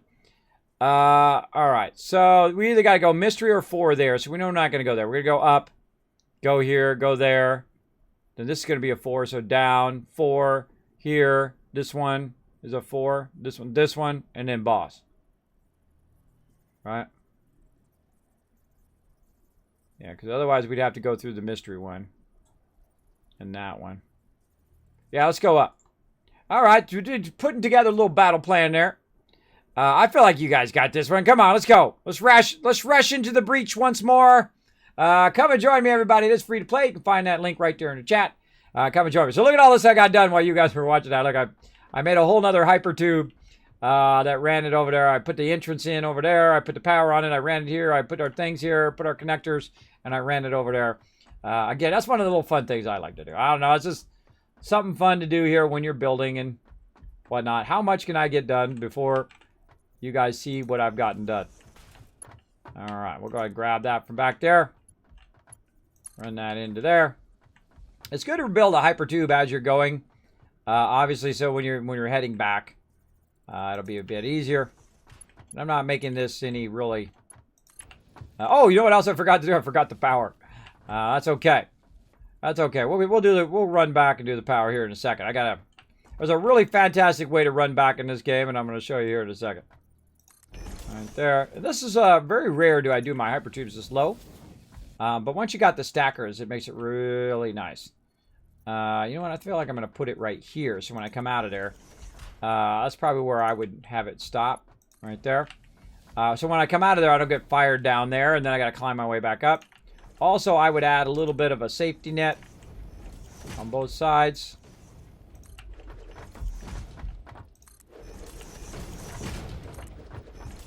We'll just RP that we cut a hole and that came through that hole. And there we are. All right. Well, we got that out there. Take that out. All right. And you know what? Let's put that other one in. Okay. I feel like that's about right. Or maybe we'll go a little closer. A little closer. Okay. You don't want to be too close because it will fire you off the end. So leave yourself a little bit of space. All right. Maybe something like that.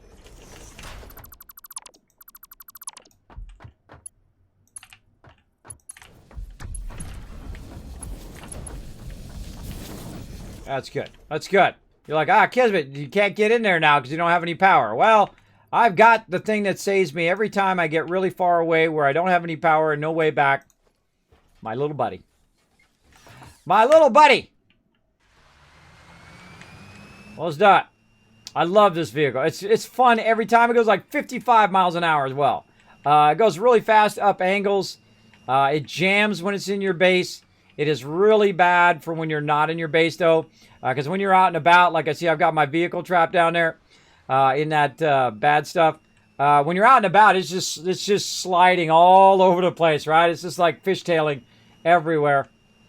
But let's go back over here and let's go ahead and try that again. I should have been running the power the whole time while I was going. I totally got sidetracked. I was trying to get in a hurry and try to build stuff real quickly. All right, we need a power pole here. Actually, we don't need a power pole. Over there. We already got this over here. Oh, it's going to save us some time. I forgot. I already have it running down over there. All right. I like to put it right next to the poles like this. And I'm out. Really? I'm out of wire. That's amazing. That's always amazing to me when I run out of just that basic stuff. Because I got so much of it over there. That's okay. We got wire with us so we can make cable. So we're out of actual cable. That's why I love you can just throw this down anywhere you are. Also on the back of the vehicle, by the way, also has a crafting bench, which is pretty nice. Not my little vehicle, the larger one. The larger one that was down on the side there. All right, and we hit this. The great thing about hypertubes and about power, and we probably should have adjusted for conveyors, but we'll figure that out here in just a moment. Is the fact that they go much further than conveyors do. So you can go ahead and run your power lines pretty far. Sometimes I just run them cosmetically, right next to these always, just because they look better running next to them. Especially if you do it like that, where it matches up. Actually, that should be one forward, and I'm going to fix it. I'm going to fix it. I'm not going to leave it like that. It's got to be one forward. I know a lot of you ADHD people like Kismet, you've got to move that one forward, bro, so it's perfectly right next to it. All right, yeah, I know who you are. I know who you are. You're just like me. You're like, I got to fix that, bro. I got to fix it. Otherwise, I'll be thinking about it. All right, there we go. Now we can get back quick and easy. Now we're going to go ahead and... actually, no, we've got to leave it here. We're going to run out of time. We're going to leave it right there. So I'm going to remind myself, build an epic sulfur node. Sulfur node. Spell it right. Node. Save.